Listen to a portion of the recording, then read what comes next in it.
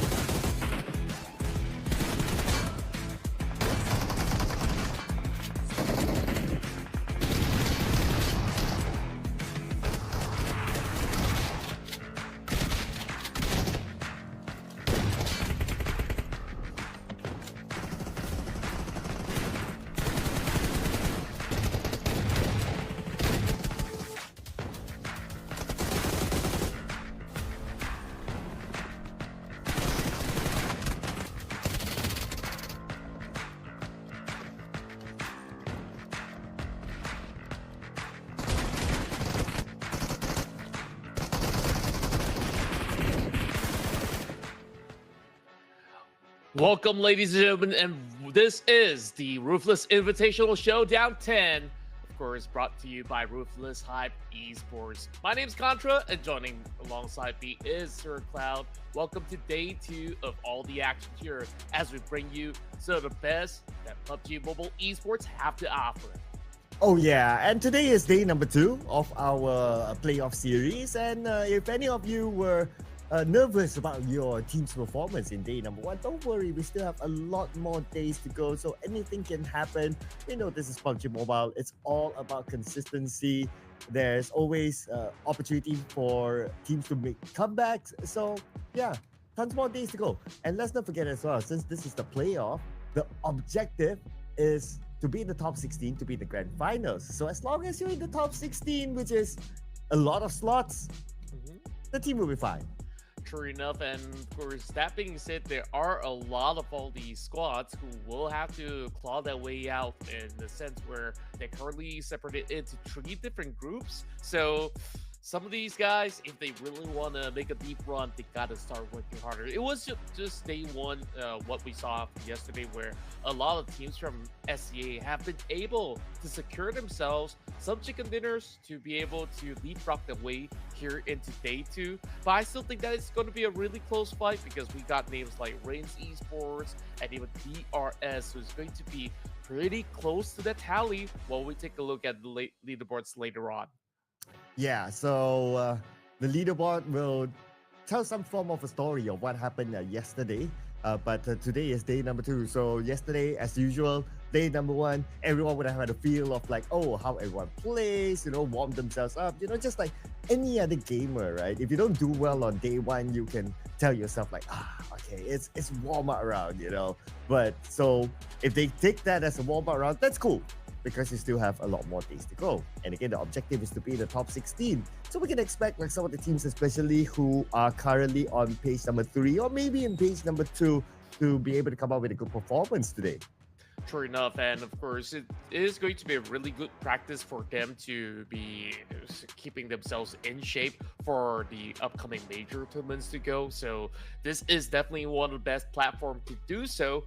So I can't wait to actually find out what happens from here on. I mean, we have, maybe a couple months away before EWC happens, and I'm pretty much hopeful that those teams from all across the world will be really gearing up, and this is just scratching the surface and maybe shaking off some rust. So that being said, I want to see some of these teams to really put the pedal to the metal to show us what they got.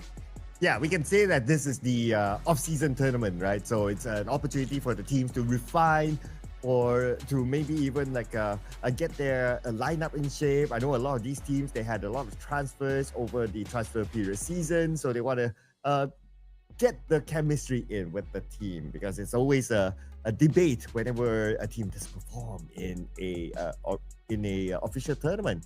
But speaking about officials, so the official scoring system, you would know this by now, by heart that is, whereby the chicken dinner winner will score 10 points per round. Second place will be 6 points. Third place, 5 points. Fourth place, 4 points. Fifth place, 3 points. Sixth place, 2 points. 7th to 8th will be 1 point. Anything further than that, unfortunately, will not get any points based on the placements, but they are still eligible to get elimination points.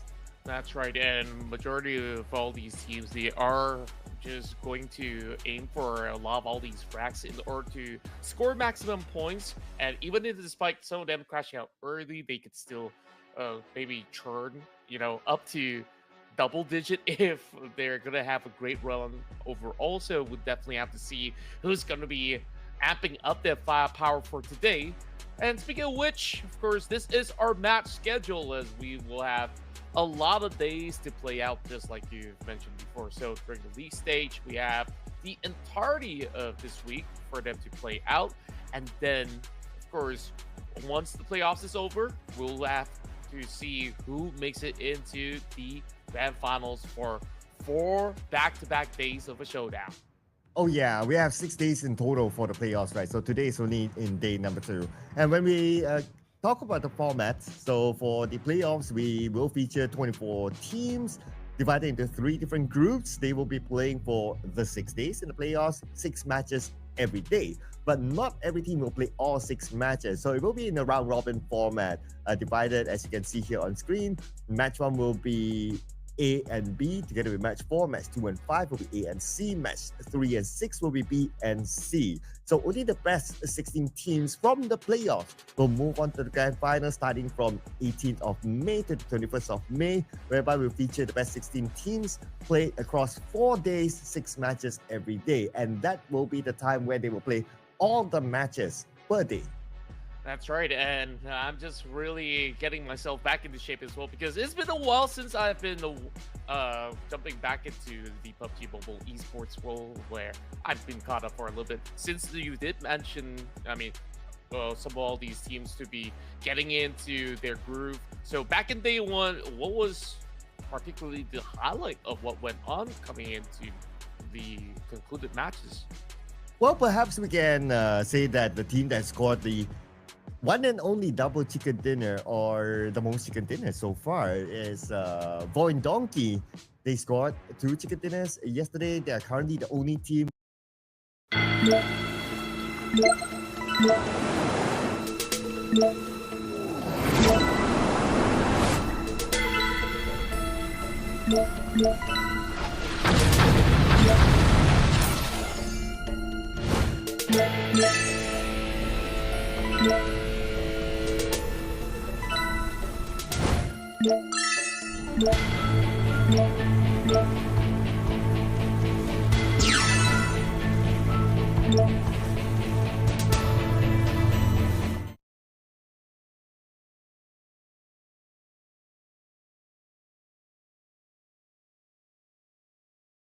The most relaxing game of 2025.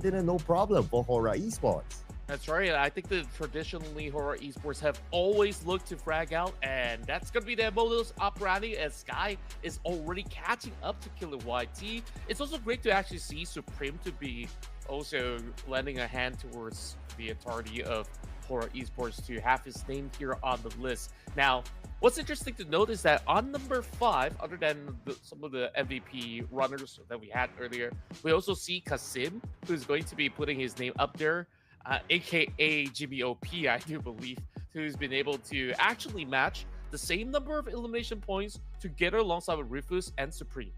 Yeah, as always, these players, they like to use pseudonyms during the off-season, so for whatever reason that is. And no pseudo here, as the points are quite clear-cut. Voin Donkey with the double chicken dinner, they're currently at number 1. In fact, they share the same amount of points with HORAA Esports, but because they scored the 2 chicken dinners, so that's the tiebreaker between them and HORAA Esports to put them at that number 1 spot. And HORAA Esports, no chicken dinner, no problem. Currently at number 2, but it's only day 1 still. That's right, and we're looking at the second page right here with many of all these names hailing from SEA, who's currently keeping up to speed. And of course, we do have the inclusion of AST and 4 Thrives over on to 11 as well as 12 respectively. Following very closely, as well as we can see, the Savior currently with those 18 points have been able to have a late surge, so we'll expect them to keep pushing just like how the rest of the pack did. Now, some of these guys may have not get to see too much of all these actions just yet, but today we'll definitely feature them a whole lot more. That being said, Toda, FaZe Clan, they're starting things off slowly. Same goes alongside with the rest of Alter Ego, Boom Esports, as well as Blue Spot. So the Indonesian teams, they are looking to see if they could ramp up ahead here in day 2. Yeah, and some of these names might be a surprise for you to see them like, oh, what are they doing at page number 3, like Face Clan and Boom Esports. But then again, it's only day number 1. So, like what we mentioned earlier on, there's plenty more days to go. And these teams will be playing in a round-robin format divided into Group A, B, and C. Meaning that if you don't see your favorite team playing in this particular round, there's a chance they could come back in the following round. True enough, and moving into these rounds, we'll start things off with Group A versus Group B. So that being said, it is going to be some pretty stacked names when it comes down to some of all these showdowns moving into our first map. Hot favorites, HORAA Esports is going to be up online, and on Group B, DRS as well. So, oh, I don't know who to pick right now for these predictions. Have you scored any predictions yet so far? Well, I'll leave that as a surprise.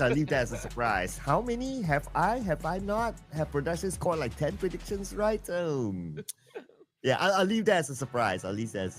But what I can say is that the in usual Ruthless Invitational Showdown fashion, it's always not easy to guess which team will score the chicken dinner. So who would it be? Who will score that one chicken dinner in the first map, which is going to be Erangel? Well, Erangel have definitely seen the love all these teams thrive, and at the very same time, certain teams still making certain adjustments as well. So the last we saw coming into day 1, I do believe it was REINCE Esports that did manage to secure the first map of the day. Will they follow along with the trend? I'm not too sure if that's going to be the case, but I certainly do hope that we get to see a lot more of that involvement. Is, you know, if you guys were wondering who exactly is REINCE Esports, well, look no further than 4 Miracle Vibes, as those are the members coming from the team. And now looking for, I guess, a new organization to join alongside them. Well, thanks to them as well. I scored my first prediction correct. So here's the official number and the number and the number. I was hoping to just, flex it when I say it and it comes up, but okay. But anyway, all right, that's a spoiler there, ladies and gentlemen. There you go. So REINCE Esports, thanks to them, I scored the first prediction right. Have you had your prediction thought out? I have a rough idea. I'm just kind of torn between, HORAA or DRS. But I think, to kick things off, I think that DRS is going to be a pretty good shout, especially when we're playing in Erangel at the moment. So that's going to be my pick here for game 1.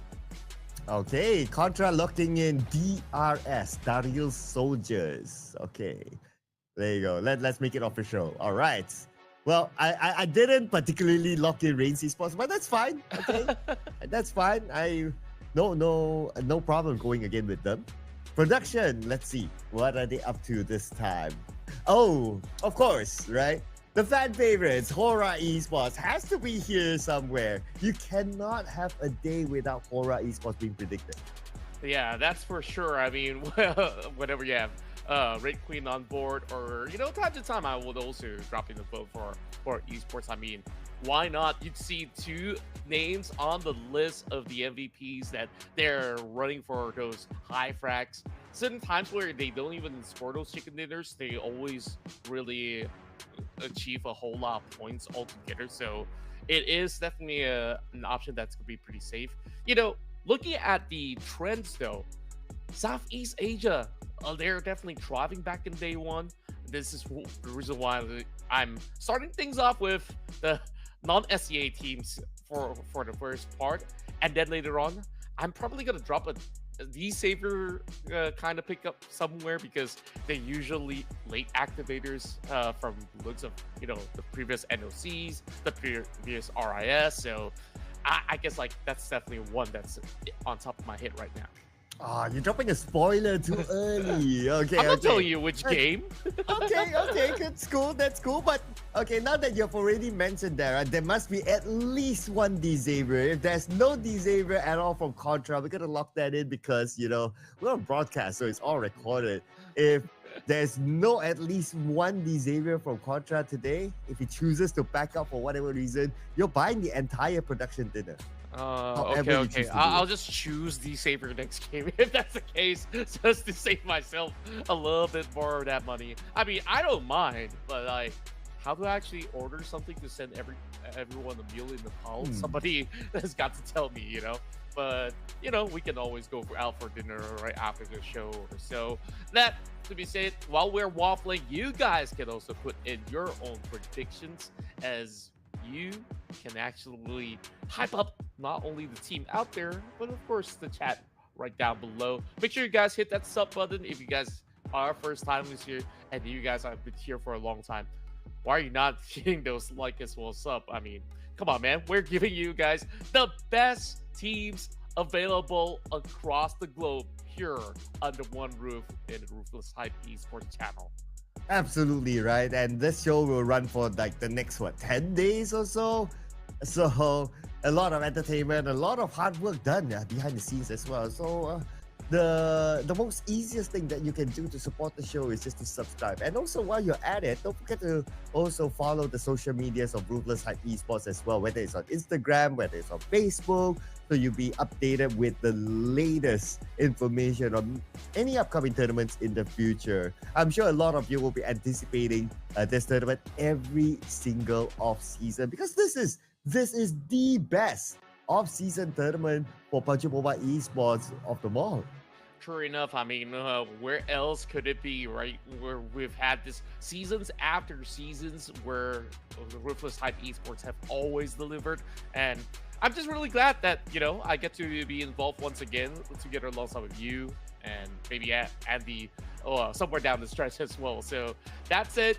I'm definitely stoked to actually see how much have these teams improved. Is there any form of changes coming into the rosters now that, you know, you've mentioned majority of all these teams are currently on the break? So that is probably some trial and error coming into certain teams, be it large or small. Yeah, so I guess the break will end very soon, since the official leagues for multiple regions will start in a couple of weeks. Yeah, so for that, of course, you got to check out PUBG Mobile Esports for more information, since there are multiple leagues happening across the world, that is. So look forward to that, because the next league, the next official league, will not only be a league by its own, but it will also lead towards like EWC, Esports World Cup, and also at some point throughout the second half of the year will lead towards the PMGC. So these teams will need to be prepared for this crucial moment when they are involved in the official tournaments later. True enough, and lo and behold, we're getting ourselves into our first match of the evening as these teams are prepping up for all the big runs that they will have to face eventually in the major leagues. And let's get it on to our first match here in the Ruthless Invitational Showdown here in Day 2.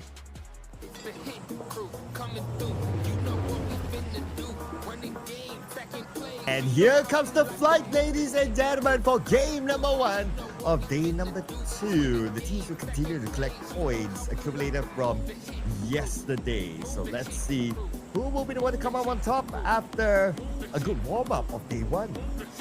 Yep, and that being said, it's always going to be a fresh new start every single round that they do have on board. GLUBLUG currently leads the pack here with the most eliminations, while Sky is following very, very closely. And this is one of the reasons why I did mention D-Saber, because Lamborghini has also popped up with a lot of all these damage done and multiple knocks across the field. Maybe some numbers not being secured, but hey, they're slowly getting there. Yeah, I mean, it's only day 1, right? So I'm pretty sure the numbers would change, and we might see other challengers coming to play later on. Speaking about challengers, now this is the time where we kind of look across the map to see where are the contested drop spots, and we only hear the audio cue. Gunfire is happening, and this is around the area of North Noble. Wow, off to a rough start for some of these guys, while Team Secret secures themselves the first blood, while Claw is also having members still limping across the field. That's going to be keeping. That's hoping to be safe, but you know how it goes when it comes down to, you know, some of all these close quarter fights.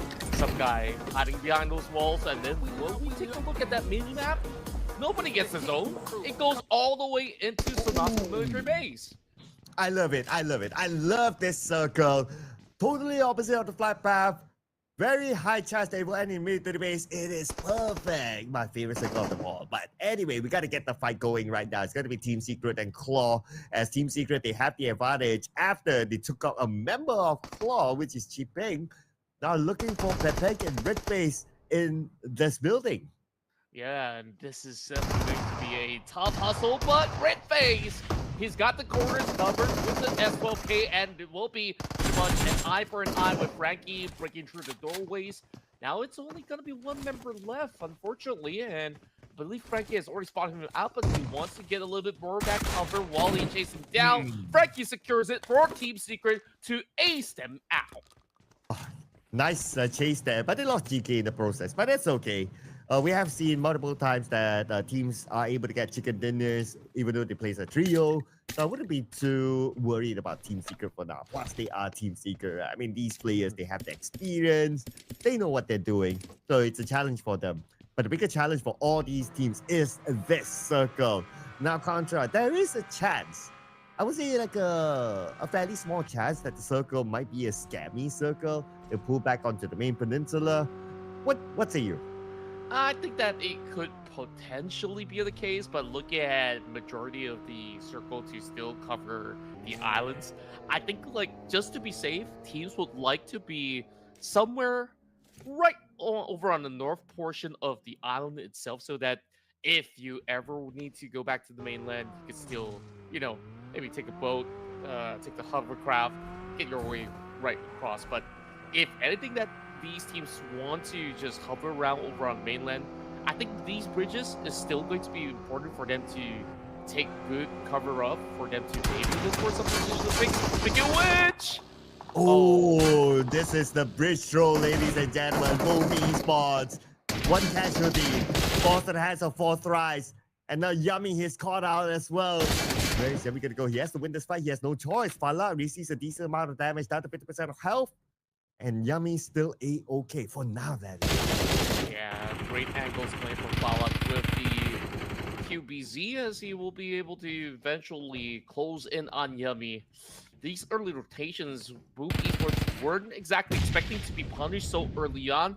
Despite that nade attempt, it didn't seem like it will be too much of a concern for Falak. So, 4 tries, they should be able to get the revives through. Meanwhile, DRS, they get pinned down by REINCE, who's been guarding just by the corners of Novo. Oh, but at least they got a trade-off though. Doc is on his knees, Zol is on his way. Should be able to make it in time, while Gente is on the other side of the bridge. So Zio has to be extra careful here as he navigates around. Is he able to get to his teammates? I wonder. Or perhaps he's thinking that he wants to deal with Gante first, and Gante is alone that side. He's not healing up, so I guess he's out of first aids. Perhaps so. I mean, in the early span of the round, a lot of all these teams were hoping to loot inside the island instead.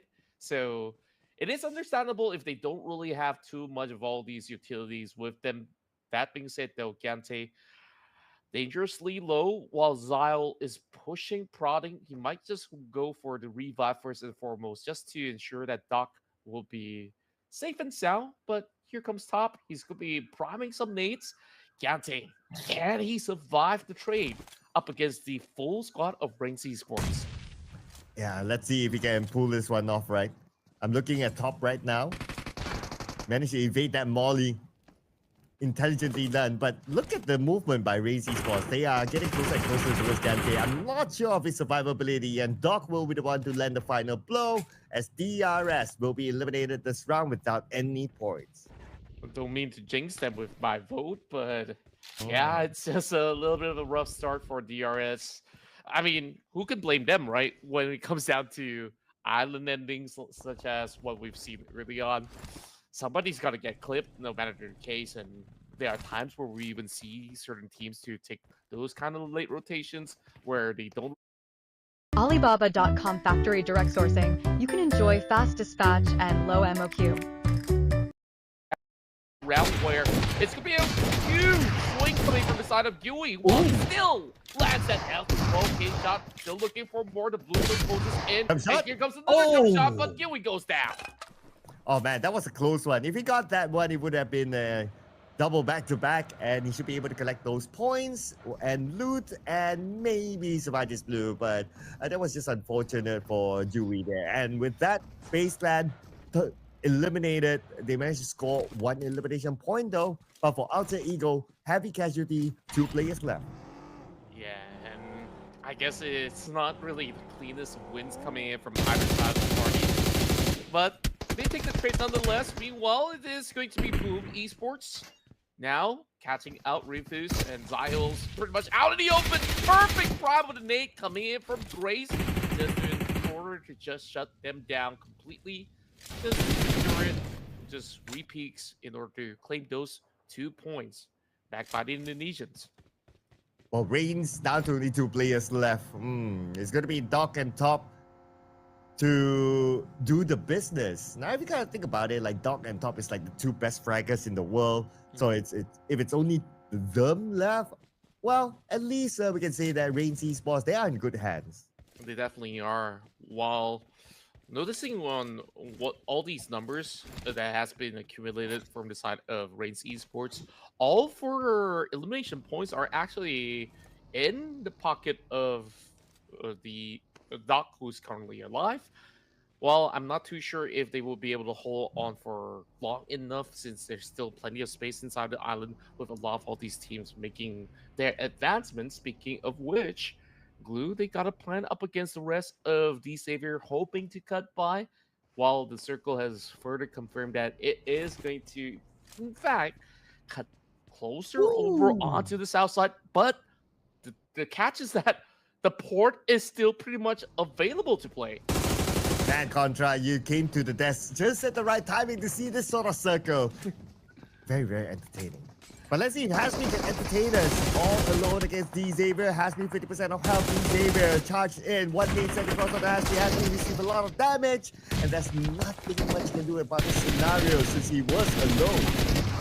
Look at that crazy swing coming in from Levi. He just got the beautiful angle to just clip all 3 of them.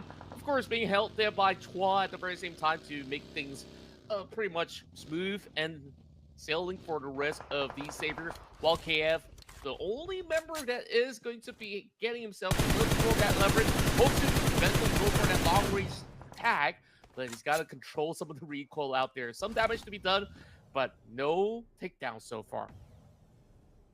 Yeah, but D-Xavier, they have to lick their wounds quickly, because you see that the rest of GLU squads passing by. We don't know what they are thinking, whether they want to go for it or not. But they can still kind of buy some time, since they do have options to navigate around, since still only stage number 2. So they can kind of like just chill for now. Plus, they only have 2 players left, so not going to be worth it for them to try to challenge D-Xavier. Yeah, true enough. And D-Xavier, they're not going to budge, because they know that if they stay longer, they will have more people to just move towards that direction. They could just guard off the rest of the remaining members of Glue Squad. Well, for Thrives, they've already been circulating the island since minute 1, and they've managed to also get a couple of catches. They're pretty much on the gridlock up against eArena that is rocking right behind them. Meanwhile, the rest of ASI8 is down for a challenge, with UZM dropping very closely to D-Xavier. And here comes Casanova as well from behind. So Chua, who is interestingly playing, he's normally the reserve player for D-Xavier, but looks like he's getting a run out this time. Going up, charging against UZM, but the name by UZM knocks down Levi. Nanti pretty low as well. Chua, what is he going to do? He's receiving a decent amount of damage from somewhere as well. Yeah, it's a very dicey fight where Chua's been driving all around. Now he might be able to spot out Casanova with his repositioning. But Casanova, if he lands a perfect nade right now, it might just deter the rest of all these members of D-Xavier while they're licking their wounds right now. He's looking for a safe towards UZM. And here comes Parajin to the rescue. Will Parajin be able to get the win against the 1v1 Casanova? Parajin, unfortunately, will be gunned down by Huzaifa from the side. ASIA, great positioning by them. Look at Huzaifa's position all the way at the beach area. Totally caught Parajin off guard. Yeah, and on top of that, Crypto has also been looking around where he's got a little bit of that high ground to work with. Now, the problem for both of these teams is that the circle does not belong to them, so they got to move their way out of their pier or just fully commit to this battle. Seems like Chua says, we will fight on. Here we go, Chua. With 50% of health though. Continue to fight. Left, right. He's just surrounded. He's just surrounded by ASIA. It was a very difficult fight for him. I mean, you can pick one side. Or you want to focus on the right or you want to focus on the left. It's hard to do both at the same time. Yeah, it is rather difficult, especially when ASI has already got pretty much a T2 split going on with great coverage coming into multiple angles, and therefore the Savior, they kind of poke and prod it for a little bit too long, especially right after taking the fight up against Blue Squad. It really felt like they didn't really get to fully reset. Now, that's done and dusted. We're going to be focusing on to the rest of the teams who have already made their way into the island. My question is, how many teams who are still looking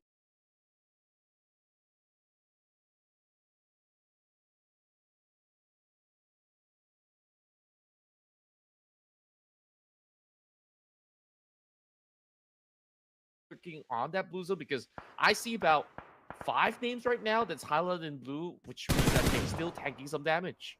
Oh, now we do get one of these teams on screen, and it's going to be HORAA Esports, but they're there for a good reason. They're there to collect elimination points out of rotating teams, play the bridge troll, and they managed to secure another elimination point for themselves, putting them officially, as of now, at number 1. Yeah, that's a great start for HORAA Esports. Probably getting themselves a lot more of that safety net, as well as that portion of Novo does not seem to be all too populous. That's the rest of these teams who is playing over the corners. Thank goodness that hovercraft's tanky enough for Joker. He's going to look to ditch it off, while for Thrives, they can just keep their markers over onto the far south side. So Naki's going to be in charge to slowly weirded him down, if anything, but eArena, they're gonna have a very defensive hole. So if this zone actually pulls south side, then keep going for the side of eArena. Now they're also looking for a trade up against C1. Yeah, C1 on the other side, they're probably thinking of like, okay, how are we gonna manage this next stage? It's gonna be pretty tricky if you are not in the circle yet, or you're not close enough to the middle of the circle just because of how difficult this current circle is. Tucked by the edge of military base on the left side, you have very little space to play with. True enough, and they also have to keep in mind that now that they're playing by the terrains, there's almost no room for them to even loot up over onto whatever space that they have. So they got to start managing all these bullets, all these utilities at the very same time. But good news for eArena, that circle has popped, and it does favor them as well as for Tribes. So they got that full zone control. Now the question is, how well can they defend it? As ASIA, they are also looking at all these stragglers coming towards their passage. HORAA Esports closing right in. Casanova only has so little space to work with as he is being tossed a Molotov, but he's well up against the guy. He gets run over instead. What a trade coming in from HORAA as they do get the high ground. And now it's going to be UZF finishing up the job. He has to finish this 1v1 before looking at the other players of his opponent who landed beside him. Oh, it's going to be Sleepy there. Oh, wait a second. What? Wait, how? Wait, was that by a shot? I think Okay, it it kind of looked like it was beside rather than like on him. Yeah, it really looked like it was going to miss, but Sleepy probably clipped him just by the corner bumper and was like, okay, that does just about enough damage. So Sleepy, job well done, but the zone, it's already closing right in. He's got to reposition his teammates. He's got to save everybody out there. I don't know if he has enough time to do that. And that's what we call a hitbox, ladies and gentlemen. So, like what you said, right, it could probably be like just the side of the bumper or maybe with the mirror. So that's enough for the damage to be inflicted. And that's how HORAA Esports, they won the fight, and they're now dominating with 5 eliminations. But heavy casualty on their side, they only have 2 players left at this moment, but they still managed to secure 6 elimination points, which is not bad. Yeah, for what it's worth, I mean, that is a worthy trade, despite, you know, the zone really not favoring them at all. That's the best they could actually pull off. Meanwhile, more pressure onto eArena. We last saw Joker forcing to jump right down under just to get a little bit more of that cover. Now, I really do wonder who's player 56, 56, I mean. I haven't seen too much of him playing in the Thai circuit, so new player, I'm not really sure because I'm seeing a lot of numbers on their side. Oh yeah, I mean, these players, they like to put in pseudo names, and for all you know, like even though they're using these names with that picture, it might not be the same person just because maybe it's a tryout, maybe it's a player that has not been revealed yet, so we don't know yet. But what we do know is that Sleepy is on a road rage. He just got another one by his vehicle.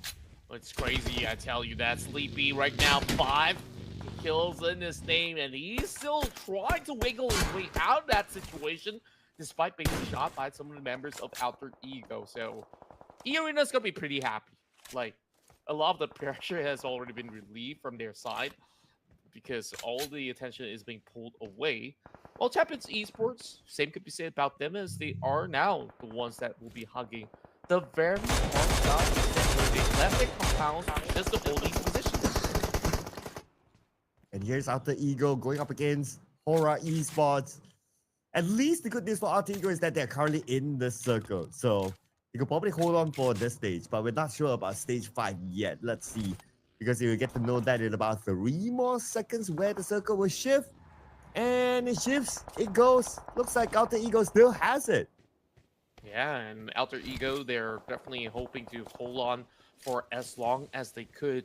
While a lot of all these teams are also reaching towards these corners of the territory, it's going to be Sleepy that still finds more members coming in from the side of Thrives. He's absolutely on fire, I tell you that.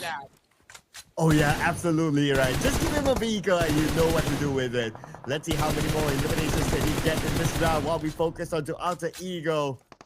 Shooting onto both Esports and CelcomDigi Alliance. And it look very, very low thanks to Badru himself. Yeah, it's an awkward situation for those who are over on the compound because of all these tags being sent across. It's been good tags. It's Sleepy again and again. What a cheeky angle. And he does actually secure it. It's already 8 points in the hands of Sleepy. Somebody stop this guy. Yeah, and he's trying to get Joker now to make it 9. Sleepy by himself, 8 elimination points. If he's not the MVP, I don't know, man, at this point. All types of eliminations, whether it's by long-range shots, whether it's by a vehicle, he got it all. Sleepy is the guy carrying HORAA Esports now. It's just so crazy. I mean, making it to the top 5 with only 2 players left, you saw it was not an easy journey at all. Well, take a look at the corners that he's holding. He knows that nobody's coming in from behind him, so he's going to be safe for a very long time. So I'm not too sure if they will be able to settle his scores, as eArena have now got eyes on Alter Ego instead, where the last we saw, Alter Ego was trying to deal with CelcomDigi Alliance. There was, I believe, members of C1 over on the south corner of the map. So it is going to be a little bit of that standstill here in stage 5 because this match just went by so quickly. Yeah, thanks to the circle as well, right? You give a trashy circle like this, you kind of expect like teams to fall out like flies.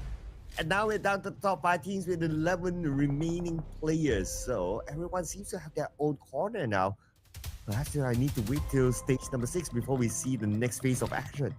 Very likely so. And for some teams, they definitely do enjoy having a little bit more room to reset, but those who did not get these great positions, such as CelcomDigi Alliance, what we saw earlier, it isn't going to be an easy task if it does shrink further and further onto where Alter Ego is currently holding. So it will definitely take a while. I mean, Alter Ego, they could just roll around the space. They expected CelcomDigi Alliance to be somewhere within those shacks, so CelcomDigi Alliance is the one that is being pressured if they were forced to actually make advancements. Yeah, there'll be a chance that they might not get the next stage of the circle since they are kind of close to the edge of it. But we'll get a confirmation in about 15 more seconds. Hopefully they're ready though. They do have vehicles as a backup, so they can potentially use that to move to the inner side of the circle, create a barricade in an open area, and that might be their next stop. But we'll find out right now, ladies and gentlemen, where the circle will go. CelcomDigi Alliance still has part of the circle. Oh, that's great news for them. I mean, they could continue on with their trade against Alter Ego because they've already known that there's only one spot that they could potentially hide in, and that's going to be that tiny little shack. But of course, they can't afford to overpeak at the very same time for far too long. They definitely do saw slight glimpses. You know what's the surprising thing about these two exchanging? That door is still intact. Oh yeah, it is. Okay. Give them a bit of an extra protection. But speaking about protection now, Alter Ego is now using the vehicle as a protection moving forward. But BX666 taking a decent amount of damage. Now his vehicle has been blown up. Madru managed to follow up together with him. See Sleepy on the other side though. Lots of open space in the middle counter. That's why nobody is like committing all the way in. Yeah, it's a death trap in the middle. I mean, it's just so much of an open space that you're going to be left so vulnerable if you were to drive into the direct center, which is why we're looking at all the teams to be hugging very tightly over onto the third corner of the circle. But now that BX have already created a little bit of that gap, and with the default of the smoke, I think that we could potentially look for a trade later on before the smoke subside. As right now, CelcomDigi Alliance is just keeping their eyes pretty much locked into Alter Ego. Yeah, no team right now has a full squad, so everyone has their own casualties. And looks like no big skirmish yet. Stage 7 surely will force these teams to make hard decisions on crashing onto each other, something like that. As we look at Sleepy's position as well, he's by the edge of the circle. Yes, he does have the line of sight onto Alter Ego. But because he's in that kind of position, there's a chance that he will need to move forward. But Badru, after he moved forward, knocked out. But I also want to point out the fact that, look at one. Urkes is in the water. I wonder if he'll be able to surprise eArena. Yeah, such a cheeky maneuver. He's just got to ensure that he's going to do it very silently because Joker is still on the other side. But if they do catch out Joker, nobody's going to be able to revive him because the double stack coming from eArena is pretty much further forward. So Cass has got to be very sneaky about it, but it's going to be Sleepy that's also making certain advancements out there. So I'm not quite sure if this is still going to favor some of these guys. But Joker, he does have high ground though. Let's see what he makes good use of it. And Urkes is still behind him. Okay. So far, it seems like Joker doesn't know that he's there. This is going to be real interesting though. Urkes is taking a slow approach, but Joker spotted him out. Urkes. Unfortunately, his plan failed. Yeah, just the crazy reaction speed coming from Joker. The moment he stood up and made a slight dash, he just turned around and expected that there's going to be somebody down there. And just like that, eArena, they further solidified their position. Now, down to Sleepy though, he's got no vehicles, not much that he can basically do, but to actually go for that 1v1 duel. So, that Groza definitely comes in pretty handy in that exchange. Oh, at least he cleared off his back so he doesn't need to worry about a potential backstab. But now, some of these players will need to be worried about the fact that they don't have the circle. And we're talking about stage number 7, so you don't want to spend even a second in the blue in this sort of stage because it will truly hurt. And that includes like Joker as well. He has to move forward. So the good news for Joker is that he has his other teammates as a marker, so he can fall in onto his other teammates. Like what we can see here, Mr. eArena. I wonder who he is. But for Sleepy, no circle. It's going to be a bit of a problem for him.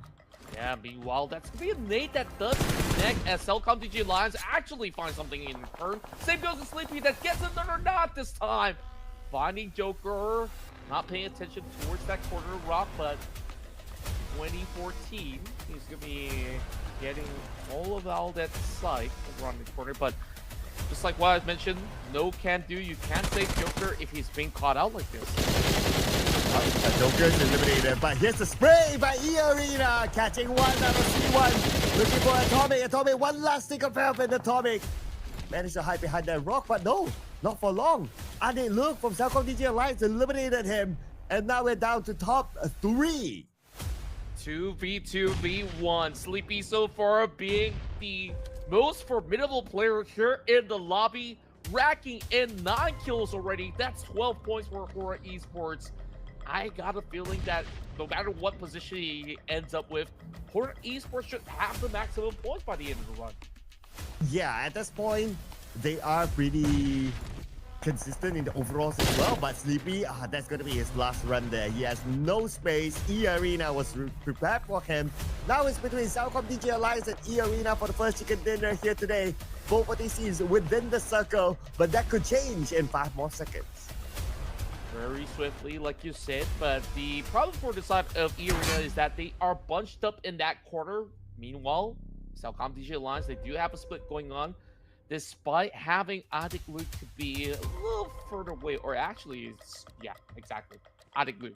But those alternate angles could be put into good use as the rest of eArena, if they're being forced out later on, then this could be big advantages for CelcomDigi Alliance. It's just a matter of time right now. Perhaps eArena, we can see that they have the better position. I mean, they have the circle, stage number 8. They have this rock as the cover. CelcomDigi Alliance. GLUBLUG needs to move forward. Unless Kasim can get tapped onto eArena. I'm not sure if eArena knows that Kasim is here. They might have an inkling, I mean, especially if they do spot this buggy that's pretty much sticking to the crate. So, eArena, they gotta make a call right now. A lot of attention over on the corners of GLUBLUG. Well, perhaps like you said, they might not have the best of a hunch because the tree is kind of in between the line of sight. So that kind of gives Kasim a little bit more of that cover to work with. Here comes GLUBLUG moving into the circle, creating that smoke bridge. Hoping to be able to get into the circle at least. This is a better view of his current position. Not in the circle yet. The blue is chasing him down. He's able to step in. But what happens when the circle or when the smoke subsides? Then he will be super exposed. He has to get to that tree. Yeah, even getting into the tree, there is going to be a little bit more of that problem where they are within that grenade range as we speak of it. We'll see how it's going to bounce though. I mean, Tide players, they absolutely love dropping in those frags. Sim, he's just working with whatever cover he has, even if it's going to be a 10 layer coming in from the buggy. But taking a look at this technical fight, here comes more nades being primed right through eArena, hoping to dead the hopes, and he does find GLUBLUG. And that's the name that they've been looking for. Now only Jimmy OP, aka Kasim, the final player for CelcomDigi Alliance, and he is pretty close to the blue as well. Now this is stage 9, the zone will close entirely. This is goal time for eArena. They're charging in right now with Jimmy OP getting one for himself. Now putting himself in a 1v1 against 2014. It's all down to the timing of this grenade right now. While they bring in the UMP, it is going to be Kasim that secures it for CelcomDigi Alliance to start the day strong with the chicken dinner. Oh man, that was a solo run for Jimmy OP. Towards the end, he got one frag from afar. The second frag was through a nade, and that's how he scores that chicken dinner for CelcomDigi Alliance, beating the odds against eArena. Wow, what a turnaround. The last we saw them when they moved into the island, they were battling for that position in the shack, and despite that, there were even HORAA Esports pinning them down. Same goes to eArena, but how they've been able to slowly navigate their way around and slowly choke out the rest of the teams is just wonderful to behold. CelcomDigi Alliance now surges up the charts with such a huge performance. Oh, just phenomenal coming in from CelcomDigi Alliance, and especially Kasim, aka Jimmy OP. For some reason, whenever it's off-season, he always changes his name to Jimmy OP. Don't ask me why. I haven't had a chance to ask him that yet. But yeah, that is Jimmy OP, ladies and gentlemen. And what a run. And do consider this as well. This is a very, very difficult circle for the teams to play. And the fact that you're able to score a chicken dinner with this kind of circle, it's a bragging right by itself. It definitely is. I mean, you saw how many teams were trialed and tested, even despite, you know, that crazy run that HORAA Esports did. They did manage to secure a top 3 finish. I believe that's good enough coming in from a dual effort where majority of all these numbers were actually taken by Sleepy himself. So if there's going to be an MVP run that is going to be awarded, definitely it has to be Sleepy. No questions asked. The amount of damage, the amount of eliminations, as well as knockouts are at its maximum in this match. Yeah, I guess because we normally award the MVP status to an individual player, even though they don't get the chicken dinner, so it's based out of stats. And I do agree with you that Sleepy is very, very likely to be the MVP. I don't see another player getting as many eliminations as he had, so he has to be the MVP. If not, I'm out of here. If not, maybe it's gonna be Jimmy, but definitely those numbers don't really match. That being said, let's take a look at some of the stats. As like you said, Jimmy OP, aka Kasim99 here, has scored 6 points for the team, together alongside to add to the tally with Adik Luke's triple eliminations out there, will get themselves a total of 19 points to secure this first run. Yeah, so that's going to be 19 with the chicken dinner together with it. So far, no team has got the chicken dinner with more than 10 eliminations. So far, the maximum has been like 9, and we got multiple 9s. But anyway, a chicken dinner is a chicken dinner, so no complaints about that, I'm sure, for the team themselves. But I'm also curious to find out like how far is HORAA Esports in the overall charts. Potentially, they might be at number 2, even though they got eliminated at 3rd place. They might even be number 1, number 2, potentially so as well. But you're probably right that with this chicken dinner, CelcomDigi Alliance should have more than enough points to be able to tally off any other teams who are hoping to challenge them overall. Looking at the other stats out there, despite Iftar as well as Olio bowing out a tad bit early, they still have significant contributions moving into this matchup now. Of course, that said, game 1 done and dusted. This is some of the teams to behold once we do get our way through, where we take a look at this kind of run. Majority of these teams, they don't really get to fully utilize their whatever's in their package to full effect, other than eArena, who's been playing very defensively by the corners of the shore, and that's the reason why they have plenty more smokes as compared to the rest of the teams. Yeah, and normally that is a clue. The previous graphic was a clue of like the team's placement in the match point later on.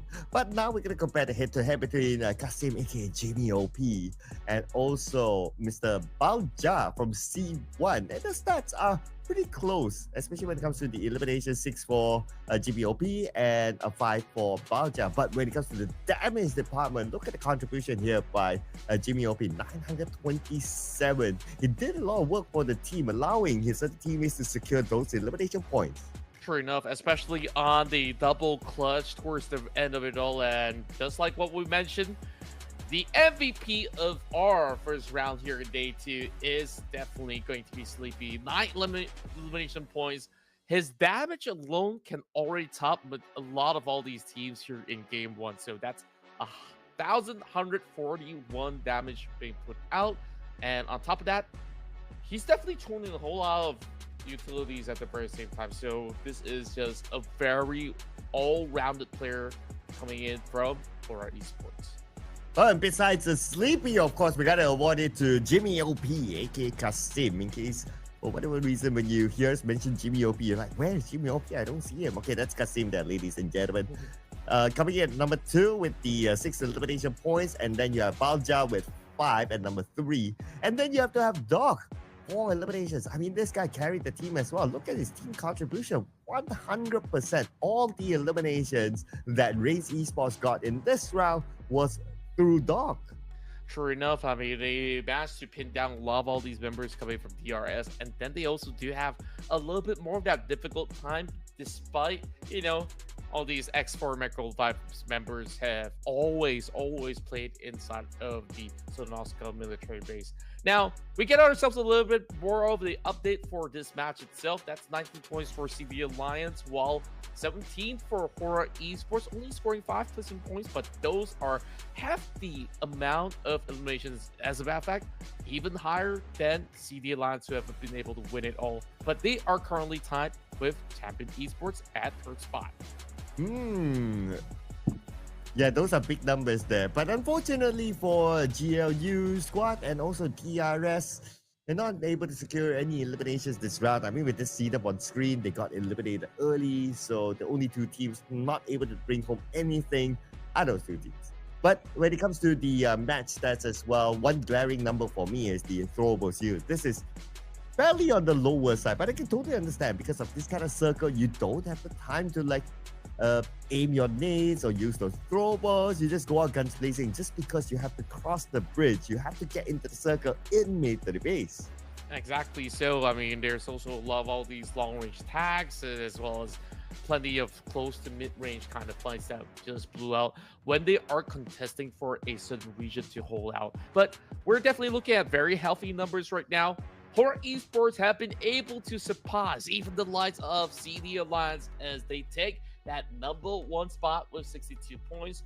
But for the rest of the pack, some may have not actually played out here back in Game 1. So we'll have to see what the rest of the groups will actually bring to the table later on. Yeah, we're going to give the benefit of the doubt to like teams of Group C, right? Because they did not play in the first match. They'll be playing in the following match. So do keep an eye on like teams like BTR, Vampire Esports. I mean, these are big name teams in the PUBG Mobile esports scenes, and they are prepared for sure to come in later on. On page number 2, well, decent movers here. Even though Team Secret, they played in this round, but unfortunately they went down by 1 point. eArena had a decent round, so they move up by 4 notches, currently at number 9. But at the end of the day, at the playoff stage, it's all about maintaining yourself in the top 16. And the teams on page number 3, we need to figure out on how are they going to get there. Yeah, that being said, I mean, a majority of them actually hails from Indonesia, where PUBG Esports, we saw what went on. They got taken out very early on when they were trying to get into the island. Same could be said about some of all the rest of the pack. So a lot of work for them to really claw their way out. But hey, all it takes, one good chicken dinner, they might just be safe by doing so.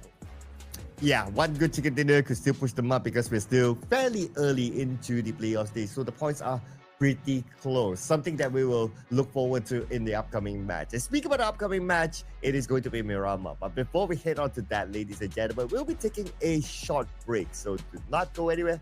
Oh, no break? Nope. I guess we carry on. Looks like we are going to roll on. Well, I was hoping for a little bit of that breathing space as well, but you know what? We're just going to see with all these players pretty much getting themselves warmed up. So we're just going to go back to back so that they will just have all that adrenaline to be churned out here in Game 2. Well, straight in then. Group A versus Group C in the upcoming match. So Group B is going to take a break. So Group C, they're going to make their debut here today. Looking over at these teams, of course, we have to do our due diligence after this of picking a team. So I wonder if you have something on your mind. Well, I definitely do have one for Group C, but looking at the Group A, I definitely do think that there are a lot of all these major hopefuls. And speaking of which, I guess I would just reveal it right now.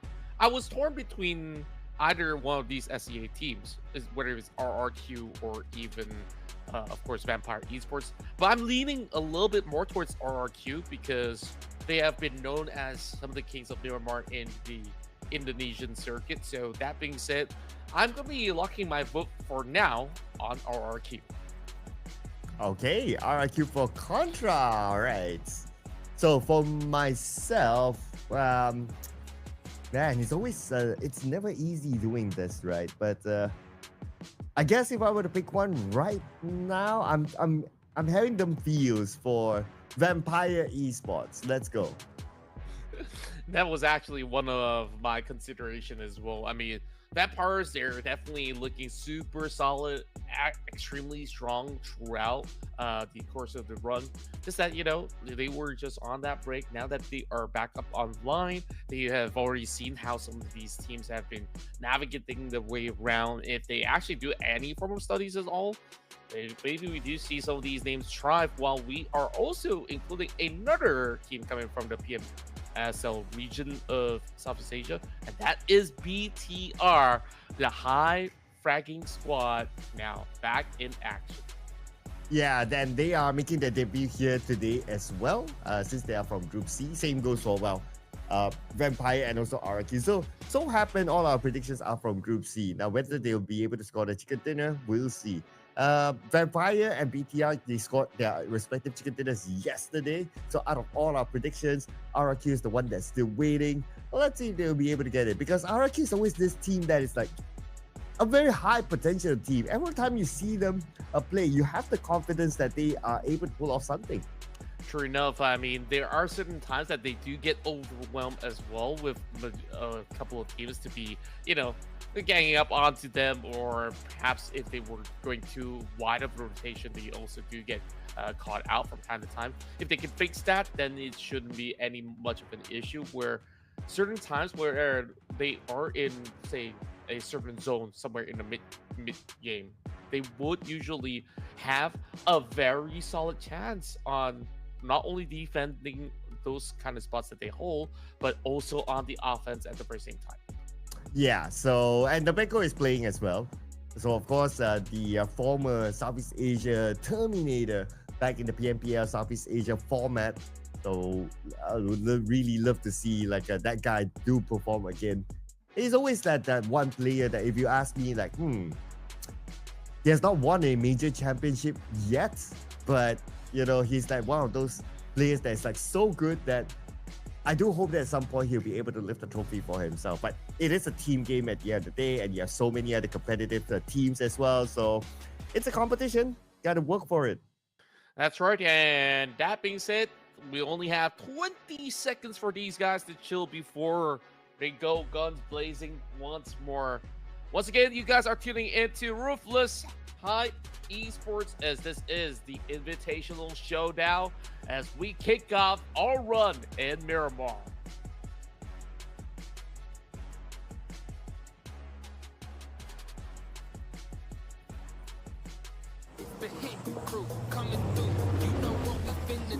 Well, a bit of a delayed flight there, ladies and gentlemen, but at least it's not too long. We're still on schedule. This is going to be Miramar. Also the debut of teams from Group C, being the second match in our second day, ladies and gentlemen. And here we go, Miramar with the flight path here. I wonder where this is. One thing about Miramar is that if you have a bird's eye view, things pretty much look the same, just because it's all sand and all dusty. But finally, we get a good view. Okay, starting from the south towards the north, where it ends on Akumada, and it cuts across the middle of the map. So looks like all these teams will be able to get to their regular drop spot directly. Yeah, I think that this is definitely going to be a very fair start. The moment that, I see a little bit of that island over the south side, it's like, okay, this is going to be pretty much of a standard kind of a start. But is it going to be a standard kind of circle? That remains to be a big question on everyone's head.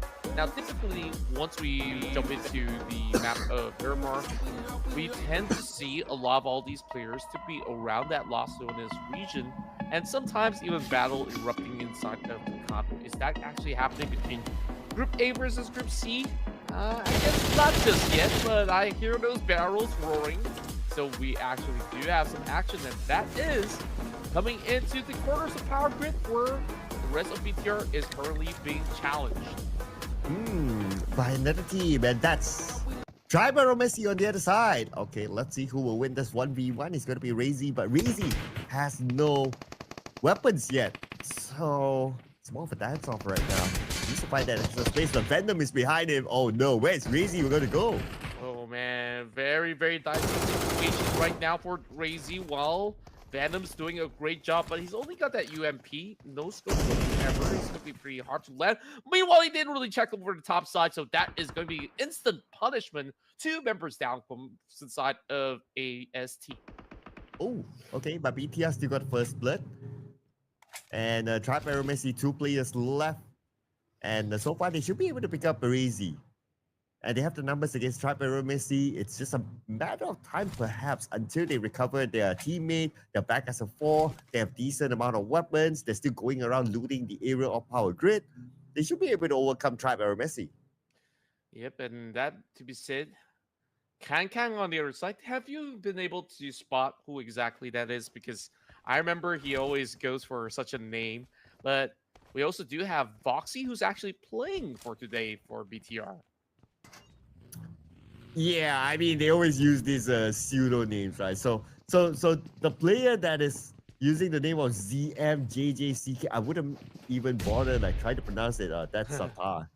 Yeah. If it looks familiar, that's because it's a player name from Valorant, where in short, it's actually Kang. So I think that is definitely paying a little bit of homage. Well, 4, 5, 6 now dealing with the pressure with the micro Uzi and Magic to still defend for himself, but not gonna get dropped. And I can't actually pronounce Chinese names for the likes of the. So I definitely will skip this one. And you see the member just trying to find a way to pave the path. Joker now trying to hold on the line while this battle just erupts all across the field. Oh, for my second place finish now, only 1 player at the very early stage of this round with Joker. Only has like, what, 5% of health? He does not have any healing utilities, and he will be easily finished off by 4 Thrives, as eArena will be the first team to bow out without any points. Yeah, surprising to actually see this actually happening around the corners of St. Martin so early on. Or could this be El Azahar? Well, it definitely looks a little bit more like St. Martin, but that to be said, that was very, very clean coming in from the guys that has been able to actually go in for the sweep. Meanwhile, MVKE currently having a very safe journey over onto the south side of Los Leones. So if they were to move deeper, they might actually find themselves into a little bit of a tough spot. So RRQ, I wonder if they're going to be up to pick somebody up, because they've just concluded a fight. So 4 tribes, they are currently scattered. So this is a really good chance for RRQ. Yeah, so with RRQ having at least an early good chance, that's also a good chance for you to maybe score your prediction.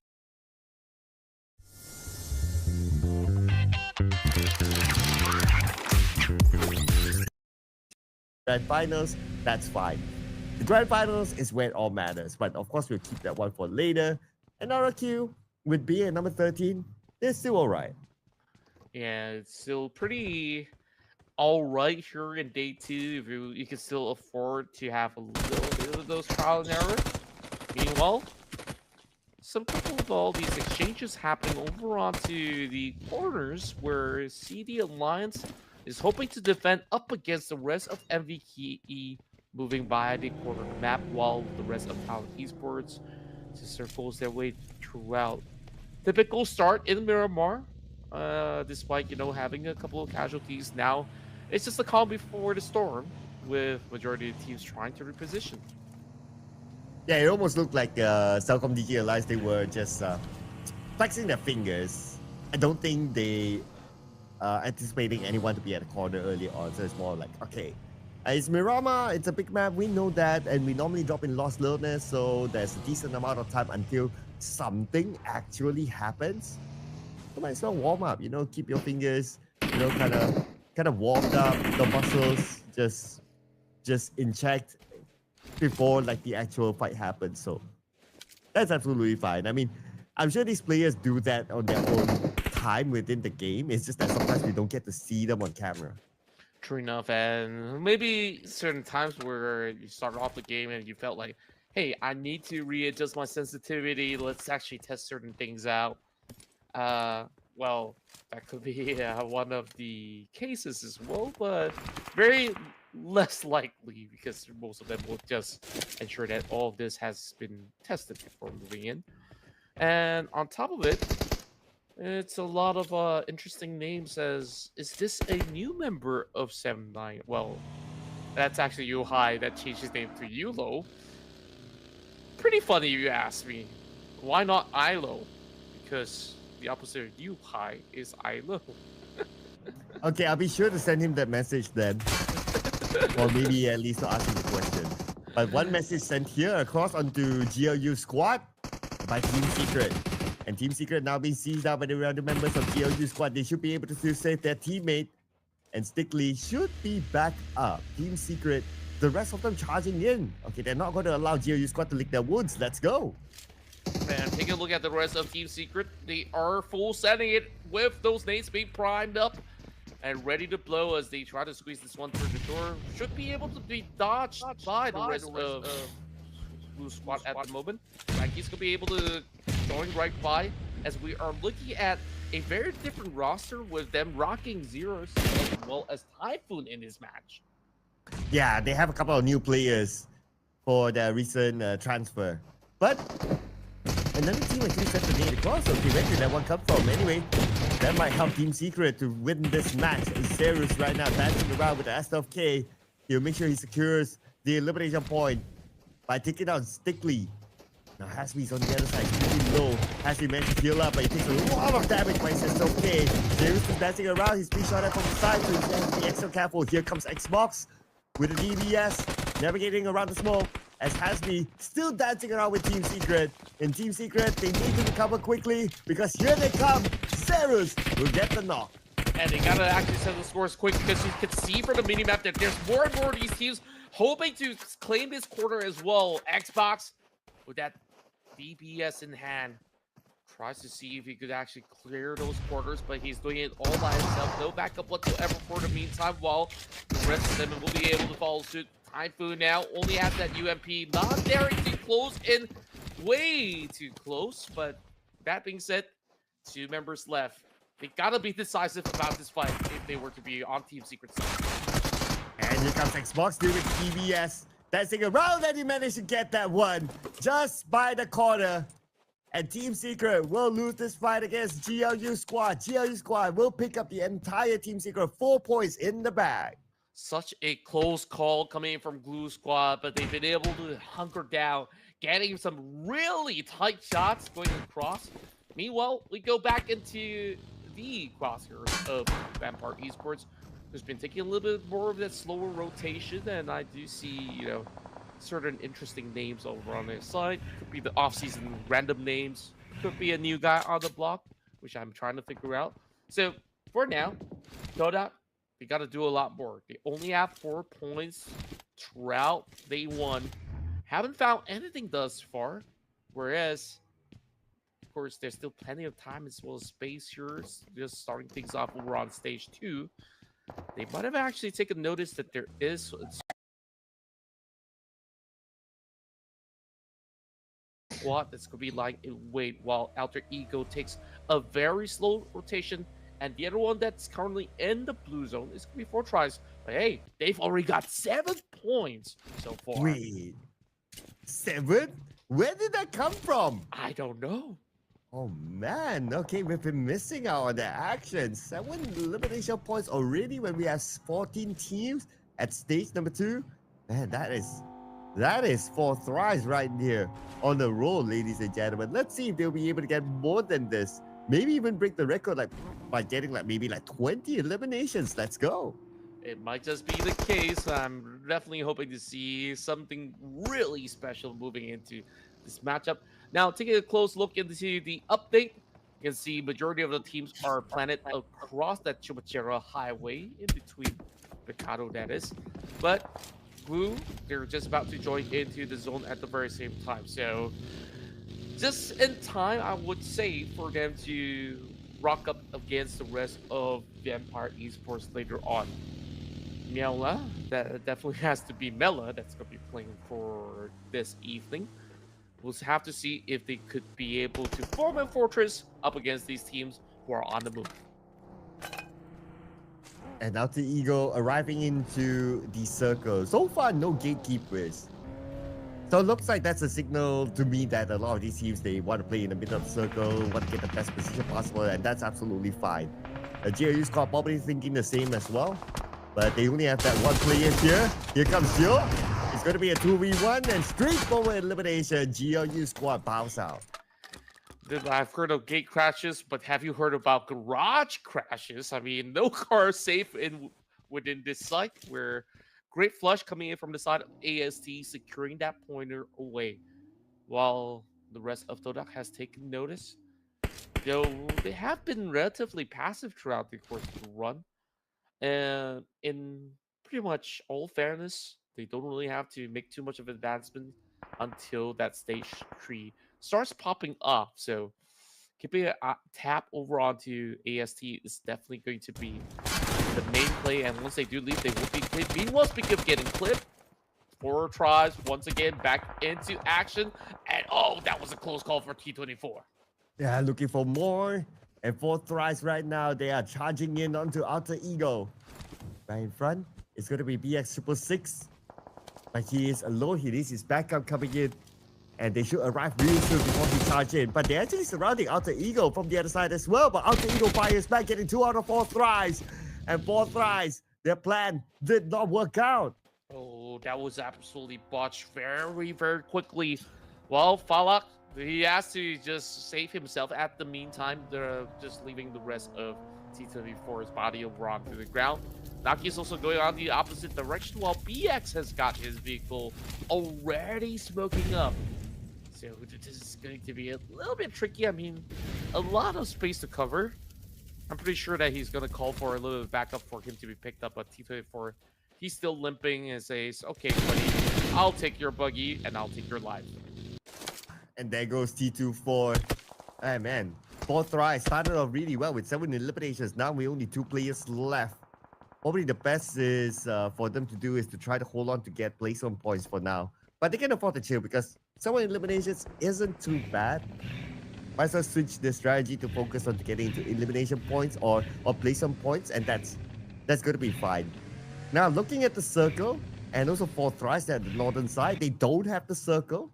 They have to move further forward where Toda and Thrives Esports is at, unless they choose to rotate somewhere else.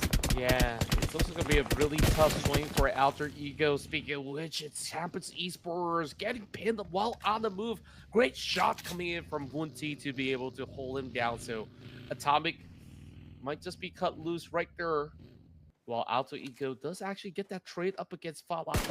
They've been rather explosive, and now it's only 1 member remaining for the side of 4 Thrives to be currently healthy. Oh, yeah.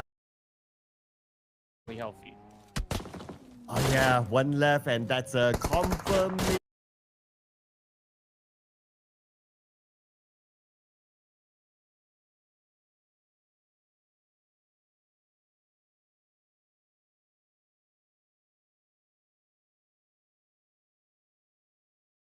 Unless he's able to be saved. But we'll check that out in a little bit more. Right now, it's going to be the Vikings. MJ Vikings Esports securing their 11 point. Get out a member of C1. C1 down in that... What do you call that? Valley. Yeah, I was trying to find the right word. Yeah, they were down in the valley. So naturally, if teams are above you, they'll be able to get a good view. But for Talon, we move forward now, defending their compound against BTR. And BTR, looks like they're losing members. Mala Big just fell to the hands of Axel. Yeah, they're just trying to crash into this compound, but it's been safeguarded by Talon for the entirety of the time. So BTR, they crash out very, very early on. Well, great matches coming from TZN, and it will be pretty much the entirety of Champions Esports wiped away by MVKE. On the elimination field, I noticed that CelcomDigi Alliance is in action as well. They took out Axel from Talon. So another fight's potentially happening elsewhere. Now we do have Talon on screen. Axel is bleeding out. We do have 2 players from Talon here still active, but Axel will be saved. Backup is arrived. And he should be back up soon. So yeah. Since CelcomDigi Alliance, that is a long range shot. They're not crashing in. Talon will be back as a trio. Yeah, they really do have to respect it for right now. You saw what happened over on the time where BTR just just muscle their way through. Speaking of which, for Thrives, I believe that to be the case. Being shut down. At the very least, 7 points have been secured, so they can call it a day. Oh, let's see who else is going to get that 7 and above points right now. The next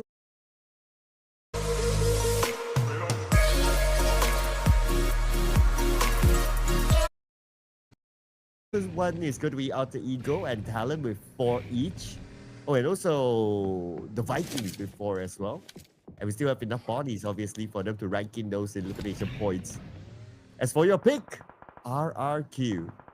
They're having a pretty chill round this time. Only 1 elimination point coming in very safely from the northern side. So it's as if like they will allow all the other teams to eliminate each other before getting into maybe a better position in the middle of the circle. Yeah, you're probably right at the moment where RQ, they're not trying to overcommit. Speaking of which, though, we're already getting a little bit more of an exchange going on. It's Alter Ego against Vampire Esports. Now, that is one fight I want to watch. Okay, we might see it soon. Or maybe everyone's waiting for the circle. Might as well, right? 10 more seconds before we move on to stage number 5. And let's see how will this circle shift. If it's going to be worthwhile for them to fight each other, or might as well focus on rotating into the circle next. And the circle, ooh, it's going to be fairly difficult for Alter Ego and also Vampire Esports. They don't have it, obviously. But what makes it difficult is that there will be teams in front of them. Yeah, take a look at 7-9's position. They have one guy holding on to the middle compound and another 2 on that far western high ground. So hopefully if they do play their cards right, then the Malaysian squad of 7-9 might just be onto something there. While traversing over onto the fields, this could be Alter Ego. It is going to be a tight squeeze while Vikings have been able to hold their own compound. Oh, 9! Oh, that was so close, but he still gets it done without taking a single drop of damage. Oh, what a slick move there by 9, but now Peko will be down on his knees. 9 ready to pick him up, but 9 is busy looting. Enjoying the spoils of his victory. Peko will be eliminated. And Dota, one other player has been knocked out. Still can be saved. I wonder how their positioning is at right now. But we shift over right now to RRQ with this high ground advantage. They're looking over at Thrives Messi, eliminating them at number 9 with 3 eliminations. That's such sharp shooting coming in from RRQ, zoning them one after another as they're starting to pick up the pace. While we also see a lot of all these other teams being very, very active. Now, what's really interesting to also keep our eyes on is the rise of MVKE right now. 4 points, and they're in such a great position. Oh yeah, so far. Not only the 4 elimination points, but they also maintain the full squad. So looking so far so good for the Vikings. The next closest contender in the overall is going to be Vampire Esports, and their points are not that far away from each other. So anything can still happen here. But for the northern side, we're going to put focus on the RRQ versus Dota. Both teams needing to get into the circle. The elimination field, we have CelcomDigi Alliance and Vampire Esports. Here comes the Vikings. Over there, fight against Alter Ego. Wow, super explosive. Break now trying to squeeze past this smoke and quickly sift out by 1T just by the corner of the wall. Covering fire for his teammate while Pablo is already on the floor. Alter Ego definitely have to high tilt out of the situation. Vampire Esports heard all the noise, but it's Superman gets them all lined up. That was perfect for the Vikings. Oh, he was ready for it. He was ready for it. He senses something there. And now the Vikings, they managed to collect 9 elimination points by eliminating the 2 members of Vampire Esports. What a game sense. Absolutely lethal. Got them pretty much within their line of sight. Now, the rest of 7-9, they've heard all that noise, and now they're prowling all across, trying to choke out these 2 teams who are currently on a gridlock, but specifically on Vikings, who's currently having a little bit of a danger threat. Pablo's going to be on that far eastern corner, right above Vikings, so how exactly are they going to get out? Oh, it could be the rise of the Vikings, like what you said. But the next challenge right now is to get into the circle, but it shouldn't be a problem unless 7-9 can try to stop them.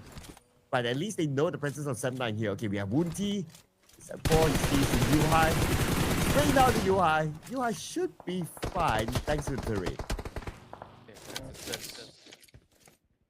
A lot of all these pressure dropping right into these corners of where 7-9 is currently holding out at the are kind of expanding the wings, so there is going to be ample space for them to actually fall back into, especially over onto the southwestern corner map, while Kasim, our MVP of the last round, is already marking onto the member of Vampire Esports. Oh. Where's he gonna go? Okay, shows himself. Iftar. Pulls the trigger. Nope. He's gonna save it for now. He wants to make sure that he gets a good clear shot. He's not in a hurry. I totally understand that. But for Mr. Malo here, he does have company in the name of the Vikings. Vikings not budging. I wonder if they really want to get this eliminated point. Looks like they do. Malo takes a lot of damage, fires back onto the Vikings. But at the same time, it's going to be 7-9, knocking down Break. Vikings now having a hard time getting into the circle. Yeah, pretty rough for Vampire Esports. They only get placement points, no kills whatsoever. And look at that spray. Oh, GLUBLUG. He's been called the king of something, the king of injections, if you will. So, that being said, it's just super precise shots coming from him. Okay, that's a direct translate there, ladies and gentlemen, for anyone who is probably wondering, what do you mean by king of injections? Like, Snipe. Yeah. Snipe. Or maybe king of needles. Or needle? Needle? Like you poke needle? Okay. There's no way to direct translate that and still make it make sense. But anyway. I tried my best to simplify it by doing so. Yeah, we try. Just like how these players, they will try right now to defend their ground. It's going to be the Vikings against 7-9. Mika comes in together with Trexie. Yuhai as well. 3v3, here we go. Yeah, just take a look at that white flank. 7-9 members are trying to wrap around that in order for Vikings to be locked into place while the exchange is going on. Talon now drops a couple of that blade towards RQ as they try to hop over the wall. There's not much space. YBM had to step into the flames, and just like that, to his own device, Laporte does actually secure it. Is there going to be more blood to be spilled right across as we are still seeing the other side of the fight erupting at the same time? Talon does actually land. Great nades overall to further suppress them in that position. Here is Lapar on the other side. They just need information. But the problem right now is that there's not only one team, there's like two different teams in front of them.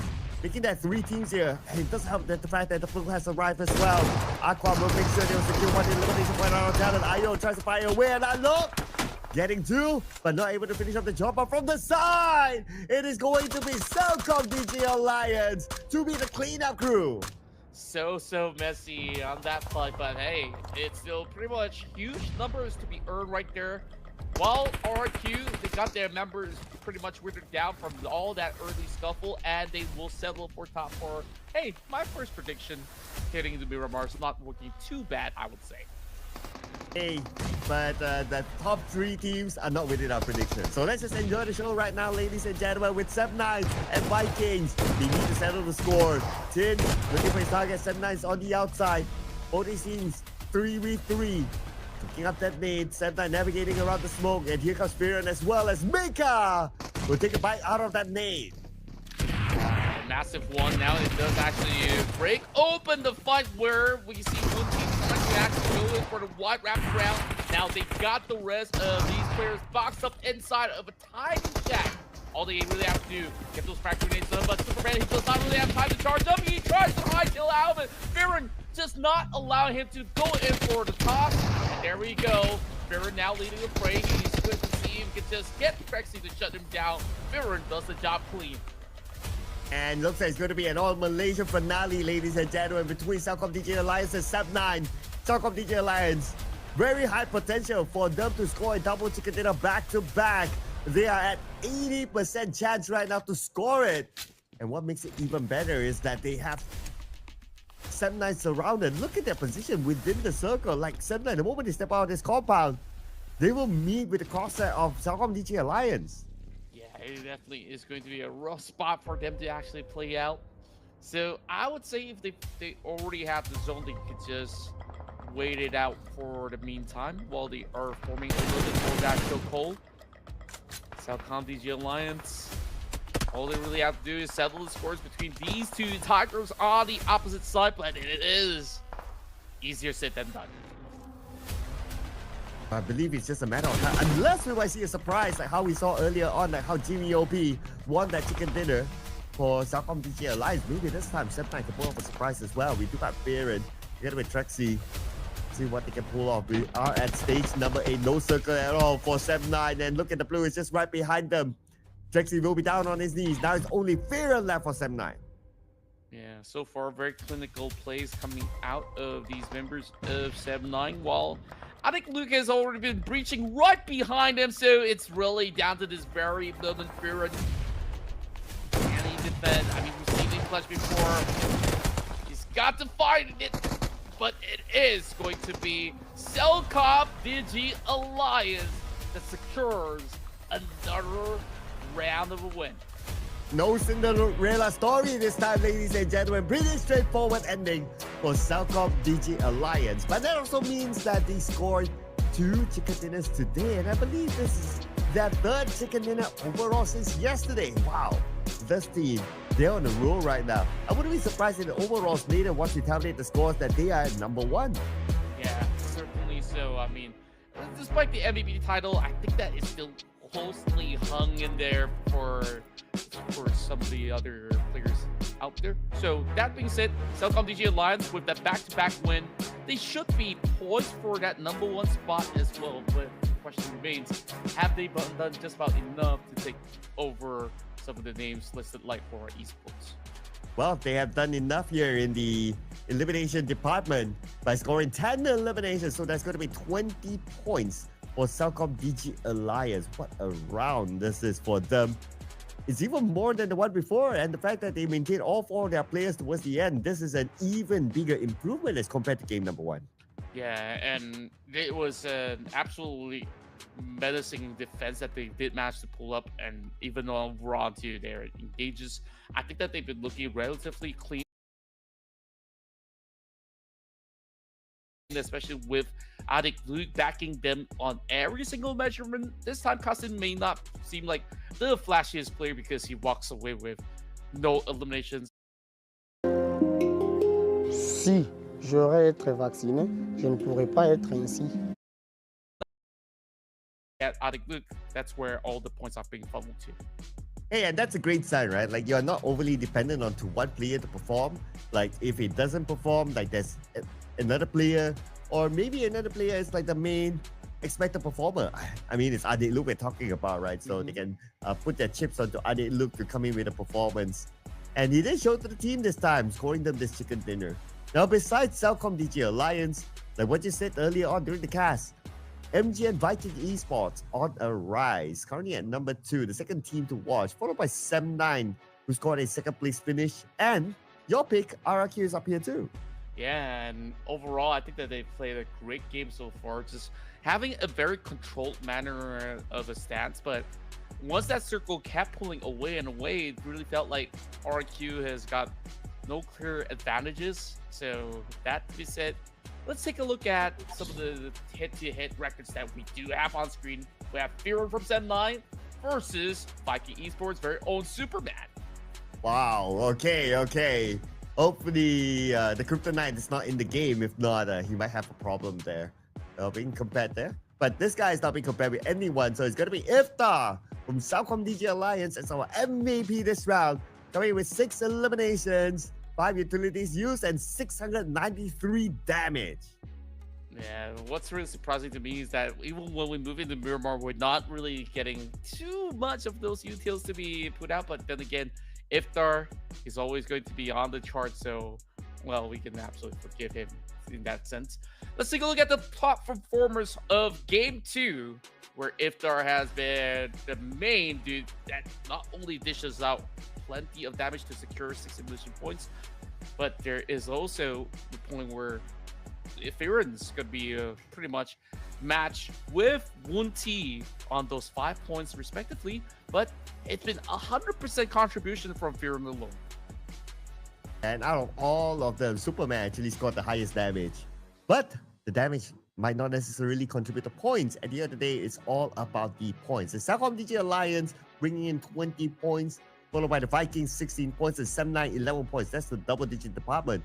But for fourth Thrives, look at this contra. No placement points, no problem for them to be at number 6 with the 7 elimination points collected. Yeah, that's true. And that's it. I would definitely think that in these upcoming rounds, it's definitely going to be a very, very tight race. Now, moving into Miramar, we're looking at a high ratio of headshots, while Pablo does secure some really nifty shots from downtown with 355 meters that's being covered. I'm kind of satisfied to see improving numbers on the throwables as well. So now, when we add all the points together, it is CelcomDigi Alliance that's holding that number 1 spot and kind of matching the numbers of HORAA in the form of frags as well. But with 3 chicken dinners, this is a score very hard to beat. And on page number 2, we do have a few movers here. Naturally, since some teams they have not played they did not play the previous match, and some of them played starting this match. So we have talent here coming into the top 16. That's the bare minimum for the teams to be able to make their way into the grand finals. But on page number 3, these teams will need to work on something here, including your pick, your potential future pick. Potential. Yeah, I'll leave that for later. I still do have faith in them, but we're also looking at a lot of all these teams hailing from South Asia to have been able to thrive in majority of these battles. They're very eager and explosive, and therefore you're looking at some of the big numbers coming in from the side of HORAA Esports, where they don't really need a chicken dinner unless, you know, if they're going to be playing in a very different format that we've casted before. Yeah, it is. That will be a problem if they don't score. But that's a different format altogether anyway. But now, we are going to head to a short break, ladies and gentlemen. So do not go anywhere. We'll see you guys after this.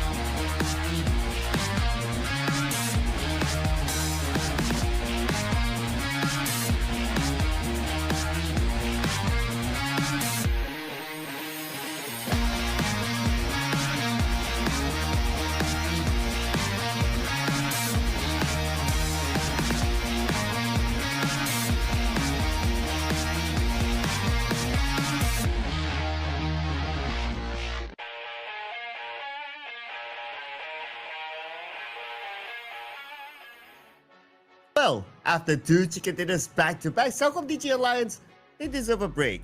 We'll allow the other groups to roll, ladies and gentlemen. Welcome back to the Ruthless Invitational Showdown Season 1 Decade, aka 10. My name is Ruthless, together with Contra. We're still here with you and CelcomDigi Alliance. Man, what a run they've been having. Yeah, so far it's been the Malaysia domination to kick off our first 2 matches. Now, moving back into Erangel, will they actually secure themselves the triple, though, if they're actually still on board? But definitely they've been earning their own break. So we're going to be watching Group B versus Group C. Now, it's definitely going to be looking very, very interesting on how this one could actually play out. So this time, I'm just having a tough call. Who should I actually vote for? So, you got any clues yet? Moving into this third game, now that, you know, the Malaysian team that's won 2 is sort of taking a break, we're definitely getting a new winner.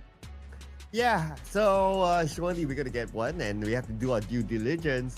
I was thinking along the lines of, it's so hard.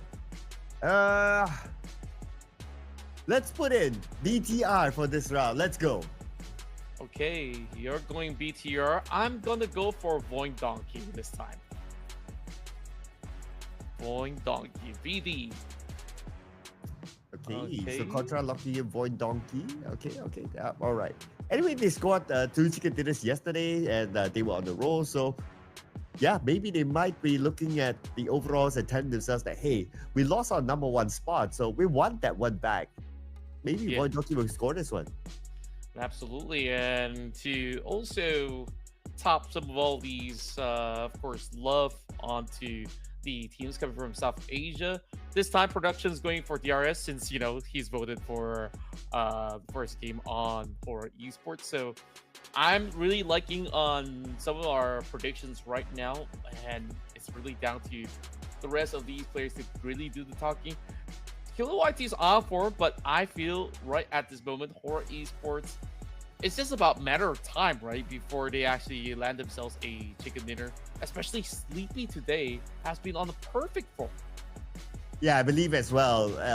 Looking at how they've been performing yesterday and so far today, it's actually not too bad for HORAA Esports. I believe at some point they will score the chicken dinner, but they're not playing in this round. They're in Group A together with the CelcomDigi Alliance. So technically, if you want to put it into perspective, CelcomDigi Alliance is the team that stands between them and also the chicken dinner. But it's alright, there's still a lot more games to go.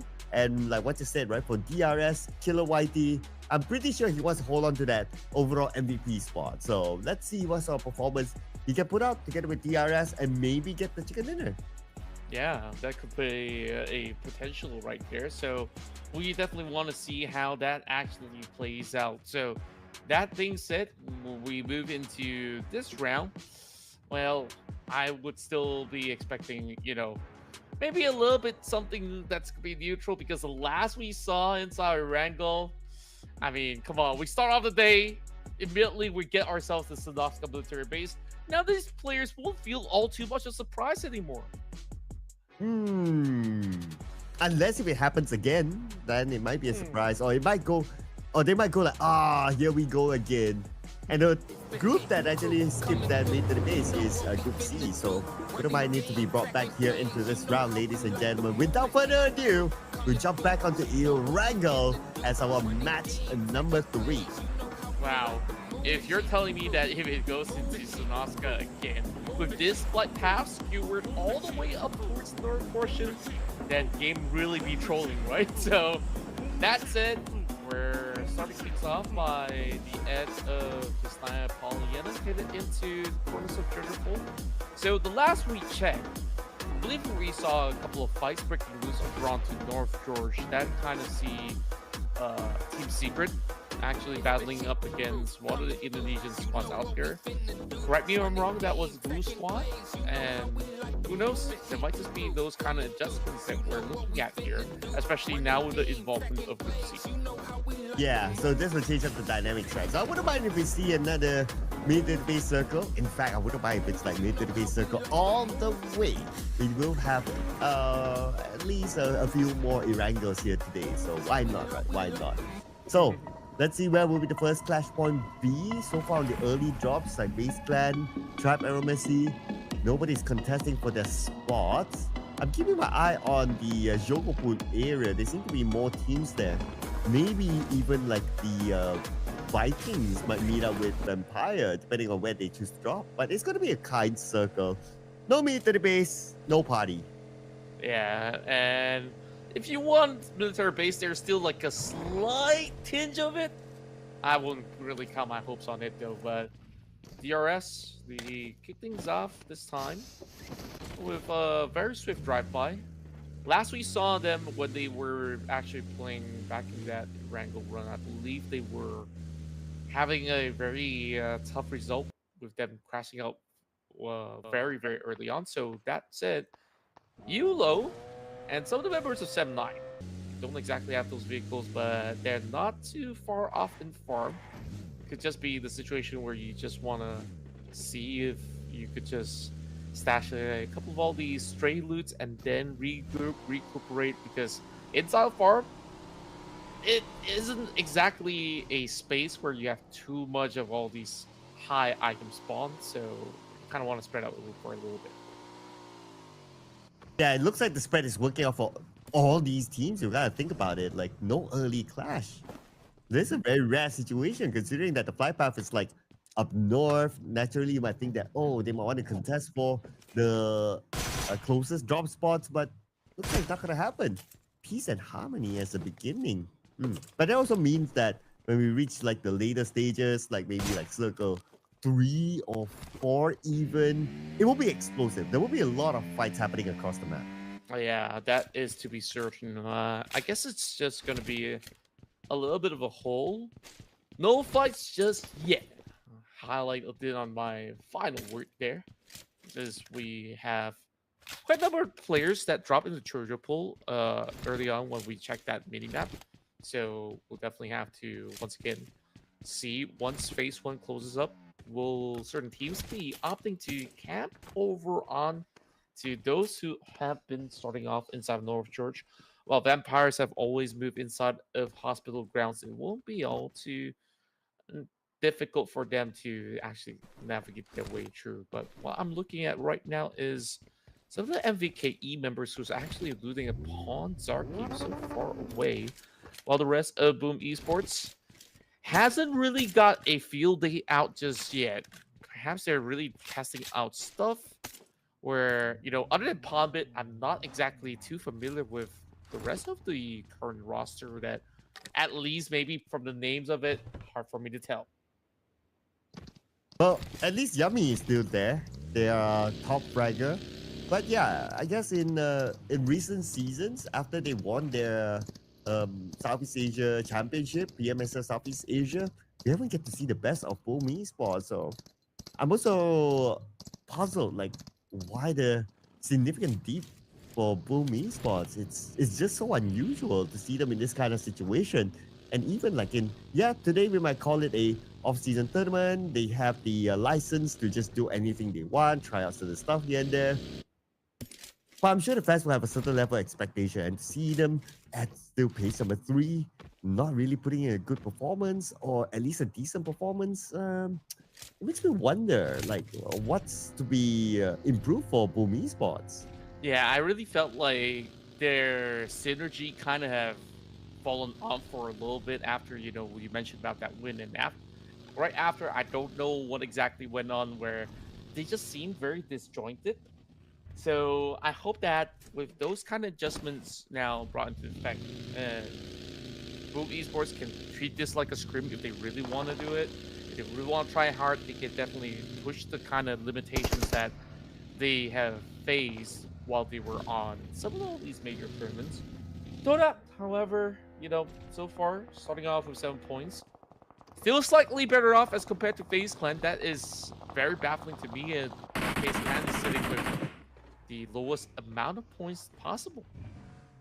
Yeah, FaZe Clan with their new and refreshed roster, right? So far, only 2 points collected, so it's very unusual to see a brand name like FaZe Clan down there. Of course, if you want to give them the benefit of the doubt, they recently transferred in 3 players from HORAA Esports, so maybe they're still finding their rhythm with this new brand name, perhaps a new coach as well, or new coaching system, or maybe even gelling in with the original player of FaZe Clan, Macaris.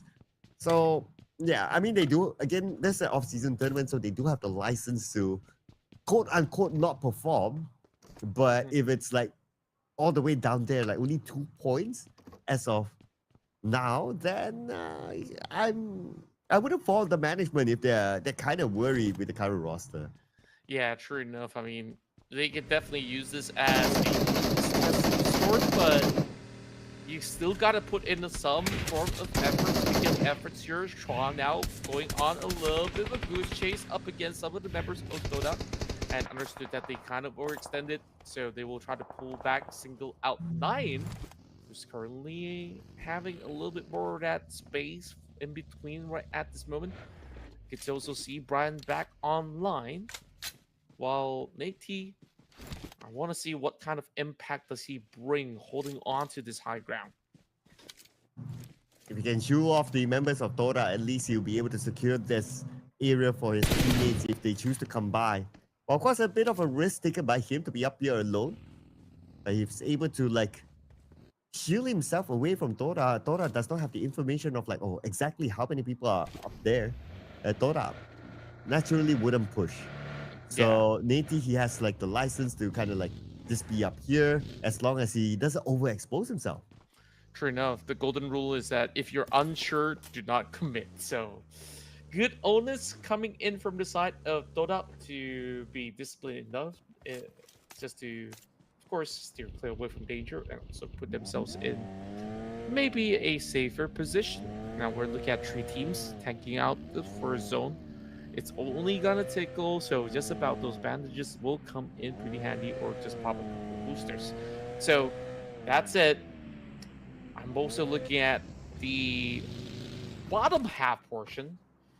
To me, it's just really boggling, right? You see names like DX, you see Talon, FaZe Clan, which we've seen back in the PMSL. They definitely are super hard hitters, so evidently they're really going for certain trial and tests. But take a look at the current circle.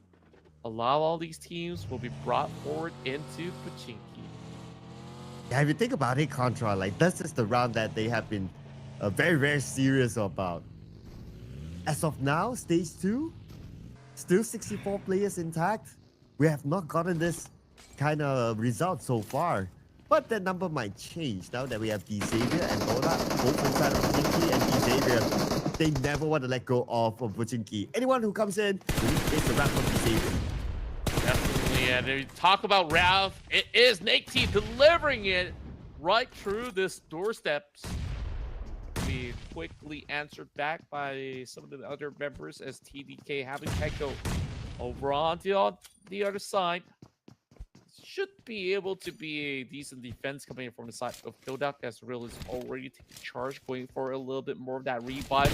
But if it's going to be a time to strike, DX has got to do it now. Oh, maybe trade buyers now. Brian's currently down on his knees. Nate, give it up down by 9. And 9 will finish him off. Looks like the first one will be secured by Thorak himself. And now 9 with EBS. Kind of knows that somebody's inside that room. And now he's just playing this rather safe. But the moment he goes back himself inside of that building, immediately gets gunned down by Paragen. What a happenstance, right? Like, the moment he steps out is also the same moment that Paragen is pushing down the stairs at the very same time. So, tough luck. Well, Echo tries to throw in a grenade. He does have the S1 shotgun just to tease him for a little bit. It's like, Top 10 shelter in Dark Wall.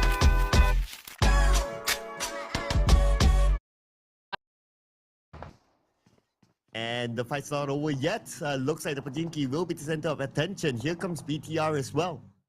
BTR looking for that opportunity. If they can get a knock onto a member of this area, perhaps they might push. But they don't have a good view yet. Anyway, they're not in a hurry, so they're fine. Stage 2, moving on to stage 3, will also kind of determine whether more teams will come to Pajinki or not. true enough, and this is the home ground for D Savior. You could argue that in South Asia, there's also other teams that love this spot as well. I mean, Pajinki is just a wealth of loot, and you could just get a couple of all these hard-fixed spots. So understandably why, but look at the current stat point. Base Cleanse has gotten himself in a little bit of a pickle. Playing around the low ground, trying to lob in some nades, while Chomps is going to go in for a very wide flank. That has to be spotted out. So, like you said, Base Cleanse now with their fresh faces, Red Bull, personally, Asha TH is going to leave the fray. I notice a player is really far from the circle. I wonder who that is. It's a bit too small for me to work that one out, but maybe we will check that one out later. Now it's going to be Face Clan versus DRS, and Dewey jumps beautifully shot down by Dewey, and that's going to be DRS eliminated number 15. Face Clan, they start to collect more points. Yeah, those were really beautiful connections out there. Well, still a lot more to be added to the list. If they can actually work towards a top 4, it will be extremely valuable. Meanwhile, by the quarters of town, we see Boom having pawned it to finally arrive at the scene. This could be checks after checks, gonna take a while. Somehow, for certain reasons, it really seemed like majority of all these players, they don't really want to commit into the urban setting just yet. Just decided to play by the suburbs and the outskirts. But there are more teams actually that came in from the northern side of Pajinki. Look at this, Point Donkeys here. And we have Boom Esports as well. I'll say hello to a lot more teams. I wonder if there are any other teams waiting on the outside. We'll probably check that one out later. Mofirin, he gets a one knock onto a member of RRQ. But because it's an urban area, even if you get that one knock, you get that finish, it's not going to be that easy. Yeah, true enough. I do definitely will take a while with all the members trying to pick them up, unless if it's just going to be a straightforward open field spray down, then you could definitely immediately secure it.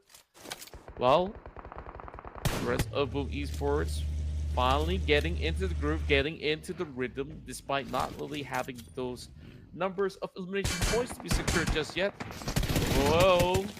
This is going to be too dangerous as he steps towards the trap set by Vampire Esports. And here comes Claw right in front of him. It's going to be Vampire Esports. Bobohu, the IGL eliminated. So it's now down to 3 players. In order for them to secure this win against Vampire Esports, we got Newsy here on screen, picking up his nade. And right where they want to go towards Newsy. Looks like a boo-boo happened. Chipping. He naded out his own teammate. Oh no. This is bad for Claw Esports. But chance for Vampire Esports to fight back. Yeah, that was the toughest ordeal when you are trying to actually win out the trade. Now you're on a deficit. Vampire Esports, you gotta find appropriate responses. I'm getting a little bit something out of the mini screen, so you guys can definitely check that out. While we continue on, the journey is going to be the upcoming phase that may not see that hard shift. What, Yulo?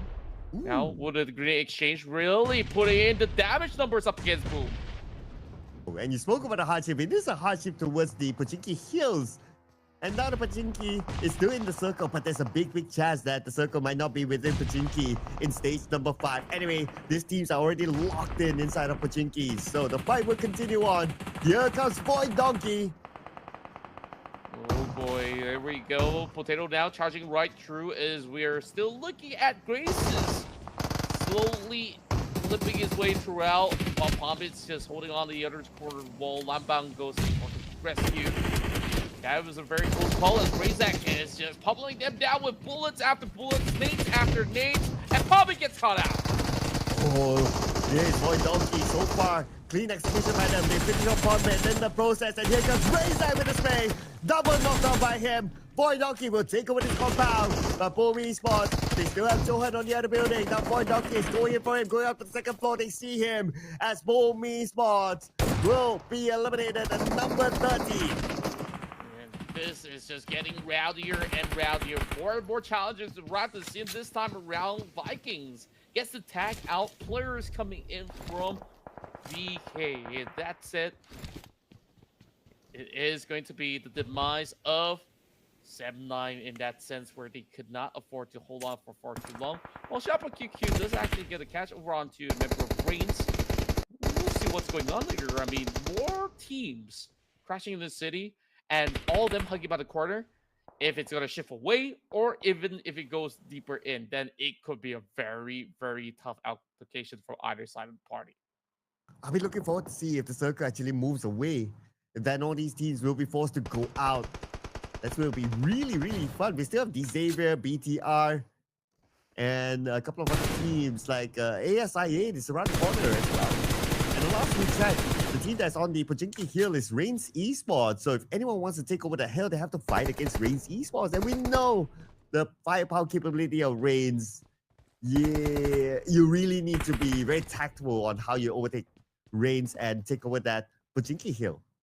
True enough. I mean, he's always going to be pretty slippery at the very same time as well. BTR, they took the trenches. They do have 2 compounds to work with over onto the far south.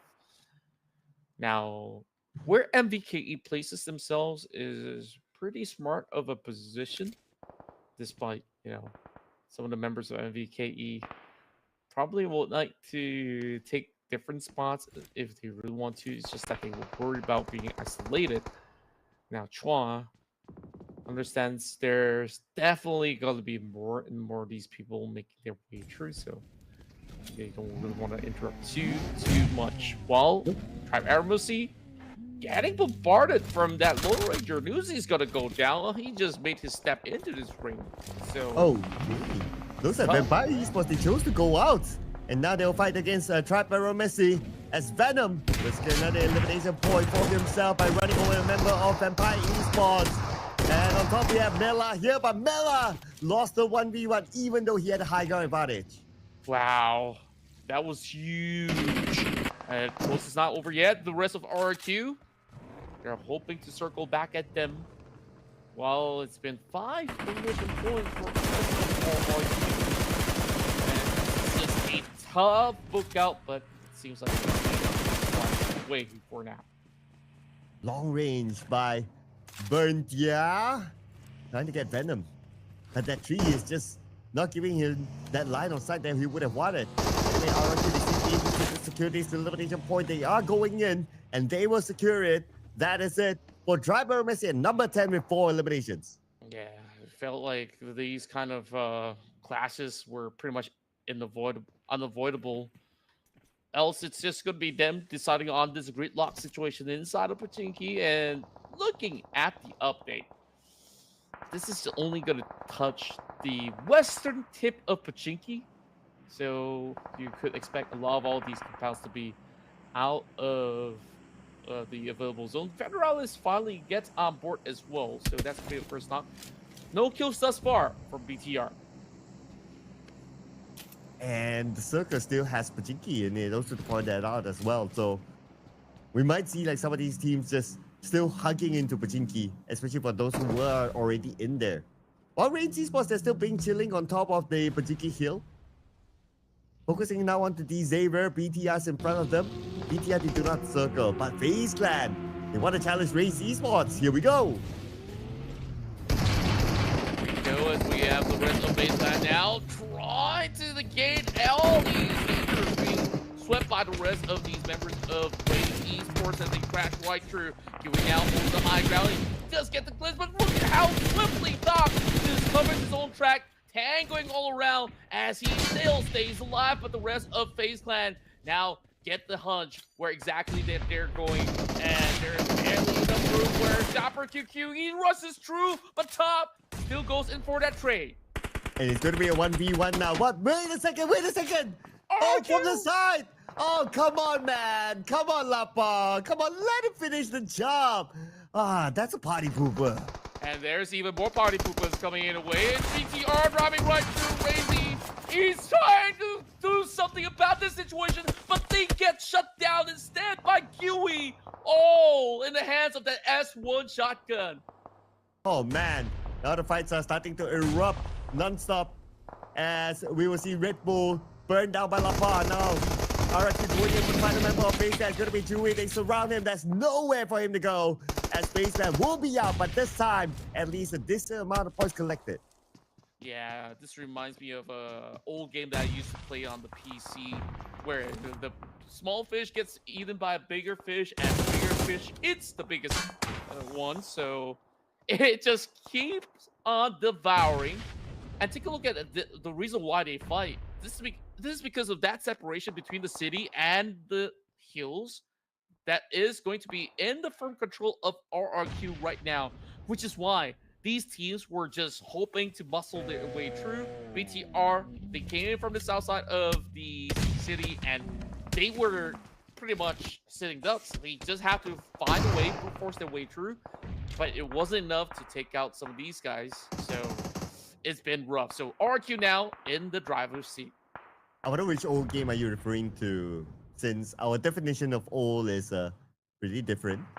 But anyway, what's so not old, I old don't is- even remember the name. yeah, that's definitely not helping, but I'll give you time. We can talk about that later. But what we're talking about right now is going to be the Xavier and the Vikings. Both teams from the Vietnamese region. And the Xavier, so far so good, but it's just Superman getting the things to deal with. It's going to be Chua on the second floor, then going in for the hunt. Then from the back, Chua dancing around. Could he win this 1v1 fight with the blue coming in onto him? Oh! He is winning this fight! Chua telling his coach that he deserves to be in the main lineup. That's crazy! How many times Tin shot and he could not actually land a blow onto Chua, and he does survive, but actually not the ball. Of there, devouring everybody who did not leave the city. Now Talon's also in trouble because they're moving a broader base. Here comes Casanova going for the spray down as we do find members of Void Donkey out in the field. So this is just going to be open spray down for Casanova. Okay, I just remembered that there was a farewell post for Chua leaving the Xavier, but he's playing. So now I'm rather confused. Like, is he back? Is he not back? Is this someone else? We'll figure that out later, ladies and gentlemen. Right now, it's going to be RRQ, the king of the hill. Look at this, 11 elimination points so far. I'm not too sure whether if they pulled a very sick April Fool's prank or not, or he's just taking a vacation and he's like, hey, I guess I'm not going for retirement pants just yet. Not really from afar, but it's just too swift as we look at the race car just zooming right past Void Donkey.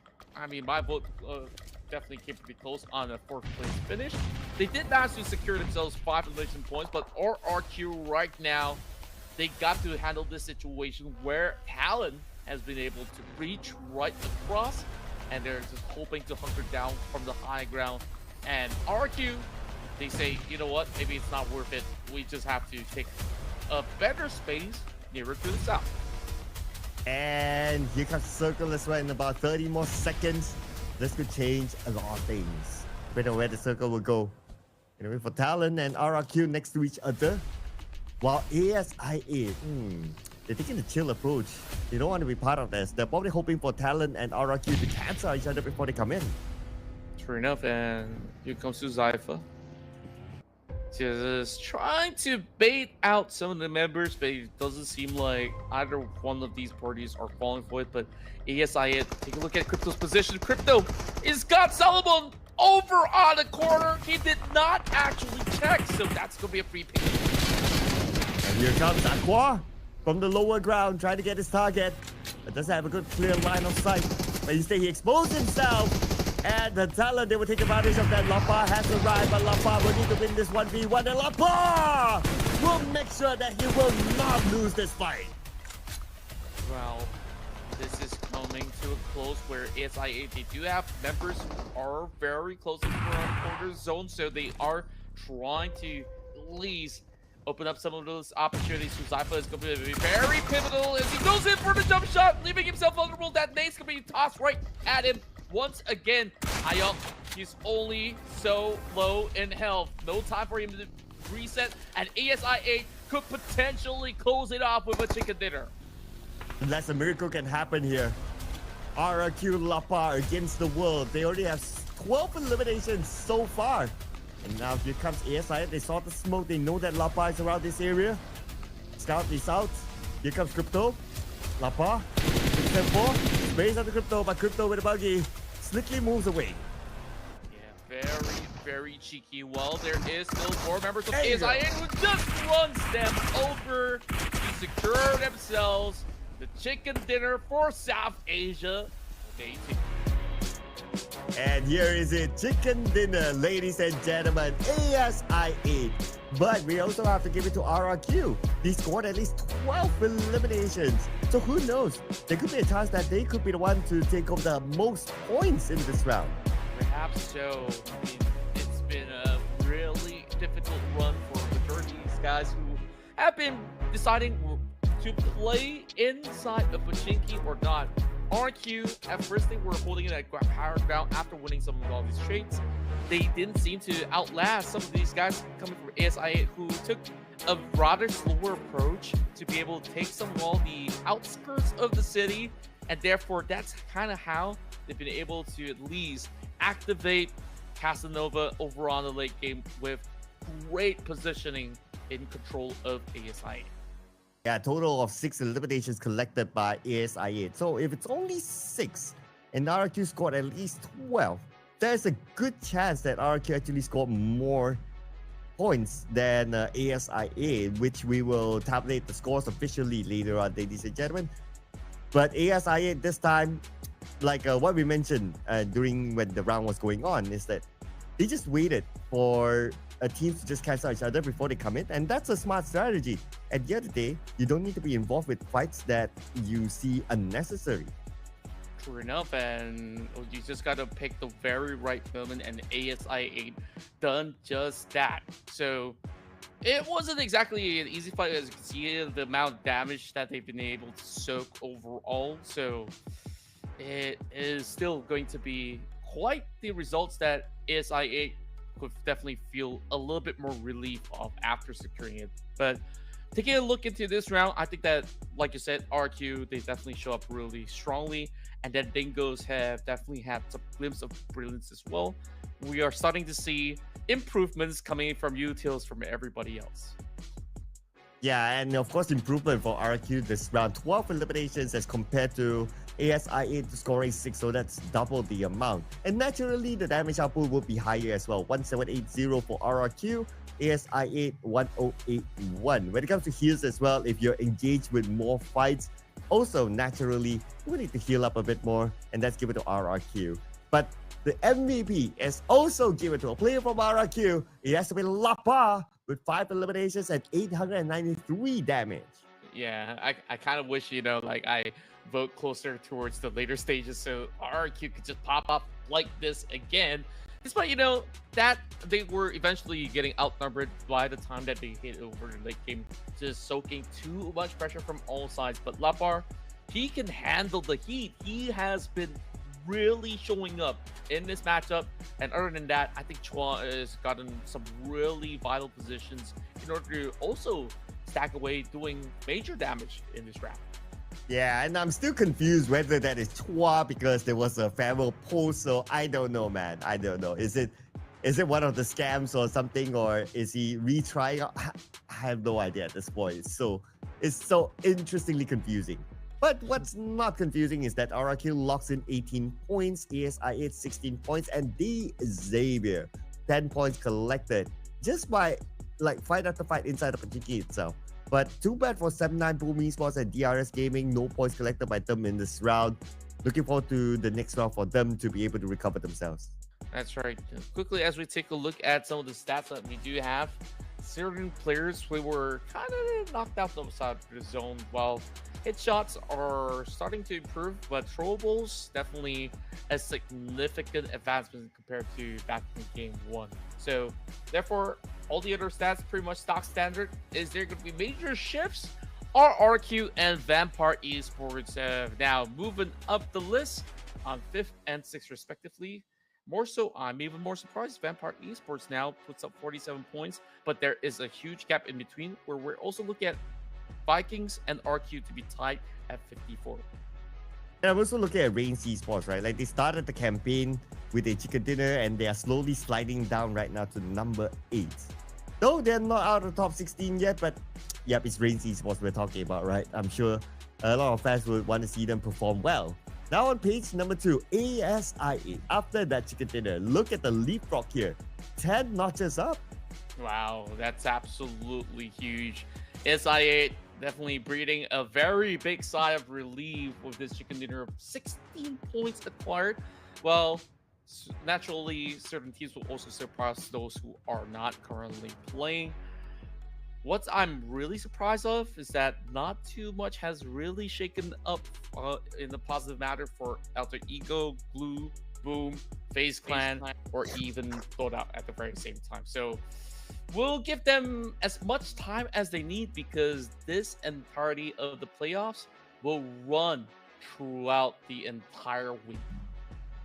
Well, speaking about running, we'll need to run for a break, ladies and gentlemen, before we come back for the second half. So do not go anywhere. We'll see you guys after this break.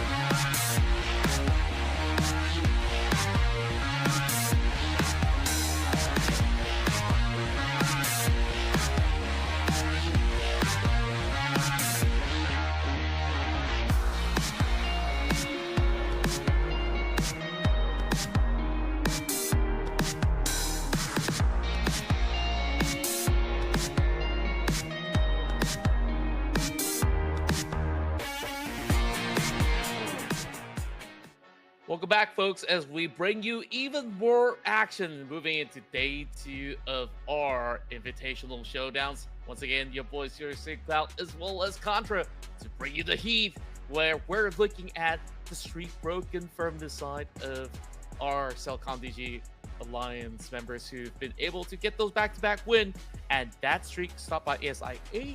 Now that the Alliance is actually coming back into it, this time moving into Miramar, it's going to be a change of scenery, so it will definitely see where if ESAN can also form their own domination moving into this map.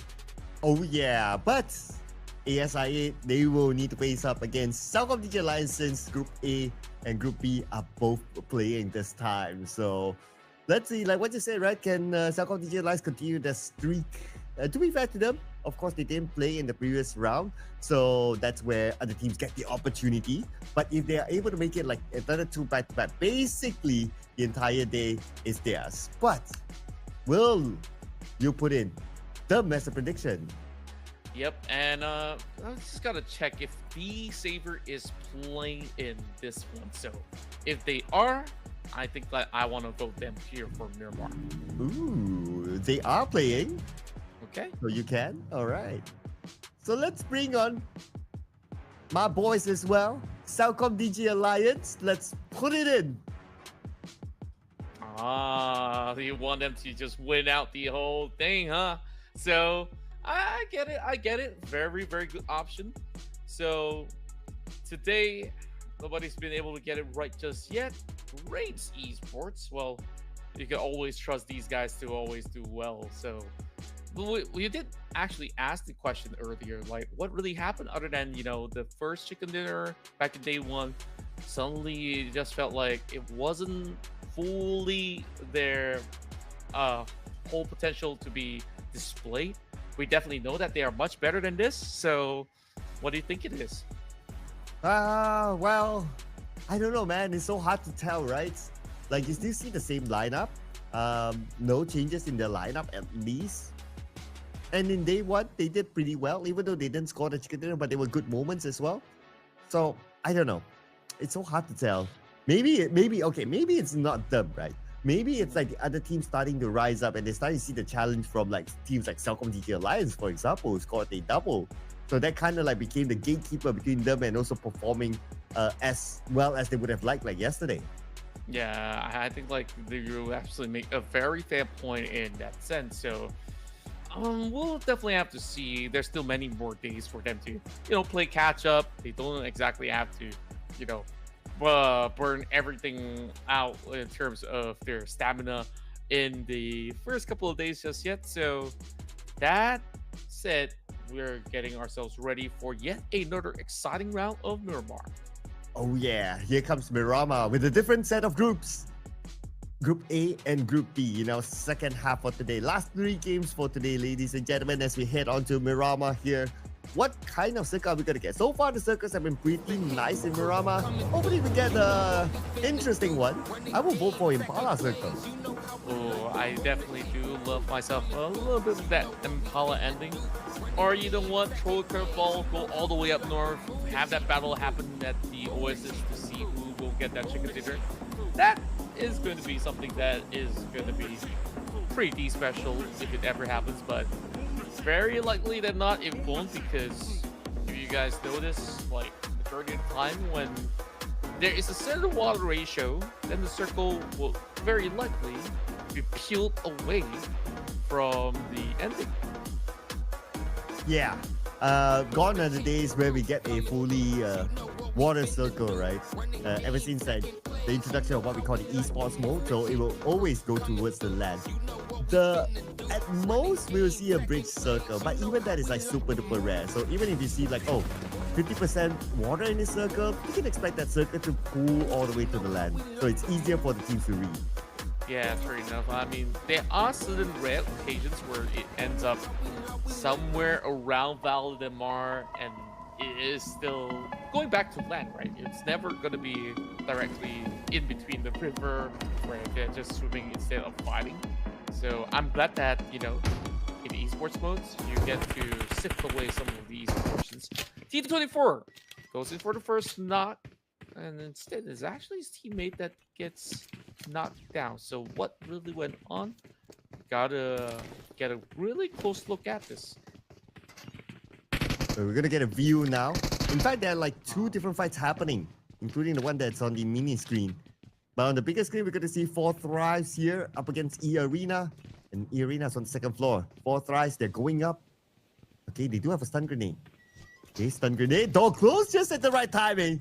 Oh man, that was so clever. Yeah, very swift advancements coming out. Now we finally get a little bit more glimpse coming in from Claw, and as I do say that, they are already going back and forth. As Jiki is unhappy about having some visitors by the quarter of Minas Generalis, Ray's getting very active early on. Funny to me is that moving to Miramar, teams are getting even more explosive. And yeah, the fight's happening here, even though it's a bigger map. Way more explosive than the Erangel match previously. And here's GLU squad versus HORAA Esports. We got Haspy here and jumps down to the ground floor. Grace, nice jump shot by Grace to finish off Xbox. One more to go on the other side. Very clean work, and now he's going to be looking towards securing yet another one. Hoping to get 3-5 done, but oh, great connection of shots as we are looking at another pump coming right through, but where we are headed to, Ascenda Delta Throne as we have DRS taking on FaZe Clan. With Chama now moving on in the UMP, Killer YT now leaps out to that window. Rest of FaZe Clan pretty much boxed right in. 2 members left for the side of DRS, but they're holding strong. Getting them down is all down to Red Bull right now. Oh, and looks like GLU squad officially eliminated by the hands of Grace, the hero of HORAA Esports. Now focusing on the DRS Gaming from the side is going to be Delta. Nice opening found by him. Together with Killer YT, they will take out the members of FaZe Clan, but FaZe Clan they fire back. They got Killer YT instead. And DRS now down to only Delta left. Wow. No mets whatsoever. He still has a full helmet intact, but with his health bars, I mean, the hit shot that does connect will definitely eliminate it still. Red Bull now on the other quarter. If Red Bull gets to secure the final blow, then he could still go in for full revives, but here comes... He will pick up Shopper. He knows that this is his timing. So he's going to go in for the swing. And oh, Delta gets punished. FaZe Clan, they do survive. Wow, Red Bull. He was on point there. He was so focused. He probably heard the footsteps. Immediately switches his crosshair to land that shot. Man, Red Bull's still at the top of his game. Hopefully FaZe Clan will be able to collect more points and burst up to like at least the top 16. But now, authorized at eArena, this has to end. Yeah, Kill Witch, they managed to get that thing down. Now going for the rush. And it is going to be another glorious opening for the side of 4 Tribes. Their early game always looks so strong. Yeah, 4 Thrives. So far, 4 elimination points. The last time we saw them getting 7 elimination points, they didn't score any placement points, and that's still pretty okay, I must say. And those points were collected at the very early stages of the game, so they are having the same pattern again. And if the objective again is still just to be in like the top 16, this could be good enough.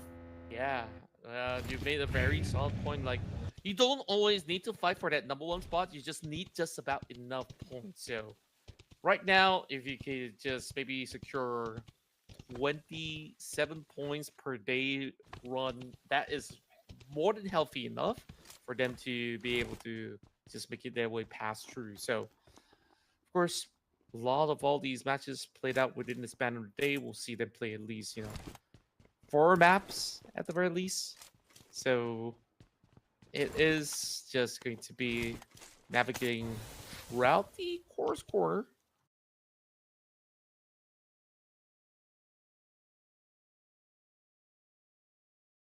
Oh, we got ourselves a camel inside of the shack. So, Potato, what's he going to get this camel out? Is another question. This should be the event. The recent event that I believe it's ended or ending, either one. But it's unique. It's unique that the fact that they can still summon the camel. All right. Anyway, so just some fun facts about the camel. You have to treat the camel like an actual animal. And what I mean by that is that if it sees a wall and you're riding it, the camel can automatically jump. Ah. Okay. Yeah. And if it sees a tree in front, it will like just move aside and go around the tree. So it's not like your typical vehicle, if you drive into a wall or a tree, like it will just crash in. Just like how Shopper is crashing in here. Yeah, fair enough. Well, great clean takedowns as FaZe Clan see a great surge of points over on this side. 5 points, highest so far, compared to, you know, the rest of the parties that have taken some of the fights, such as Four Tribes early on, alongside with Team Secret. Other than that, Boom Esports, this is also another big start for them, hopefully finding a little bit more momentum to get up and above on the standings. Oh, at the same time, Zero's got Doc. Looks like REINCE Esports, they will lose one of their main fraggers here. And they fell to the hands of Team Secret, currently dominating with 5 eliminations. And GK is on his way in case any other members of REINCE choose to come by.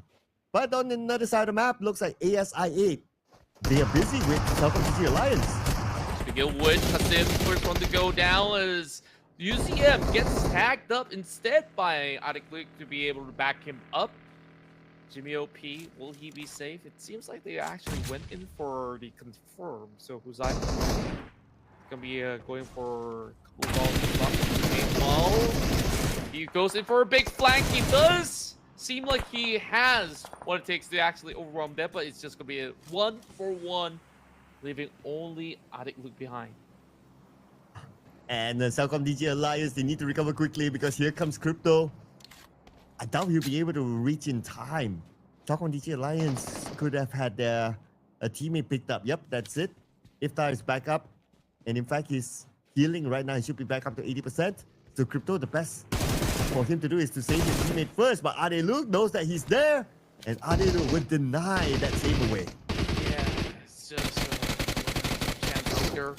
Well, Ruthless now getting tagged. Frankie just making sure that he just raced right through the wall. So a lot on his plate. Goes in for the jump shot. Not quite enough. Another member taken out for REINCE. Team Secret still in a fight with REINCE. Zero right now. He with his okay all alone. One of the best weapons to pull off a clutch, in fact. If there's any weapon to be able to pull off a clutch, it's going to be the SLK. But now Team Secret will rush in all together. He just gets one. Not able to secure the elimination point. Yet gets another one. Maybe this could be a clutch by Zero. One more to go. Zero is pretty low. He doesn't have the time to heal. And Zero, 1v1, jump shot after jump shot. Trying to land that shot to pull off this big clutch. You can see how hyper-focused he is. Zio now gets to actually put a med pack over onto his body just to heal up. But on the other quarter, it seems like he's allowing Team Secret to actually go in for a reset, but there is going to be a retaliation. So that isn't going to be a full save just yet. Getting some angles coming from the top. Frankie takes notice, so he's not going to be able to just get that free revive for the meantime. And Frankie still nails him down. Oh man, Twisted Tricks, I was hoping for a clutch. At least there will be a good highlight moment there, but hey, I mean, it's Frankie that we're talking about, a former D-Xavier, multiple championships to his name. If there's any player you can expect to come out with a clutch like that, it's definitely going to be Frankie. Yep, and he's always win those kind of scuffles, so great to actually see him back in his form. So, D-Xavier starting off with pretty much a decent run, despite, you know, points aren't exactly all too secure just yet. So, looking at the current scenario, Alter Ego have already booked a decent spot. Remember this, the circle moves all the way far northeast. So, initially it was Impala. So, over on the south side, it will start to get a little bit more congested. Ooh, that's where we can expect to see more fights then. But it also depends on where Stage 3 will go as well. But for now, Champions Esports, aka C1, looking down over at Alter Ego. D-Xavier, oh, I thought they're done. Okay, looks like D-Xavier. They're now in a fight with Four Thrives firing back to Paragen. Paragen knocked down. Twat taking a decent amount of damage from the blue as well. He does have the first aid to heal back up. But does he have time to save Paragen? That's going to be the bigger question.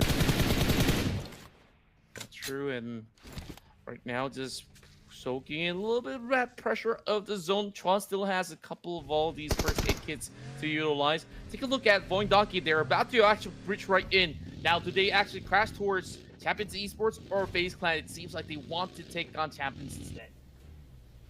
Oh, what a circle. This is what we're talking about. This is what we're talking about. Interesting circle for our team to overcome. Now, for 4 Thrives to overcome this blue, they need to find a way. They're about 1,700 meters away. Stage 3.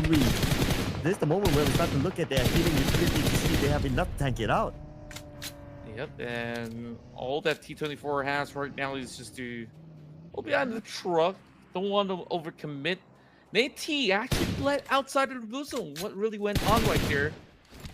Chua on the exchange. Now I start to get what's happening. Both teams on the blue zone, stage 3. Yeah, it's starting to actually hurt a little bit more than they think. So we go back to the fight. It's Void Donkey that actually overwhelms CelcomDigi Alliance. Oh, exactly. And CelcomDigi Alliance, they lose 1 player. They will lose Iftar as well. 2 players down. And Void Donkey, they want their #1 spot back. And what better way to take out the #1 team right now, CelcomDigi Alliance? That's right. I mean, if they really want to hunker down and play spoilers, they could actually do so. Chong, this time gets dropped instead. T24 is absolutely on fire at this moment. Well, who had the last laugh is 4 Tribes. But T24, can he heal up in time? He should be able to. Now it's a matter of getting into the circle because it's starting to hurt. Especially if it moves towards stage #4, then, well, hopefully he's in the circle by that time. But CelcomDigi Alliance, after coming out from that break, well, I guess they deserve an extra break. #9 for elimination points. Well, it will definitely take a while longer before they get enlisted for another big battle. So quickly as we take a look, Team Secret currently holds the most, where they managed to secure 9 total elimination points just by fragging out, and now there's only 8 more teams available. Quick dodges coming in from the side of Grace. I want to see how far can they actually take this. Oh, great shot from Haidame. But there ends Grace and his heroic run from before to the hands of HORAA Esports. And HORAA Esports finally opening up their account this round with their first elimination. As we shift forward to Void and Donkey, looking for more. 2 players of Team Secret down. Wonder where are the members, the other members of Team Secret. As we look at the next phase of the circle, it should go towards the land in the middle. And will it get a confirmation here? All right. Not too middle, but towards the northern side where HORAA Esports is at. This is a very horrible circle for the players, but we absolutely do love watching it. Still, about 35% of that map is surrounded by water in the upcoming phase, so a lot of all these fights will definitely take place around this current hut that player 14 is currently holding out. So I want to see, can they actually just pull off the meanest defense to hold back even the likes of Champions Esports? Yeah, at this point, if we were to look at the overalls, right? So HORAA Esports, they are #2. They are behind CelcomDigi Alliance by a handful of points. So if they do well this round, they can overtake that #1 spot. Although, it doesn't really matter at this point because it's all about getting into the top 16. But it's good bragging rights. And I'm pretty sure HORAA Esports, they will want that sort of bragging rights. True enough, and these definitely still have more to prove before they, of course, brag about anything at all. As the round's far from over. Potato now carefully looking for those kind of space, gets back into Toronto. Well, Urcas has gotten Frankie pretty much boxed in, so what more can they do from this standpoint onwards? And C1 now looking to fight their way through. The other players are still behind, not in the circle yet. Rather they have to deal with Team Secret. Team Secret, what a nade on the Frankie! Wow! Where did that nade come from? But here comes Void Donkey. Fire in a hole. Does it actually connect? Seems like it's flopped a little bit far too wide. To me, it's been pretty impressive on how Champions has been able to just hold out despite being very relatively on the open ground. Well, tags after tags, Rexy's going to slowly tear it away, but he does not stop them on the tracks just yet. He might be descending, but that kind of switch up on position definitely put them into hot soup. And let's see who will be in the hot soup as these teams will be forced to move forward after this stage. Very likely that the circle will move away. Well, you gotta think about it, HORAA Esports, they're just been chilling on the other side of the circle, allowing all these teams to cancel each other. As for Champions Esports, okay, let's see if Atomic can pull off something here. Pull off a surprise against Boy and Donkey. He's the closest one. I'm not sure if they know that he's there. And Balja, knocked down. Atomic, he has to pull off a big one here in order for them to win. And then here we go. Atomic dancing all around. He does find it with the S12K. Just happily maneuvering with the line of sight that he has, and now going for Potato, going for it, and the goal score from that, but it will be Swifter coming in from the side of Potato, holding them down. This is where Atomic lands another killer blow. So it's all down to that 1 versus 1. Few more seconds and the blue zone sets right in. Barely any space left in the nade. Oh, from downtown. It is Faceland to shut them off completely. Yeah, FaceCon was monitoring the situation. They were like, okay, we'll come in later and pick up those points, lead the cleanup crew, and that's exactly what they did. But now Alter Ego is doing the same to FaceClan, trying to block them from coming into the circle. As Badru, now right in front of him, 2 players of FaceClan at least, one of them within the circle. Badru, overwhelmed with the current situation, he will leave this one. Yeah, and right now, in the top 4, all the teams only have 3 members apiece. No full squads whatsoever, so consider it pretty even. But the power of having these compounds, the power of being in between either regions is going to be one of the solid strength, but can they hold out till the very end? If it shrinks directly in the center, then it might just be bad for Alter Ego, but for the meantime, this looks as solid gets. By the age of this blue, Champions Esports still looking for an opening to come in, but the next gatekeeper will be Alter Ego. And FaceClan as well, let's not forget about them having that high ground. So whoever who moves forward and they start to fight, they forgot about like FaceClan is up there. FaceClan could get a good clear shot, so it's something for them to consider as well. Basically, we got 3 teams here on the left side of the circle. And for HORAA Esports, they just need to wait at the right side and, you know, let them cancel each other. Let the circle just shift. It doesn't matter for HORAA Esports. Very, very high chance for HORAA Esports to get this chicken dinner. I definitely do agree. I mean, all they really have to do is play their cards right. They don't need to be the instigators. They don't really have to force anything at all.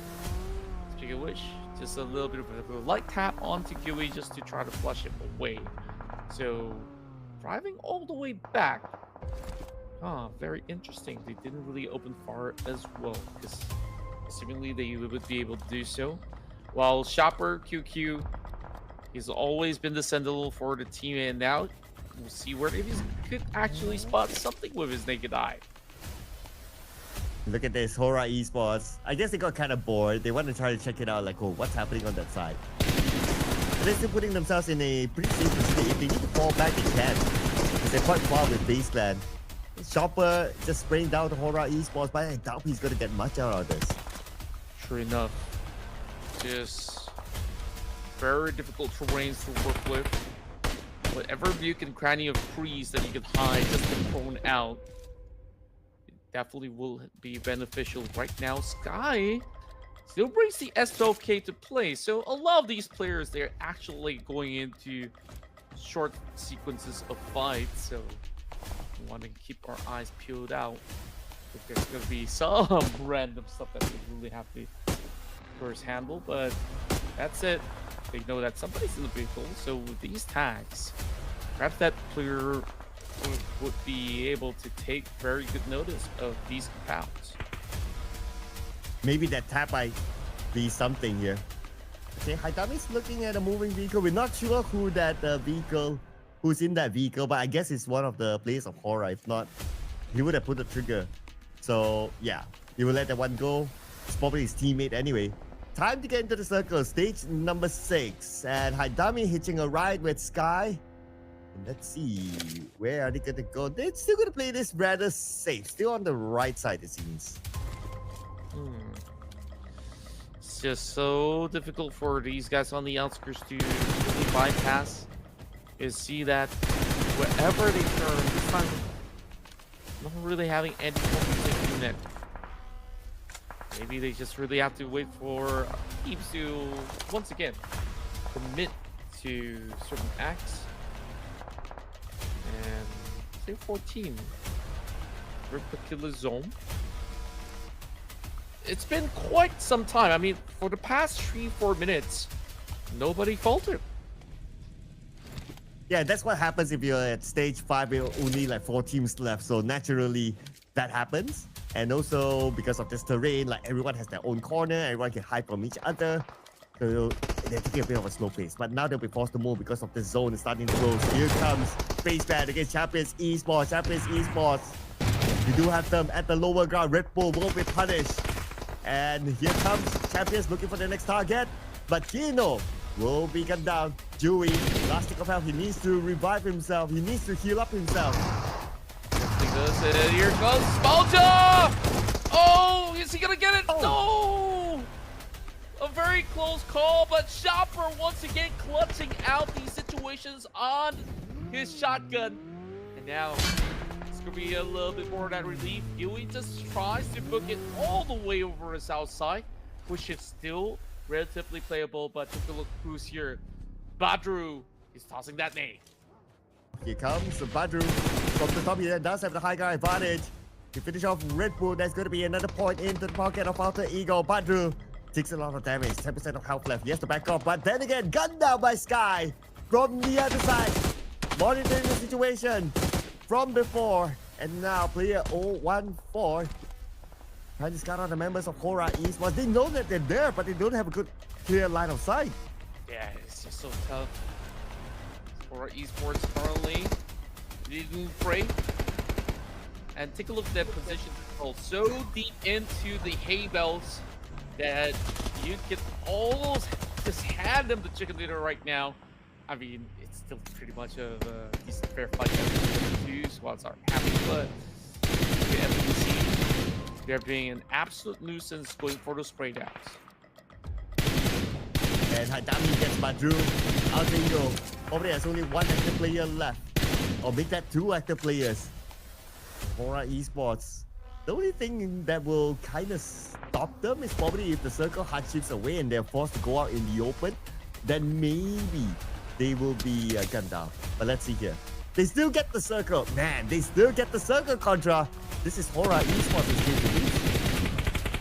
That's right, and speaking of which, HORAA Esports now finding themselves in the perfect spot possible where teams really have to either drive towards them or run towards them. Having such a major region of control, and that full send just to hold this position from the get-go has been pretty much rewarding them tenfold right now. But keep in mind, Chopper has been the main highlight player for this entire lobby for quite a while now. So I want to see if we're going to see this show you, well, or should I say it, Chopper to be able to eventually hold up a little bit more of that region with now Badru pinning them out. Haitami, I mean, he can't afford to actually take any form of Fire comes in and looks at player 014 is now down on his knees. Here comes Dewey, 1v1. Dewey will lose the 1v1. He's still going to be Sky winning that fight. And Pablo's on the other side representing Alter Ego. Pops out that smoke just to blind the vision of his opponent. But it's still going to be HORAA Esports dominating right now. 3v2 at this moment. Both teams pretty much within the circle. Can HORAA Esports wrap things up against Alter Ego? Only 2 players left. very close call. There's just too much smoke Here comes Supreme, driving by. Is he gonna be able to find it? Is it enough? And that is it. That vehicle just popped by the rest of these members with Sky bursting it down. Only one member left from the side of Alter Ego, and they are on the hunt. Badru says, I'm not gonna waste any more time. I'm just gonna unleash whatever I have. Now drawing the attention of two of these members as he tries to place on pressure. Can he land a shot? No, can do, sir. As HORAA Esports, the Purple Hearts, have secured victory in Miramar. And that's what we have always said since yesterday. At some point, HORAA Esports will score the chicken dinner, and they did. They did it against Alter Ego towards the end, ladies and gentlemen. Rejoice, Purple Hearts. HORAA Esports is in the house. And with this chicken dinner, there is a chance they could be at #1. Very, very strong chance at that, Circa. I mean, take a look at how surgical they actually played out this matchup with their positioning. It is so difficult for any of these teams to be able to reach them because they were planted at the best spot possible. So once they match clear out some of all these guys out there, it's just going to be smooth sailing. And once more, this is going to be Sky popping off with those 5 elimination points. Man, and he wants his MVP for himself. It'll be interesting to see who is our MVP for the day later on. As of now, HORAA Esports coming in with those eliminations. I'm really interested. I'm really curious to see later on, like, how many points do they have? If they got that #1 spot, there's a likelihood that they have, but of course we'll let our officials do the job later on. As for now, Sky, with these 5 eliminations, there's a good chance that he could be the daily MVP. Yeah, and I would definitely say that he is actually on the very right trajectory in doing so. So, HORAA Esports, they are still having a hot streak, and so long as they keep up to the momentum for these upcoming days, I think they should be pretty much set for the grand finals. Oh yeah, no doubt with their current performance, right? And it's not an easy round for them. Like, they had to travel a lot amongst the other teams, like 10,963 meters traveled by HORAA Esports. So that's one. It may look easy towards the end, but that's because they took the best position possible for them, and they were favored by the circle as well. But before that, 10,000 meters of travel into this kind of circle wasn't easy for them. Not at all. I mean, it was just traversing majority of the time, and then once they do find that right timing to actually swing right through, getting that spot over onto the open grounds is just perfect for them. Where other teams, they were just sitting by the church, sitting by the corner of the hilltop, and they just have to cancel each other out. So it was rather difficult, but it's been a very good run, especially huge performances coming from FaZe Clan to finally be able to reap some rewards heading into this matchup. Team Secret, same could be said about them. While for Thrives, this time managing to also put those big numbers into this map of Miramar. So kudos to the teams that have been able to excel. So there's only 2 more maps, or should I say, yeah, 2 more maps to go before we actually close things up. Yeah, 2 more maps, 2 more games for Group B and for Group B. Yeah, 2 more games for Group B, 1 more for Group A. So that means that teams like HORAA Esports will have 1 more game to go to gain those points and hopefully create a good enough gap that they will still retain, or maybe be at #1 by the end of the day. I'm sure that will be their goal after this. True enough, and of course, being at #1 spot, it will definitely boost your confidence in moving into the grand finals with, pretty much the same mentality where you've been performing consistently. But think of that golden C word. I mean, that's something that every PUBG mobile team is hoping to achieve. So certain days, I guess they may not be in a platform where they just need to start getting back on track game after game. And I think that for FaZe Clan, they're starting to show up. You could also argue that there are also a lot of all these other notable names. So when we add all the talent together, of course, we got to talk about our boy here, T24 from 4 Tribes, who's done exceptionally well, securing 800 over damage output throughout the run. Yeah, the young player of 4 Thrives coming in with the MVP of this match. Good job, good stuff there. But we're still going to compare Sky because he did put up a good performance towards the end as well, comparing him with GK from Team Secret. Same amount of eliminations, but when it comes to the damage output, GK did a little bit more work. But because of the overall team contribution that Sky had, that is Screen with a pretty awesome hair coming in from both GK as well as Sky HORAA. Well, of course, T24 has been able to really churn up some of all these major numbers. Damage output wise, GK has been able to top that. So that said, HORAA Esports now securing that win sees them pushing even further up. So CelcomDigi Alliance, they only secured 4 points. So I would expect this number to be overtaken when we do get ourselves into the leaderboards of standings.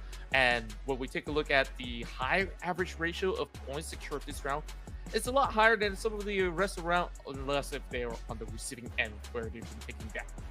well, this is one of the lowest throwables used so far that we have seen.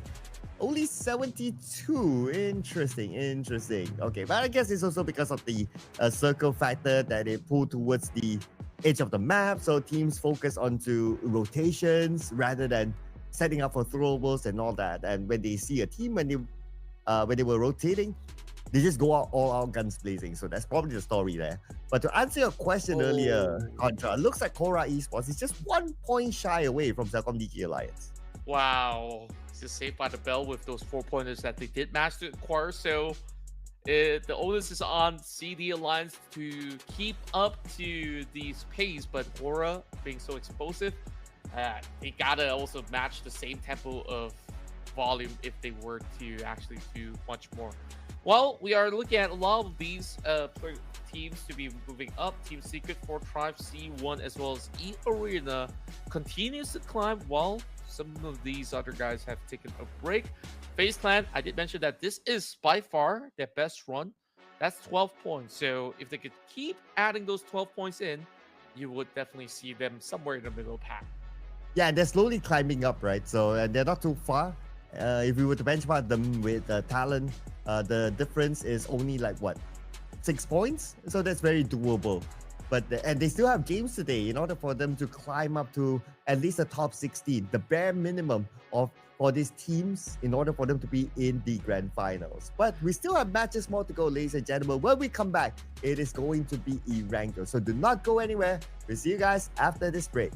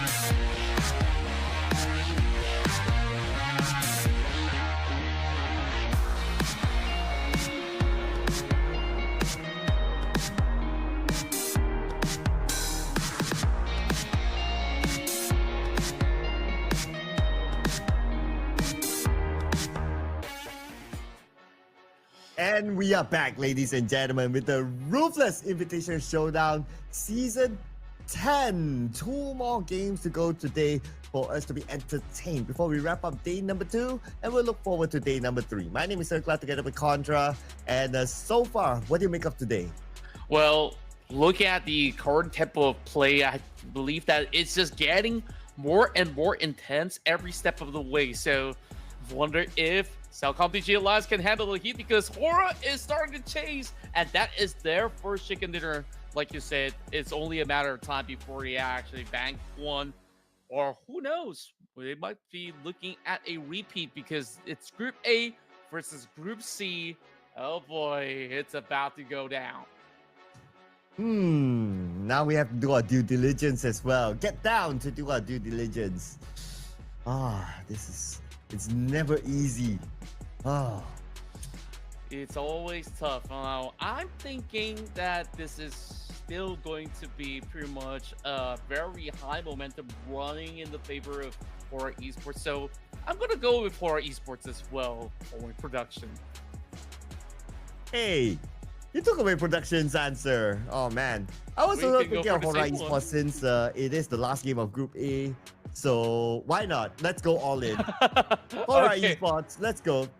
So if we get it right, great. If we don't, then nobody gets a point still. So, which, you know, we haven't been getting points. So I think like this is a decent way to go. So, of course, lots of love for the Purple Hearts out there, and of course you fans who have been, of course, cheering them on to, of course, amp up what they've been able to provide on their performance. So that said, I definitely think that there will be certain challenges, because a lot of all these circles that we've seen so far inside of Erangel, they're kind of rough. It's not your usual typical one. So I'm thinking that this might just be, you know, slight curveballs for some of these guys out there.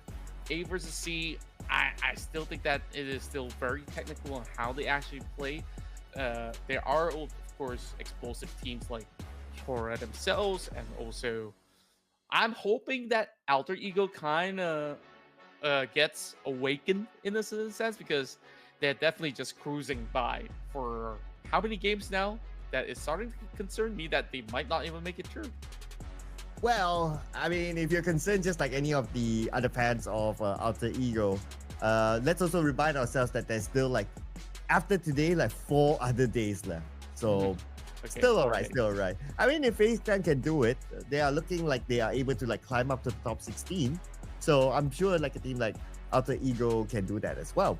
But if you put that into a consideration that, oh, it's Alter Ego, oh, it's FaZe Clan, this lobby is pretty much stacked. So you can pretty much name anyone, and you can tell that, oh, based on this name, like, they surely can make it top 16. But because everybody is as stacked, then that becomes kind of difficult.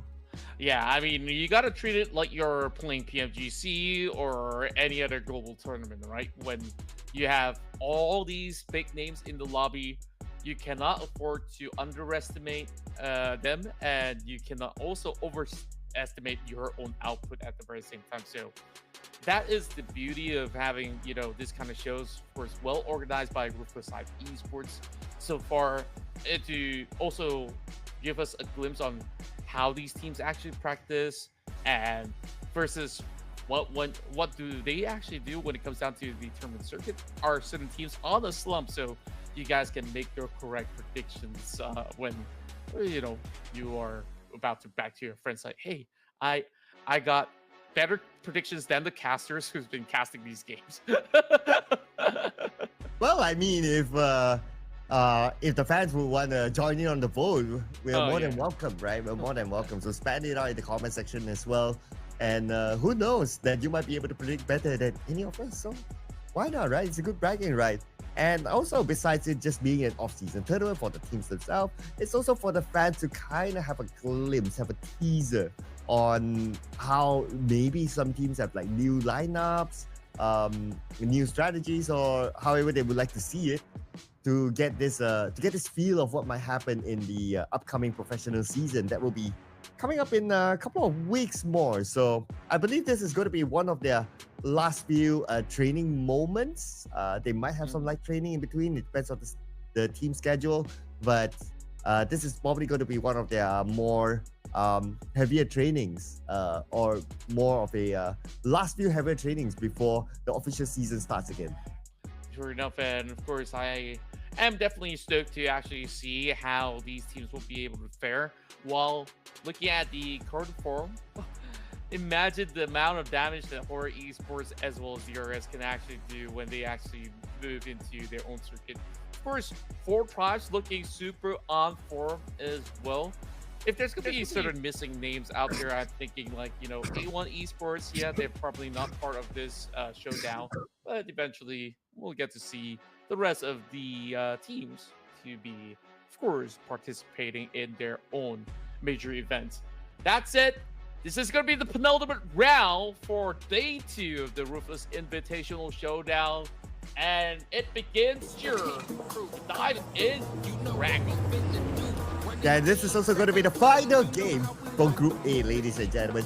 So keep an eye on your favorite team in Group A's performance before they take a break, and they'll come back again tomorrow. Flight path this time is going to start along the flight path of military base all the way up north to Kameshki. So some teams who like to drop on the left side of the map will need to travel a fair bit. Now, circle-wise, we haven't seen, we have seen a military base. We've seen a middle circle around the area of Pachinki. Next, well, if we want to have some variety, perhaps the northern side, like a Saverni, like a shooting range, or maybe a Salver. Yeah, that will potentially be the case, and I'm hoping to actually see something that is maybe stored into areas like Build the Power to keep things a little bit more interesting, where teams can still have certain land areas to play around those lumber fields. Or, you know what, just throw it into Georgia Pole just for the sake of fun. So that's it. I mean, jokes aside, a lot of all these teams are actually hopping off very early. We see 4 Tribes actually securing Fair Pure and beyond for themselves. I believe it's going to be a couple of all these teams vying for Pachinki. If the X is not going to be around, then it will be absolutely vacant for teams to be dropping right in. Meanwhile, Team Secret as well as VPE inside the island, they're just going to have some really good dips. So my call on Build the Power might still happen. Well, I like to call Novo then, since we do have the circle within it, so there's a slight chance that it might happen.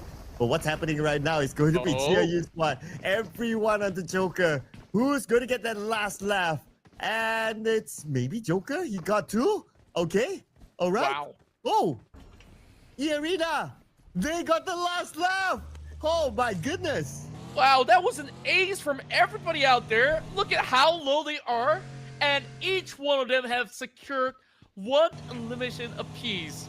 That is just something that I've not seen in a long while. You know, like certain games you decide who gets to start the round by just having the knife rounds.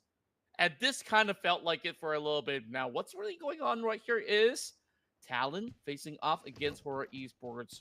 The problem about this for HORAA is that they are being wrapped around once they do arrive inside the city. And just like that, HORAA says, you can surround me, but I will still be the main marksman that you have to be worrying of. That's when Talon will need to take care of them. Ayo comes in, but Sleepy is in the house, ladies and gentlemen. The man who has the MVP here today. And Sleepy will make good work out of Talon, taking them out at number 15, not giving them a single point this time. Quickly just sending them off just like that. Man, I guess like it's about bedtime for some of these guys, where Sleepy's just putting them to sleep. So swiftly as it goes, it's still a streak going in favor on the side of HORAA Esports, where they are still able to also get that revive upon Hate Dami. So as it stands, eArena, great start. HORAA Esports, phenomenal finish. And just like that, those 4 points is just about enough to overtake CelcomDigi Alliance at the moment.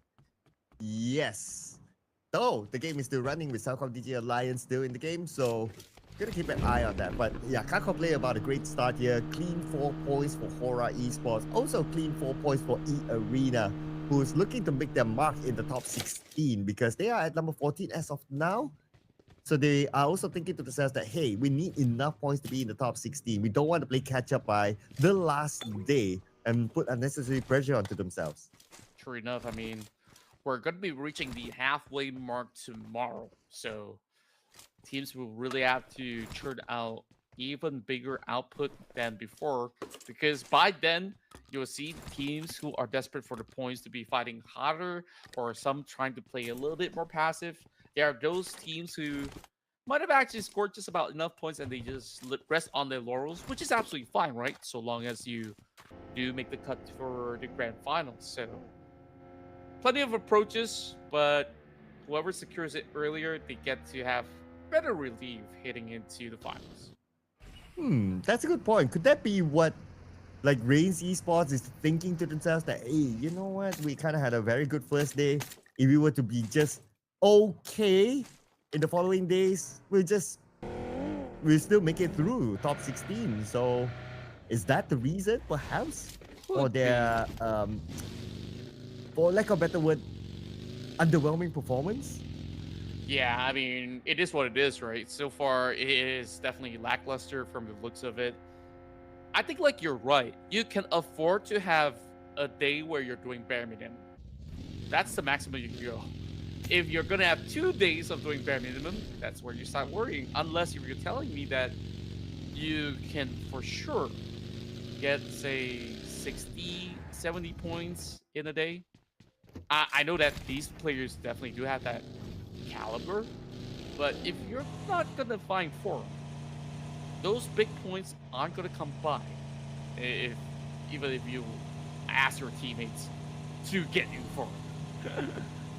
Yeah, so now that we put it in that way, right? So if we see a team that used to perform like in the previous day and now they're not performing, we can say that, well, overall they're still fine. In fact, there's a bigger like fight at the bottom, like trying to climb up to number 16, right? So they will like kind of cancel out each other. So if you are like having that good start like on page 1 or end of page 1, it's okay. The bottom teams will just duke it out with each other and you will still be fine up there. True enough. And speaking of duke out, we're about to see one.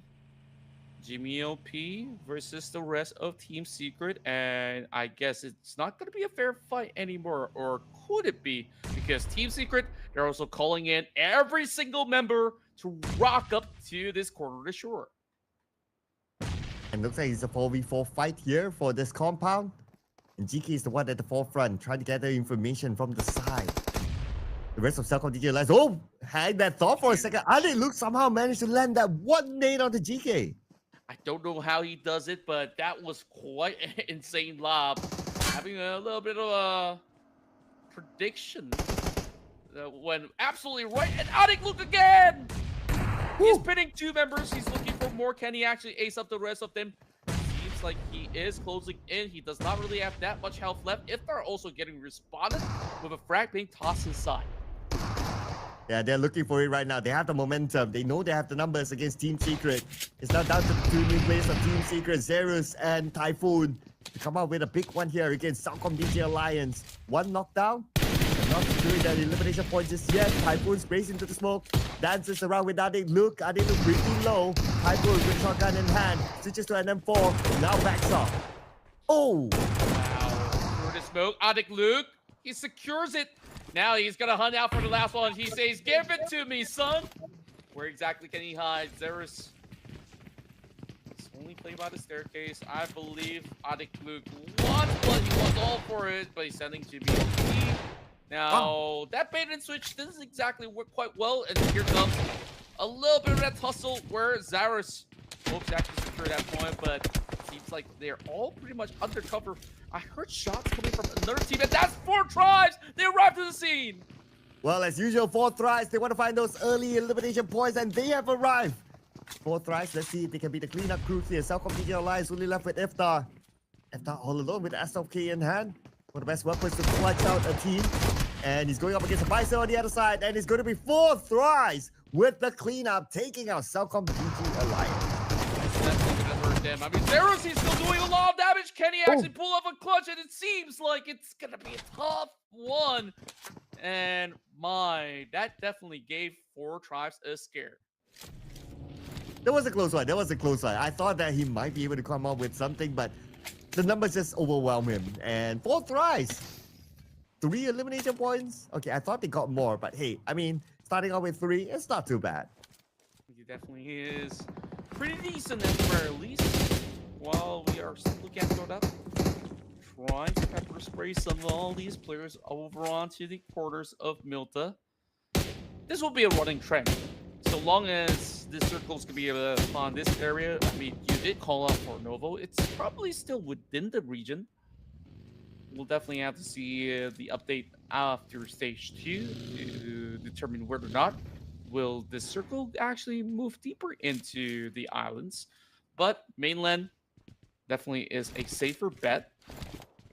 While looking at the rest of eArena, they did manage to win one of their early fights, but now find themselves struggling to actually look for position. I'm anticipating the next circle as well. If it goes to Novo, it will mean trouble for a lot of all these teams. I don't think there's any team in mid to the base right now. So if everyone's there and everyone suddenly has to rush down to Novo, that'll be pretty interesting for us to see. At least all these teams, they park themselves nearby that bridge in case that happens. Like RRQ, like Dora, they're not too far away from that right side bridge. It's just a matter of which team will be at the bridge first to block out all the other teams. True enough, and this jiggle picking between two of them has been taking a while. I mean, you can take off their helmets. Alter Ego would still go in for a revive. Say, could be said about so sleepy. Despite last couple of all these fights, they definitely seem to have a little bit more of that spacing to work with. Supreme, though, I mean, ever since they added Supreme, I really felt like he kind of had this gel effect to really be having more on that cohesive manner. But there you go, big eruption coming out. Naki takes on the rest of these members of Vampire Esports with 4 tries, just wiggling all around. T24 tried to stay afloat. I think he's trying to wrap up this fight, but can they actually settle the scores up against Vampires? Because they're not exactly in the best position to do so. Okay, it's a confirmation. No Novo at all. It goes up to the hills of Milta, around the area of prison. So everybody trying to hike up that hill, trying to get that best position possible. On the elimination feed, the Vikings, so far they're in the skirmish with BTR elsewhere. Whereas for 4 tries, as we can see here on screen, is still with Vampire Esports. And at some point, they need to leave this for the circle. Definitely do, but where exactly can they actually go that's going to be safe? Take a look at Razy. They definitely spotted out there are certain players around the vicinity, but they need to take a safer position overall, which is why you're looking at Razy reposition, regrouping with the rest of his teammates, keeping that vehicle out of harm's way. As this could be the result if you're not careful enough, and the rest of Empire Esports, they hunkered down, they doubled onto this 2-prong attack, and T24 goes in with a jump shot, beautifully done, but it is going to be responded in kind. Yeah, the counter jump shot came in. And that was kind of like something from the action movie. Would have been nice if he would have pulled off that clutch, but hey, I mean, it's Vampire Esports with a full squad. Even though if he's able to get like 1, maybe 2, then he needs to reload. That's the opening window for Vampire Esports to counter on him. So he did his best, not gonna lie there. Great work for T24. Hope to see him in the following round. Yeah, overall, it's gonna be pretty much early night for the side of blue. Supermando getting some really decent angles, trading back and forth with Federalis, but what's more, Federalis have been a sharp trained sniper, so gotta, of course, always be on the ball. Thankfully, he does not overcommit tins. So far, he's one of the players that have impressed me coming in from this Vikings Esports roster. Vikings, I think they started off the day really well, and they're still keeping up to speed. Currently match same amount of points with RRQ. Wow. This guy, he managed to secure another elimination point for HORAA Esports. and they want to catch up to CelcomDigi Alliance, who overtook them. Now, with CelcomDigi Alliance eliminated, HORAA Esports has a very good chance of overtaking them. They only need one more point for that to happen, and they could potentially do it against RRQ. Aqua is bleeding out. I wonder if Solomon is able to save him, but the answer is no, Sky says. You secure that elimination point, and now officially they are above CelcomDigi Alliance again. Wow. And going back into the action, Alpha right now, trying to look for those space. Nine whips a couple of shots. That's going to be an opportunity that missed, but he won't miss any longer. And now he exposes himself. Wow, big blowout out there, while the rest of Showdown is going to follow suit. The rest of Vampire Esports about to also ride towards this quarter of the compound. Mela now looking at that grenade, not quite popping it in the right direction. Real has got so much on his plate. And Sleepy just got eliminated by Rig. And now we're going to focus on to Real now for Toda, the final player. And around him is going to be Alter Ego still. Nylon on top. And the ball is the screens onto Haidami. Just got eliminated. HORAA Esports got made number 5 elimination points as player 014 shows up. But he loses that 1v1 with Nuzi. Ooh, it's just blood bath all over the corners right there. Badru, he's taking these off angles, but he needs to find a way to also participate. He's starting to lose a little bit more of a priority for his teammate as well. Roll now drops in the Molotov, hoping that some of these guys won't be able to leap right forward, but I believe that is still going to be a save coming from the side of Vampires. But Real, he has to pin down Mela. Oh, and Rick just got eliminated by Mika. Or got taken out by Mika. And that's going to be Nuzi finishing off Real with a molly. Toda, number 10, 3 elimination points. The points will go to Vampire Esports. But here comes Alter Ego Badru. He doesn't want Nuzi to lick his wounds. He has arrived. Come here, 1v1. Here we go. There we go, Nuzi. He's going to create a little bit more of that space, and Badru probably will be reset at the very same time. So just respecting that space as they call for a slight truce at the moment. Now, what are the stakes involved? I mean, you saw how long they actually took this fight, and now both sides are finding themselves pinned by the corner. Blue. I don't see big winners here, but if there's anyone out there, it's Alter Ego. And it's Alter Ego with 5 eliminations, currently dominating. What a move there by Alter Ego. Finishing off Vampire Esports. They were very busy from even before Alter Ego arrived. Now they have warranted themselves a chill time. While we switch over to 7-9, up above them, or below them is going to be C1. But Viper Messi got 1 out of C1 as well, doing 7-9 a favor. Oh, yeah, and 7-9 trying to actually look for a decent spot, but they come to realize that a lot of all these areas around that east plane of the hill is currently occupied. Bala will be the one that is being caught out. Meanwhile, Voxy keeping his eyes very closely over on the top end of the hill. We're starting to actually see BTR playing a little bit more actively, despite not really getting any form of elimination points just yet. Don't crash onto each other while you're having this battle against C1. C1 might take advantage of that situation. Atomic now. He knows that Solomon is just right in front of him. The molly will be tossed out, forcing Solomon to move. Solomon shows himself. 1v1 with Atomic. Atomic pretty low. Same goes to Solomon. They're at the very edge of their health right now. And Solomon will get him. Perfect repeat. And I believe that to be Netpacko that's going to be wielding all those arsenal weapons. Now, let's take a look at the quick update. We see a lot of all that space for eArena over on the far western corner map. North side dominated by BTR, followed by a few other notable names coming in from MVKE. So I guess we can fixate our eyes onto that quarter of the Lumbered Hill to see if more could get done from that standpoint. Oh, look at Badru. He's looking at RRQ. He's gonna pull the trigger. Passing by, player 014 on the other side. Player 014 will be the one to pull the trigger first. Finishing off the final player of RRQ, number 7 for them.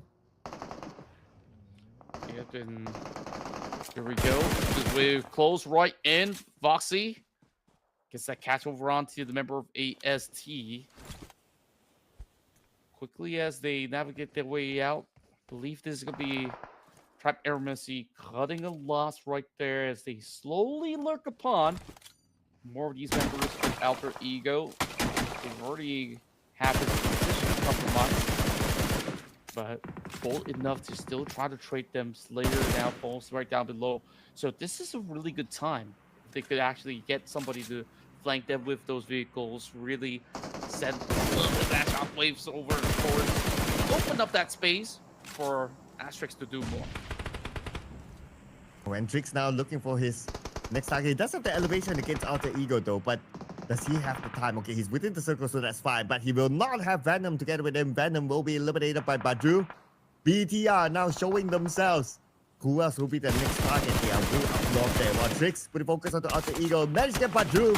One more to go. Player 014 is still alive, but now he has to deal with BTR from behind. Yeah, it's too overwhelming of pressure as he will eventually crack Foxy now at the third point for BTR. Or should I say it's not fully confirmed just yet with only 2 defeats. But 7-9, they are definitely trading back, and it's actually great to see Rankit currently playing over the corner side at 7-9. Here's BTR spraying down onto the Vikings, hoping to land that shot. Razy positioning himself. They're getting control of the right side of the circle now. But a lot of teams knows the presence of BTR. As for BTR, time to get into one corner, finish off a team, and then think of the next phase where they're going to move from there. Yeah, it's just getting tougher and tougher. There's going to be a lot of all these slope for them to, of course, play the vision game, or do you want to play the low ground or even the high ground? Look at the clump. I mean, BTR, they're definitely hoping for a challenge all the time, but this time I think it's definitely a lot safer if they don't participate in some of these scuffles just yet. But Yulo, aka U High, is pretty much still on board. He is the one really leading the pack, while you can definitely see the rest of his members will have to follow suit by doing so. As much as they don't want to participate, but the circle will force them to. BTR's not in the circle now, and in front of them is going to be the Vikings. Wonder could that be their next target? But who's going to move first? Okay, most likely BTR since they're closer to the blue. Or Vikings, they still have a little bit of gap. But I wonder if they know that BTR is just right beside them. Anyway, they need to deal with eArena if they want to come into the circle as well.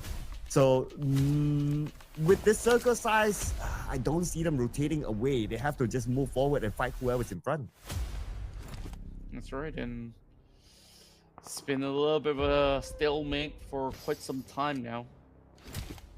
Only MVK as well as BTR have slight deficits, while one small portion of the lumberyard is still pretty much covered up. So if BTR really wants to look for a fight, they kind of know where exactly they can actually find him. So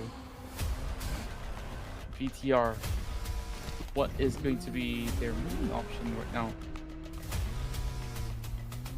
Well, I guess for BTR is the same option. They need to take this fight. Even if they want to rotate somewhere else, they will meet up with another team, and that's exactly what they're trying to do. They're trying to find an entry into the circle, but the moment they moved in, another team shooting at them. But at least they managed to send 1-2 players into the circle as a marker, so this circle is theirs. Now it's going to be a bigger problem for the Vikings because now they have BTR in front of them as well. True enough, and let's see, Break driving all around. And actually dodge a few of these members. Well, look at the far corner. It's going to be Mike's. That's actually be sending some bullets towards his corner, while Break now finds a little bit more of that angle, as they did manage to actually find Federal is pinned down. So this is that perfect moment right there. We'll see now running right through, while Razy pins them down, lets them to their knees, and let me Break there, bringing that M4. Oh, just breaking the spirits from the side. It's going to be Break. Now Voxy is still in the game though. Break cooking up this nade. Does he know which tree is Voxy at? Probably gonna love that name, but Break taking a lot of damage as well. Where did the shot come from? Maybe it's from Voxy, or maybe from Fero from the side. Could very well be one of these guys out there. Mika now with a sublime grenade, secures it. Now blinds Break on the far border. Red is happening in this boat. It does actually connect. And now you see Sem9 to face off against eArena, where eArena, they're getting themselves a deeper run into the top 2. Oh, it's going to be a 4v4, so it could be anyone's game here. Stage 7 in about 3 more seconds. Let's see who will get the circle and a little bit of an advantage towards the end. And it looks like eArena has the circle. Pressure's on right now to Sem9. Yeah, such a rough position right now. Yuhai kind of locked into place. Farad is gonna go in for the extension. I have to see this right at this moment. He's trying to actually go in for a little bit of a wide swing. And look at these kind of situation. eArena, they honestly don't need to do too much. You just need them running towards the direction. And those picks might actually fall into place. eArena did manage to get that revive off. You can see how close the predictions are for both sides of the chicken dinners. Yeah, exactly your point there. eArena doesn't need to do too much. They just need to be aware of their surrounding and just monitor the movement of Sem9. Whoever is moving where, coming into the circle, which position. They can pull a couple of shots onto Sem9. Why not? Exactly what 2014 is doing now. But Sem9, they somehow managed to slide into the circle, but they haven't found their spot yet. They're still circling around it. Yeah, they gotta make convincing calls. It's just that they're playing through the low grounds, or should I say high ground, that doesn't fully benefit them all too much. Or should I say, actually, it's the opposite. They're on the low ground side. The rest of eArena says, you know what, have that space, bro. I got a lot of trees, I could march downwards, I could close the distance, and maybe nade you afterwards. Okay, so stage 7 so far, Sem9 doing so good in managing the circle. 35 more seconds before stage 8 is upon us.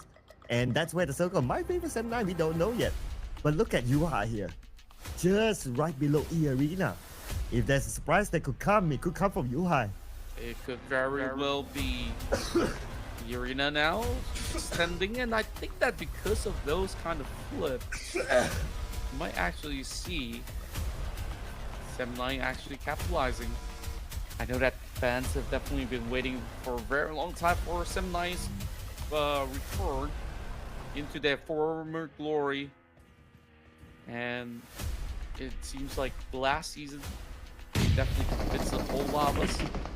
This time, that beautiful nade actually does actually put the rock. Remember Sem9? Oh, 2014! He got pinned out, and right now they have to dodge all these big goals as they are full setting it.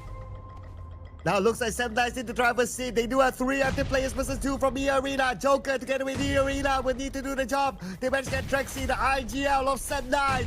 Looking for Mika next as their next target. Can they actually find out where Mika is at?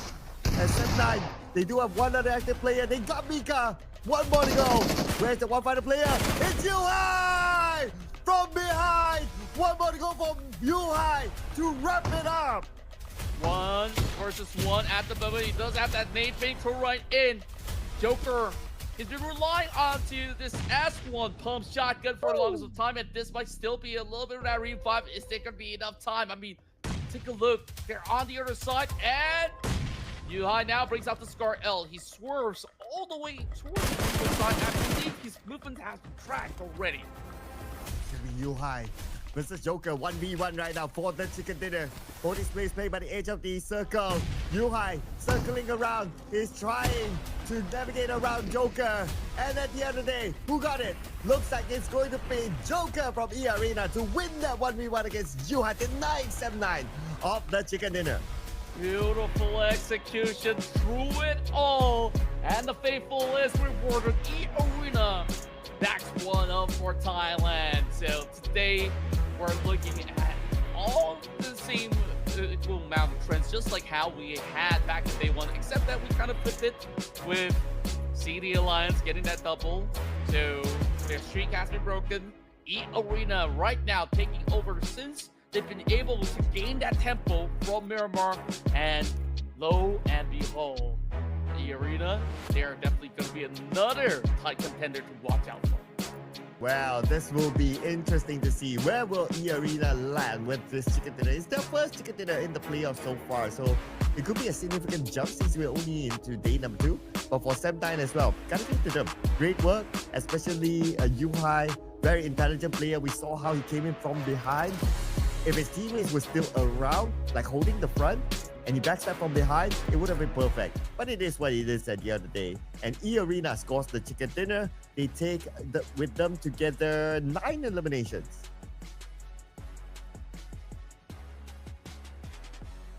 And of course, looking into the charts of the numbers right now, Joker has definitely done so much in that round itself, going down to that 1v1 duel up against Yuhai and coming up pretty clutch in all these factors. Even on the early game when we first saw eArena, they had a little bit of that kind of scare as well when they were, fighting for those vehicles. And that's kind of how they secured themselves that first 4 points for everybody out there.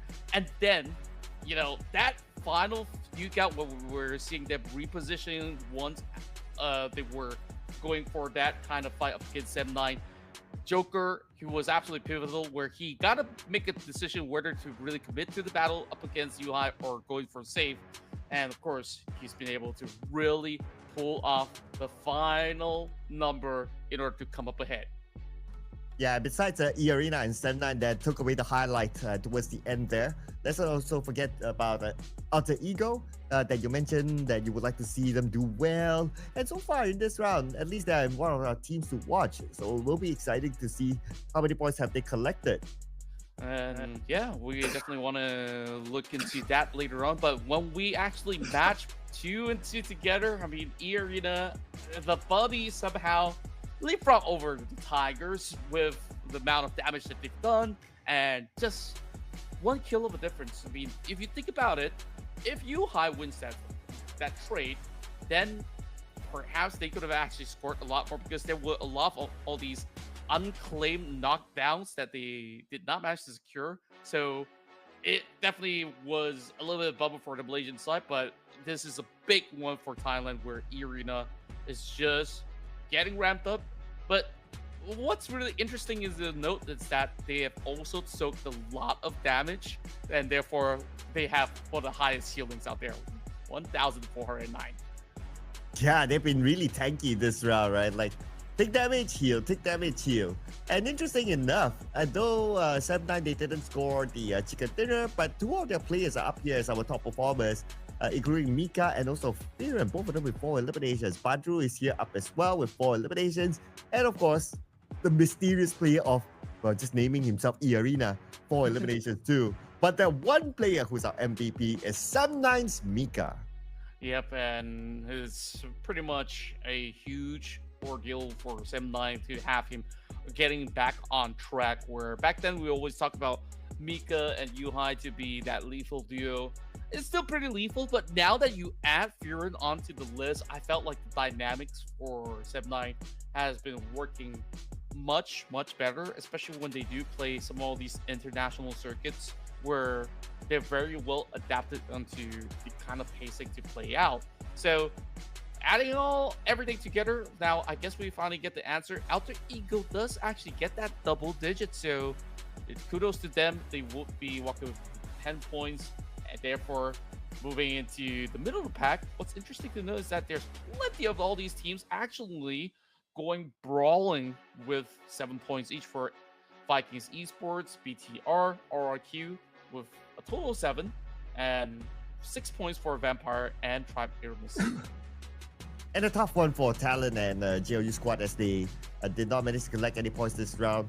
I remember that GLU Squad was the first team to be eliminated by that, what do you call it, like a knife battle, where they got like team aced by another opponent that time. I believe that was like, I don't remember who by now. Was it eArena or was it somebody else? Because I think it could probably be them. Like, we'll definitely have to recall it by zooming back into the bots. But overall, I think like this definitely has been very, very feisty on how they brought, and it's just very average numbers of utilities being used. And as the game goes by, even longer range coming in from AST Rig with 76 meters of a shot to connect. Well, but based on the overalls, we have to welcome officially HORAA Esports back at number 1 with 85 points, followed by CelcomDigi Alliance with 84 points. Only 1 point difference between these two teams. And then you have a decent gap with Void Donkey. That's like what, a 21 point gap between Void Donkey and HORAA Esports. So that's about 1 round's worth of points. And on page number 2, let's see. Alter Ego, wow, welcome to page 2. Yeah, if you take a look at page 2, you can see how close everybody is. 44 points for the side of REINCE Esports, while the rest of them are still pretty much within touching distance, as you can see. C1 currently holding that 13th spot, and there's just barely any difference when it comes down to some of all these 5 margins. But from 20th points, I mean, from Boom Esports onwards, you can definitely see that there is a significant gap in between. So definitely, these are the teams that will require even more of, effort to be put out in these upcoming days in order to tally for whatever losses that they've had for today. My surprise is DRS. All of a sudden, they slide down to page number 3. Although it's not the end of the world for DRS yet. I mean, there's still more games to come, and they can still climb back up. But DRS, who had a good first round, at number 3, page 3 right now, kind of unusual. But let's see what will happen here in our final game, ladies and gentlemen. Before we go on to that, as usual, we'll be taking a short break. See you guys after this.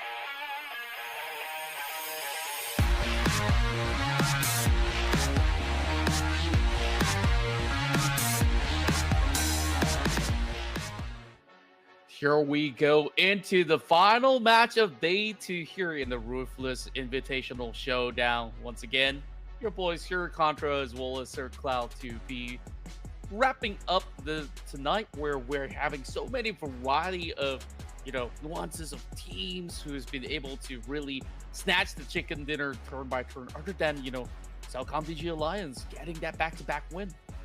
Yeah, I know, right? But with CelcomDigi Alliance getting the first 2 chicken dinners, they have kind of like, they're pretty comfortable, I would say. Like what we discussed, right? It doesn't matter whether you're number 1 or number 16, as long as you make it to the playoff, that's fine.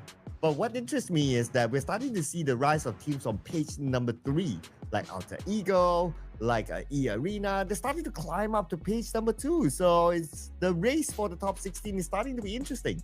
Yeah, it really felt like the pressure is starting to get to them, which is why we're actually pushing for some of all these big numbers out there. So who knows? We might actually see one of these guys out there from that third pager to be able to really surge all the way up with a chicken dinner of their own. And what's also even more interesting is when we take a look at the mid-table, that's where just about fine margins, 1-2 points could actually result in a climb or a descent. So, it really depends on how well can they fare moving into this Miramar before we kick off our run tomorrow. Remember, once again, it's gonna be same time, same place. If you guys were wondering when are we gonna go live, so yep, you guys could just tune in by the time that it hits the evening from the GMT +7 time zone that it was written right there. Now, of course, looking at the current schedule, we have Group B versus Group C.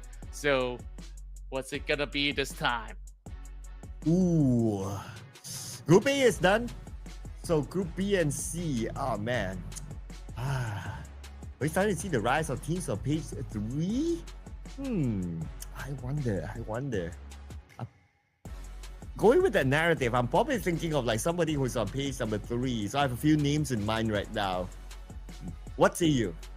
I definitely do have a little bit of a hunch on what's going to be the case. So, looking at this situation, I'm thinking that I'll tell it to you once we actually get into the prediction screens, because there's a lot of big notable names, but not all of them are in the prime form. But we definitely had that argument earlier that, it could be some of these guys from the third page that can't actually bounce back up. So I'm definitely gonna wing it. I'm just gonna say Alter Ego. Okay, I mean, you did say Alter Ego before this, during the cast, that is. And they did show you a decent performance in that round. And now they are in page number 2. So, yeah, putting your hopes up for Alter Ego at this point, after they've kind of warmed up, I think that's kind of nice as well. So, Contra is going to lock Alter Ego, by the way. Yeah, let's make it official. So, Alter Ego for me. What about you, Cloud? I mean, you were thinking about a few options, right? So, what were the options and what do you want to lock in? Face up, FaZe Clan. Let's go. I kind of felt it coming. So, I was kind of torn between that, Vampire, and Alter Ego, which is why I was kind of thinking a whole lot. Now, Prot, you gotta get yourself the point to catch up to Sir Cup, because none of us have been able to get it right so far. So, REINCE, okay. Good notion, as we want to see them once again popping off. I mean, overall, these superstars that are coming in from REINCE, and of course, if you guys just tune in, they are previously known as former MVP players. So I definitely want to see them at least get back on track or secure themselves a top 4 finish, if anything at all, before they move into tomorrow's matchups. I mean, they've been slowly sliding down if you kind of think about it. Like yesterday was a decent day for them. I mean, they start off with a chicken dinner, and then it's like, okay, they didn't score a chicken dinner, but that's okay. It's okay because they had a really, really good start, so that's fine. And today it's like REINCE have been kind of missing. So if they continue to go missing, who knows, right? Because now we're talking about like Phase 3 teams starting to rise up to the occasion. They might push down REINCE. So just leaving it out there because we still have enough games for that to happen. Yeah, I believe there is just about ample room for them to, you know, make a few mistakes here and there and still not have it to be too costly. They're not dead last, that's for sure. So it's still pretty much okay for now. So if we're looking at the rest of the pack, though, I mean, they're starting to amp up their firepower. They're starting to play at a faster tempo, which is why, like you saw last round, almost every single team has been able to secure points other than the one that got knifed. So it is definitely rough, and that's where they just got to always be on their toes, especially playing inside of Miramar. The last Miramar that we jumped into, it was explosive. That first stage, we're already seeing like, what, 3 teams already erupting into the battles of their own. So we can expect the similar tempo moving into our final game of the night. Well, here we go. And hopefully we get a interesting circle as well, because the last time we saw Miramar, the circle was kind of interesting above Impala, had a little bit of water in it, so that's kind of nice.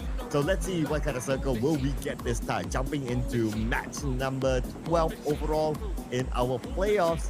And this will be the final match for today, featuring teams from Group B and Group C. Let's go.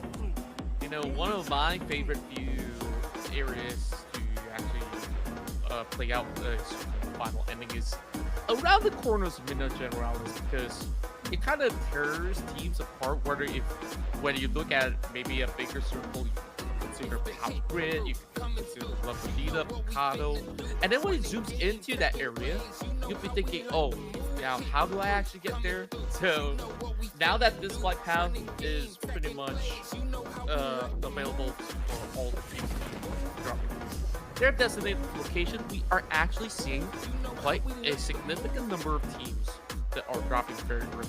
Now, looking into the whole zone, there's like what? The Savior, there's Todak, there's Sem9, all across that field. It's looking rather scary. Yeah, I expect us to see early encounters. Look at the power grid as well, BTR. They are overtaking another team. Now on screen, we do have Face Clan and Face Clan. Again, this is an early encounter for them, but this time they have the upper hand against DRS by picking up Killer Whitey. One of the players that is have been performing for them, especially yesterday. So that's going to be a big one that they got. Now Gante, it's pretty low, but hey, what? How? Wow. What? Wait a minute. Whoa. Wow, they just actually sweep them all together, Gante as well as Delta, to be able to bring it all back. And DRS, they are on the right track, baby. Oh, just as when I thought that, oh, DRS, they lost one player, they lost Killer Whitey, and then it's like, oh, probably they're going to go down. But then again, they fight back. So great work. Shows that they're not dependent on only one player to score points and perform for them. So good stuff there by DRS. Now they have the entire compound for themselves to loot. Yeah, back towards your point, it's always important to lift each one of your teammates up. It's not always about that one-man show. Of course, we had Killer YT pop up yesterday. Today, Sleepy out of HORAA Esports, absolutely phenomenal. Now, Tribe RMSC, I think they've done this before up against BTR. Last time they did manage to win out that trade, but consider that BTR have already learned their lesson. You can see that they are moving together as a unit, trailing right into this corner of the compound. So it is going to be a daunting task for Zio to safeguard them at all times. Going up against BTR, of course, is no pushover team. But I do like the position of Tribe Messi. They are around BTR, so they have multiple angles against them, while BTR is focused onto where Zio is at. They pop up that smoke. They try to close the gap between themselves and Zio, but they have to be extra careful in case players like Tricks from the side might get them down while they were trying to get across there. Yeah, they're just beelining the way their way through it. Look at that lineup coming from Venom. He does actually pin them down. That's a double knock. Quickly exchange, and that's the big plan that Tribe has under their table. Yeah, 2 knocks. And that's going to be a worthwhile trade-off at least. but he needs to be safe. Okay, anyway, his teammate Rick is together with him. Now Razy is going to go in for the push. Razy and Rick 1v1. But Razy is also aware of the other members of Thrives Esports around as well. Razy, here comes. With the QBZ in hand. Decides to move back because of that nade. And Rick now with a second nade onto Razy. Razy shows himself, and Razy with a little bit of help from Sata to knock him down. Perfect timing with that grenade, cooked to perfection, but he steps right on the open ground. Now it's only down to Razy. He's getting sprayed upon. I guess he will have to cut his losses. At least the exchanges were pretty much 2 for 2 at the moment. Razy, where's he gonna go though? I mean, he wraps over on the corner of the container. Strix, he's gonna be moving very closely, so I wonder if they could still turn the tides around, because this is gonna be a 1 versus 2 scenario. Oh, take a look at this. Who's that? Say hello to Talon. They arrived to the party as well. They want a piece of this. And Nexus is gonna come in from the other side, and Talon, they managed to get Malabik. That one player from BTR. Razy's on the other side. Now the target is Zio in this building all alone. They see Zio. They know exactly where he is. It's a matter of executing the plan now. True enough, YBF now charging right through, dropping in the Molotov just to throw them away, but they know very well that he's pretty much boxed in. It's just that he's looking for those angles. Suppress S12K, not enough to do the job. And just like that, Ayok does secure it. Only one member left for the side of Thrives Esports.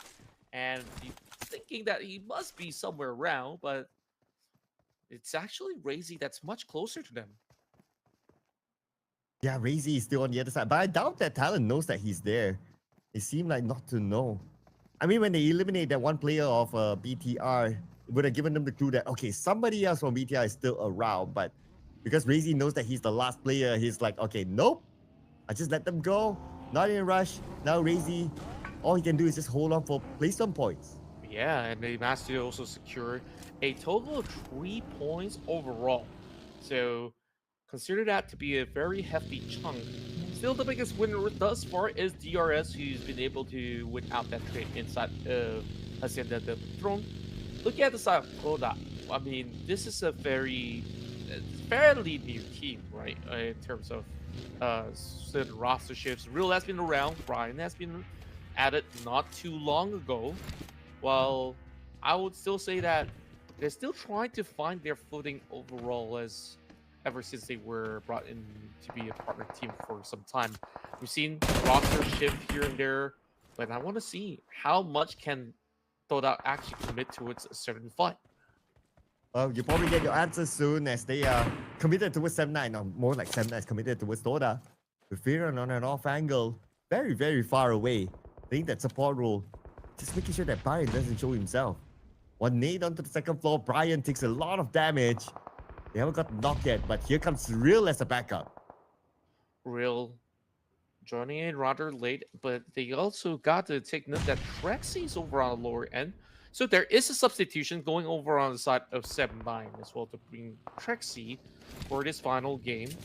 While Real sifts right through the nukes and crannies, these members of 7-9 opens up the doorway, unleashes the M249. Oh, how are they going to deal with this? Brian, he does not care. He wants to go for the jump shot, but Mika, he goes in for exchange, but instead gets taken down by 9.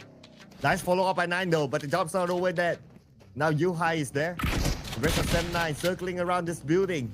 Yuhai gets into the building, giving 9 more anxiety, but 9 managed to take down Sexy, who was from the outside. Now Yuhai, it's time to go in. Yuhai, very, very low on 9, and he goes in right now, but then again, it's going to be 9 still, as the hero for Toda, winning against 7-9. I asked, they delivered, they shut down 7-9, and 7-9, they were so close on that final round earlier up against eArena. This time, they crumbled, fell short towards the hands of another Malaysian team, and I was just talking about how well can Toda do. Well, I would say it's exceptional. Oh yeah, exceptional. One of the teams that will need to maintain their performance to be in the top 16. So nice showing there by Toda. They're taking out 7-9, a team that came close to scoring a chicken dinner. So that's a good flex there. But nevertheless, if a silver lining for 7-9, well, it is the last game. So they can go and get early supper. Early supper. Okay, sounds like a really good plan. I am definitely starting to feel very hungry. Meanwhile, there's a vehicle detonation on the side of Vampire Esports. I believe that is going to be Levi's that's pretty much stranded out there in the open. While they're trading back and forth up against Talon, who's hugging by the corners of the foothill. So Nate T is gonna go in for that save. He's lucky enough that there's ample of areas that's still vacant so that they won't be caught out other than the team that was shooting upon them. Razak instead goes in for the exchange, finds Chua. So Vampire Esports, they want to recommit. Ooh, let's see if we can get this knock. But Genola is taking a decent amount of damage though. Having to be careful of whoever is at the high ground. Vexy is the one to get Genola. Interesting. Okay, and the elimination feed continues to roll. Zeta will finish off Genola. Vampire Esports will lose one player out of nowhere. Yeah, now that you mention it, Genola, based on the picture, I believe he's Schweppes. Now I start to understand, okay, his playstyle is pretty aggressive in that sense. Makes a lot of course, flashbacks coming back to my brain. Anyways, I digressed. So back towards the scenario, that has also drawn in even more teams' attention towards the rest of the members of the team. Over on the top side of the hill, it is going to be a great spray onto the side of Talon Esports. Well, DRS, they're just going to hunker down. They're not in the right position to really push out. So all they really have to do is to see whether or not does REINCE actually push right across where they want them to be. Yeah, and REINCE, they need to pick up their performance again. It's been a while since we've seen them perform. So now that we look at the overalls, they're number 9, so that's still okay. They still have some room to play with, whatever happens after this round anyway. But for Vampire Esports, what sort of roam are they thinking of here? Because right now, one player down, but no follow-up. There could be a long-range knock onto, I believe that was Nuzi for Vampire. Yeah, Nuzi has been having a rough day today, I would say, where a lot of times he tries to trade, he will end up getting clipped at the very same time and gets punished. So not exactly as clean as he used to be, but take a look at this. Oh boy, that intersection of Monte Nevo is going to be hotly contested, but there's so many teams from the south side that will be looking for that warehouse right across the street where Monte Nevo's at. Oh, and all these teams taking out the blue. What fight's happening as Huzaifa spots out Refuge. He will be down on his knees. He wants to try to finish up the job, but he doesn't have a good angle. On the other end, there's Top here, trying to stop him from finishing him off. But Refuge is still bleeding out though, and he's in the blue, so his health will go down even faster. Yeah, they gotta really watch their resources. Do they really want to commit overall to this course? It is rather risky, especially with only 2 members left. So UZM, he's gotta try to at least secure this point before he actually moves further.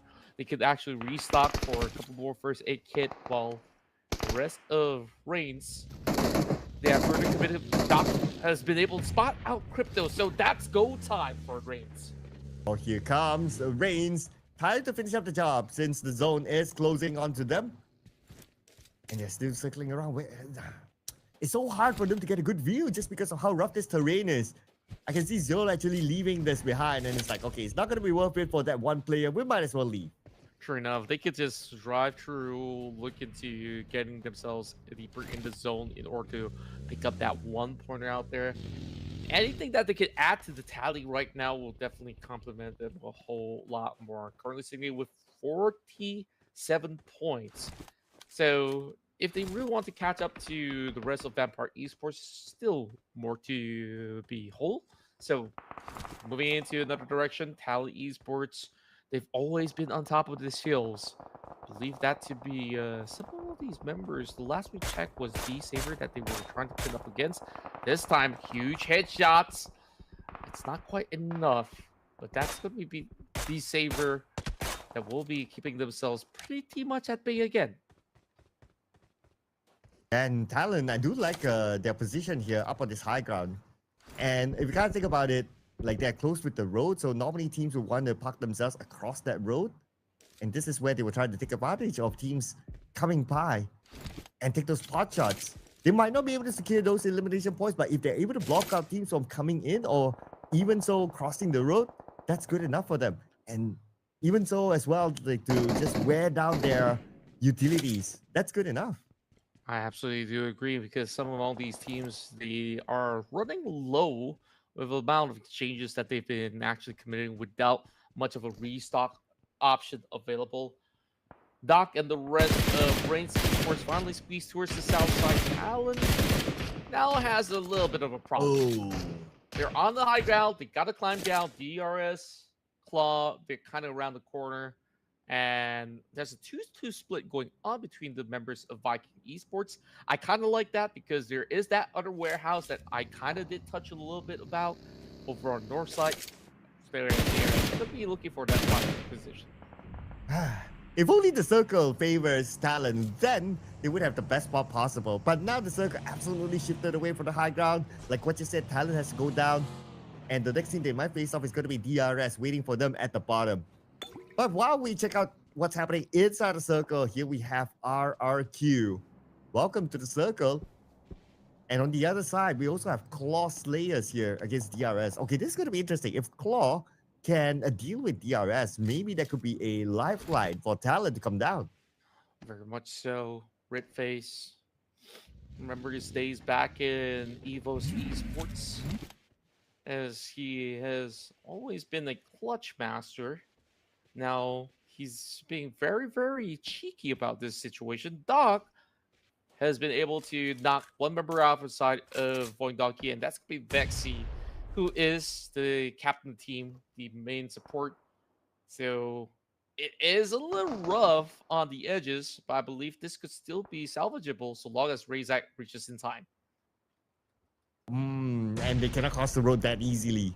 But I'm looking at the elimination feed. Razy eliminated, and that's it for BTR for tonight. Number 13, 2 elimination points. Coming back onto Montenuevo, Voindonkey. But since they have kind of secured their own corner, I don't expect them to like take the aggressive approach and rush in to eliminate each other unless if the circle goes away. And speaking of which, it's still gonna take a while, 1 minute and a half before it actually gets there. UZM! Oh, what a shot that was. The Savior, they were pinned for the longest time, but when you give opportunities like that, they will never miss the mark. Now, Vexy, quickly go ahead and cover his teammates for the meantime while Malo tries to do a little bit of drive-by. Upon arrival, Paragon has been able to stop Bella. But the right full charge, and he goes for the drop shot. Nice drop shot there. If he didn't crouch, then it might be a different result, but good work there by him. And that's going to be name team for D. Xavier, the final player for them. Paragon is bleeding out. I doubt he'll be able to save him unless he wins this fight against Vampire Esports. And Nate, 7 nades in his pocket, living up to his name. Let's see if he can get one knock, but it looks like the answer is no, because Newsy is there to deny it away. Well, remember the OG Nate Master? That's Newsy for everybody out there. So, just going to be able to just buy a lot more time as well as space right now. The rest of these members of Vampire Esports surging up and up. And as a matter of fact, if they can close a good round, they can end up in the top 5. And here comes the next zone. All these teams currently in the circle. But it could be another hard shift. Earlier, we saw a hard shift towards the left. Let's see, will it be another hard shift? And it's not. It's a kind circle in the middle. But that also means that teams like Talon, who successfully came down the high ground, will need to move further forward. Same goes for DRS. And, well, Vampire Esports at the south. And RRQ, they still have to actually make a little bit more of that room for themselves. And by doing so, they will really have to take on the rest of these members of Vikings. I didn't really expect that to be starting off so early, though. But great control of a maneuver coming in from the side of Talon Esports. Now, they just got to really take their options, right? Because right across that zone is DRS. That is an absolute trap. I think that they fell just about enough to some of the members of DRS throughout the round.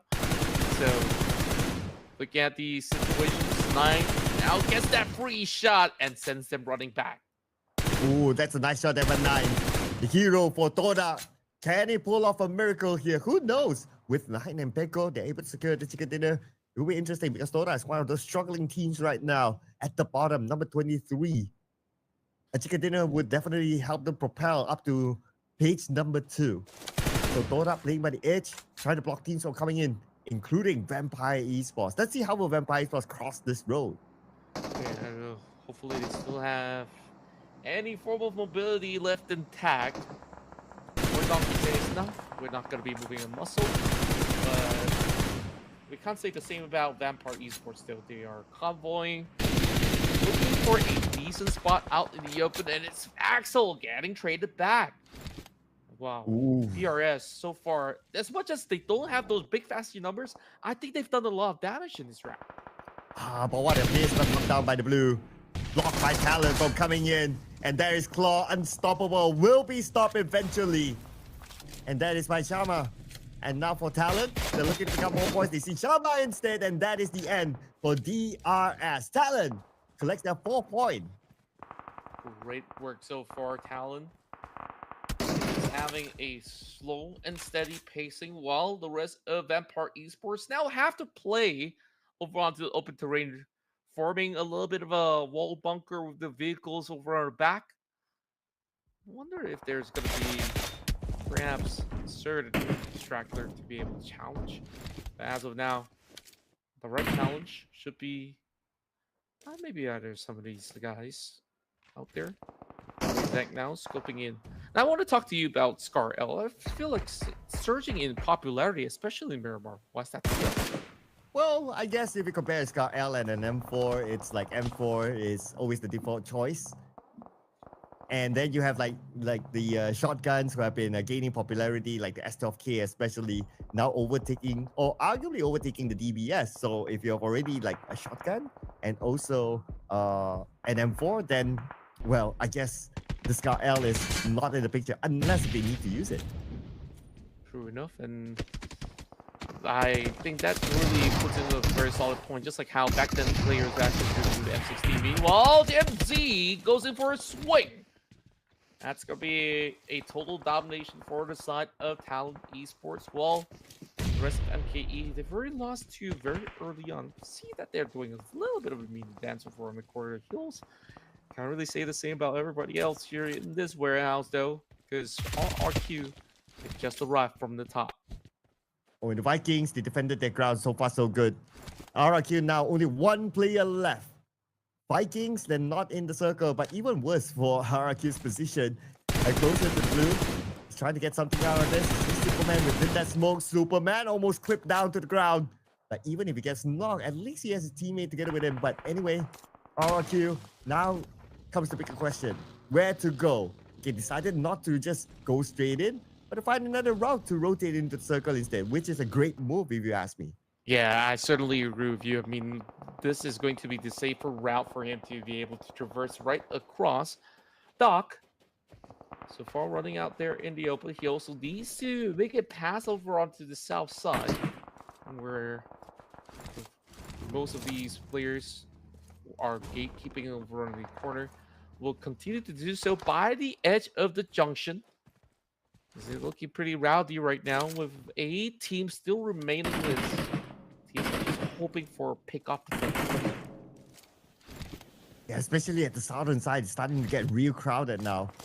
And we still have stage number 6 coming in soon in about 1 minute 30 seconds. So that will be really interesting if the circle does not go down to the southern side. And we have still some teams not crossing the road yet. At least like what, 3 teams? Man, and if you are put in a situation at stage 7 and you need to cross the road with all these teams in front of you, that is the hardest position to be in. And here we go. Over onto the side of Axel as he's looking upon the rest of these members of MVKE. Razek does actually connect a couple of all these tags, and RQ kind of stranded right there. Oh, with the lazy, he actually shuts off RQ completely. It's just no go. I mean, he's pretty much left out to dry. While the rest of Talon, they could just wait for the right opportunity, and once some of all these players move out of that warehouse, it's gonna be go time. Oh yeah, it's just a matter of time, I believe. Unless it's circle hard chips towards the south, then they will have a second lifeline. But of course, for us, for entertainment, we love the circle to move away from all these teams. Then we get to see a lot more fights. But speaking about fights, it's happening right now with Grace from PUBG Esports getting one for himself. But not able to secure the elimination point just yet. Getting a knockdown onto one player of Void Donkey is probably a long-range knock. Yes, that we do see on screen is Vexy. But not able to get the secure elimination point yet. Johan is on the other side though. He's looking at other teams. Everyone's just looking at each other. At this current standpoint, you just got to be always on the lookout. You don't know when exactly your opponent's going to be pulling in the next move. And take a look at this. This fully favors Void Donkey. Now that's a big advantage. Oh yeah, they get the circle. They have a crossroad to protect them. They have a compound as well. This is a perfect position for Void Donkey. At the same time, all these other teams at the southern side will need to cancel out each other in order for them to get even close to Void Donkey. So right now, Void Donkey will just need to chill in their compound and just take any shots that they can see from afar, hoping to secure those elimination points along the way. That's right, and we're looking at this current scenario. Toda, just right across where Nuzi, I'm thinking that he might actually have some of all these utils being depleted already, or he's just saving more and more of these smokes. Speaking of which, tosses towards the direction of Toda, covering their tracks ever so slightly.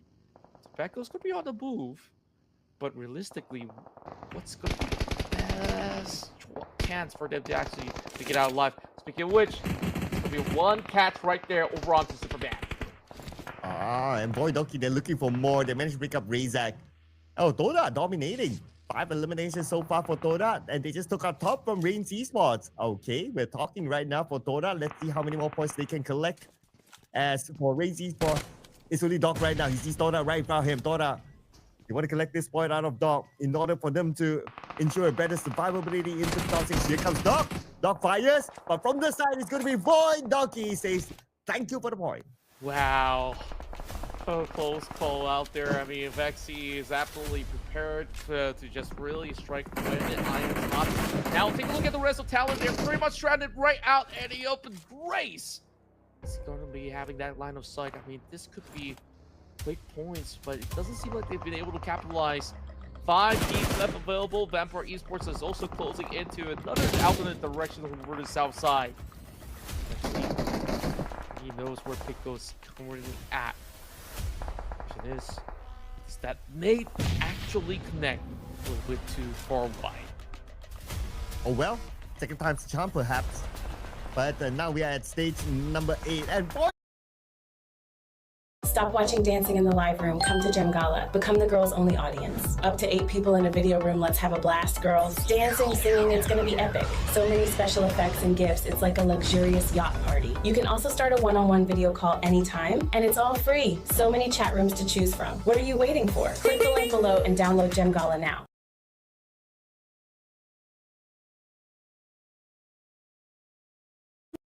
Razak is already garnering a total of 5 points for, well, actually it's his teammate. Have not scored 1 just yet, but it could just be the start of multiple points. I go around to Bella at the very same time. While Nate is being primed towards the direction that I don't think they know about it, as the rest of Void Donkey has already secured the 10 for the kill of the round.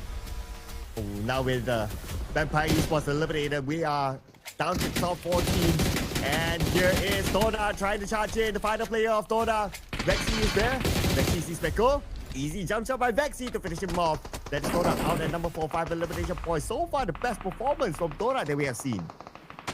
That's right, and right now, one member knocked on the ground. Talent as well as Boom. This could be very well their chance.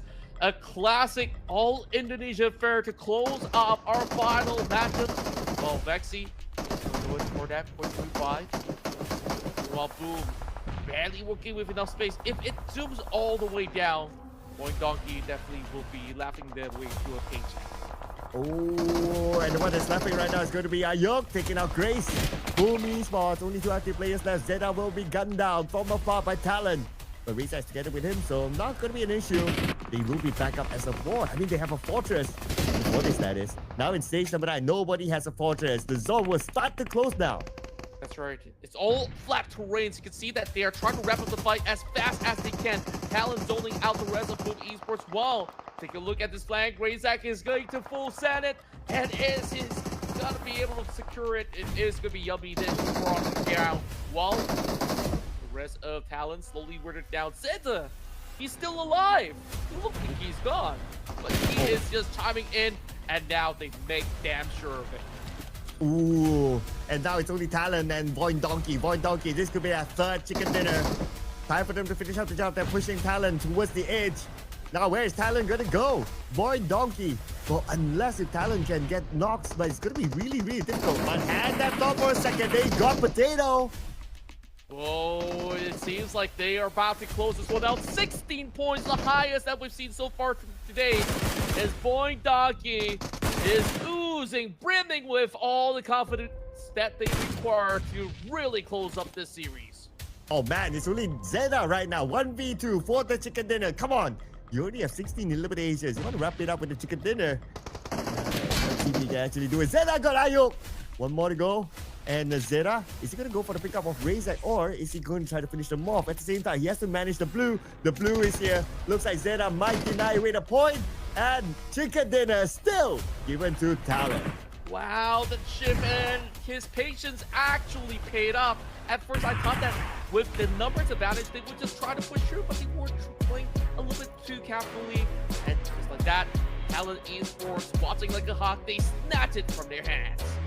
And they deny away the third chicken dinner for Void Donkey this season. Talon with their first chicken dinner. Great job here. If they didn't manage to get like the 2 front players from Void Donkey, then the storyline would be very, very different. But with the fact that they got that, and then they just allowed like the support to not deal any more hurt to them, that's all cool. And this is how they scored the chicken dinner. Exactly what you said. I mean, you take a look at Ayo. I don't know who exactly this guy is, but he certainly has impressed me for the entire course of this evening. Where we started with, you know, first couple runs, it looked pretty normal. I thought it was overhyped at first, but man, Talon Esports, they are the real deal. And hence, after all said and done, they are your final winners here in day 2 to accumulate all the points. There's still more days to go, so make sure you subscribe and put on that notification bell in order to keep up to speed on when the live stream's coming up. So to answer your earlier question, according to the picture that is, Ayo is the analyst of Talon, La Flame. Though sometimes sometimes in this off-season tournament, you just can't believe what you're seeing. Like, okay, they put that picture in, they give a pseudonym, it could be someone else playing, and you wouldn't know as well. So, yeah, well, I'll just take it as face value that this is the analyst actually playing. It could very well be the case, and at least like the could actually impart whatever wealth of knowledge they do have in order for them to really make better decisions when they do actually play somewhere in the majors. So hopefully, you know, one day we have an official show match that just features whether retired pro players or their coaches, analysts, just to see, you know, how strong they are. Anyways, teams to watch: Void Donkey, Talon, Boom, and you name it, we've got it. And just look at how close some of these numbers are. Yeah, comparing the Indonesian connection, Ayok, aka La Flame, if that's him, that is, and Zeta. So Zeta, child prodigy of a Void Donkey, and we can see through his contribution of securing 6 eliminations for the team. But our MVP this time is neither of them. It is Vexy from Void Donkey with 6 eliminations and 1,344 damage. Wow. That's right, and look at the stats. I mean, he's absolutely on fire for the final course of the evening, where I'm hoping to actually see Vexy to be able to turn these kind of results, where usually he'll be on the long lines of engagement where Zeta is going to be the guy that's going to be up front. So you can see that the output is very much similar on the contribution stage. Same number of elimination points, but damage output definitely Vexy has been able to really put some big margins out there, to the point that he has been able to also overwhelm IO's very own huge takedowns from the course of what we saw earlier in Miramar. Well, and like what you said, right, this is the most eliminations that we have had so far this season, including yesterday as well. 16 eliminations for Void Donkey, bringing them up to 22 points. No chicken dinner, no problem for them. They overtake Talent Esports with 19 points. On the other end, good news for everyone. At least everyone got something out of this round. Yeah, overall, even the Savior, Phase Clan, Claw Slayers, despite a little bit of a slow start, you saw the Savior, they were tagged by multiple teams the moment they got themselves in between those highway junctions. And I guess like it was just overbearing for them. While this has been 2 airdrops to be looted, that's where we actually get one of the players to be using that Lynx, and it has been able to put some really huge damage out there. So that's it. 67 knockouts, a lot higher than usual. Of course, long range taps means more revives going through, and elimination points, which has been devoured by the blue zone, is relatively standard. But Doc is also showing that, hey, you want to play long distance? I can go all the way with you with 349 meters of coverage. Yeah, I miss seeing Doc here coming in as like top fraggers or something like that. Need him up on the board. But we also need Sky from HORAA Esports here as our MVP for today. 22 eliminations so far collected and 3,754 damage. And of course, he was part of the lineup of HORAA Esports that scored the chicken dinner today as well. So, Sky, welcome back to that number 1. Yeah, welcome him back with open arms, as he's not only the bronze, but the brains behind all these magnificent plays coming in from his entire squad. So, tomorrow, I'm definitely hoping for a whole lot more great runs coming in from HORAA Esports, especially with his impeccable skills in order to really rack up those high elimination points. And besides Sky, we also got to give it to Luke. I mean, 2 chicken dinners today for CelcomDigi Alliance. Somebody has to be up here, right? And it is Luke, followed by Lapa from RRQ. And then it's Razak from Void Donkey. And then we have Jimmy OP, aka Kasim, at number 5. So, too bad for Killer YT. He's no longer in the top 5. But it's not over yet. He can still try to climb back up tomorrow onwards. True enough, if it's not tomorrow, there is still the day after, all the way up till Sunday run, I do believe. So make sure you guys tune in every step of the way, because we offer you all these exciting action absolutely for free. All you really got to do, hit that subscribe button, and we're good to go. Take a look at the overall fragments again. Luke has been able to climb up the charts, but man, Sky, he's just built different. And look at Lapar. What's also interesting about this stat is that he's kind of really churning some of all these results with lesser amount of elimination points for sure. But that's kind of the same way how RQ has been able to eventually come up ahead of HORAA Esports in one of those rounds. And same to say about CelcomDigi Alliance. Hey, and we have to also welcome Sleepy here. Since we're only zooming into like eliminations, right? So Sleepy is part of the number 5. So that might also mean that Sleepy in the overall MVP is not too far away as well. So who knows? Tomorrow we might get to see Sleepy up here. I remember that one round in Erangel that Sleepy scored like 8 or 9 eliminations by himself. So he definitely be up there. Yeah, especially the one inside of Sanaska military base. He really, really carried it through. And wow, Void Donkey surges all the way to the top spot, now overtaking HORAA Esports by 1 point. Initially, we thought it was just the race between CV Alliance as well as HORAA Esports being so neck and neck. Now you got a 3-way force running through the top podium. So that being said, we also do have those in the mid-60s with MVKE, RQ, Vampire Esports. Vampire did very well, moving up the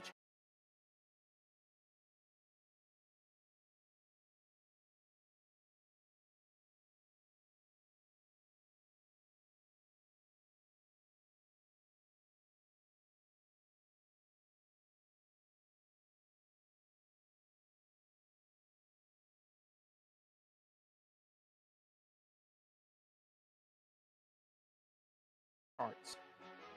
Yeah, and on page number 2, we also have to welcome back DRS to page number 2. So currently at number 14. Before this round, they were at page 3. So at least there's something here for DRS to end the day here. ASI8, no change for them. C1, 39 points. So that's something that we need to look at, like what's going to be the next team, the number 17 team onwards and their points. I also want to point out that REINCE Esports is now at second page and they are only 11 points away from ASI8. So REINCE, we'll see what happens tomorrow. Yep, and it seems like the cutoff point right at this moment is going to be that 38-point round. And you could definitely tell that Alter Ego, they're already moving into those kind of fine line margin. GLUBLUG Esports stagnated for a little bit, faced kind of had late activations throughout our day to run, but activation nonetheless. So looking into the amount of frags for the bottom tree, they gotta really sharpen some of their aim works if that's going to be the case. So that is the conclusion of all the action that we have here for day 2. And if you guys definitely enjoyed this, make sure once again follow Ruthless Hype Esports on all the social media platform. If you guys are watching through YouTube, you know what to do. Subscribe, drop a like, comment, make some friends here, and have a good time. Yes, and we will be ending the show here, ladies and gentlemen. But tomorrow we'll be back, same time, same channel. My name is CelcomDigi. Together with Contra, we'll be seeing you again for day number 3. Bye-bye.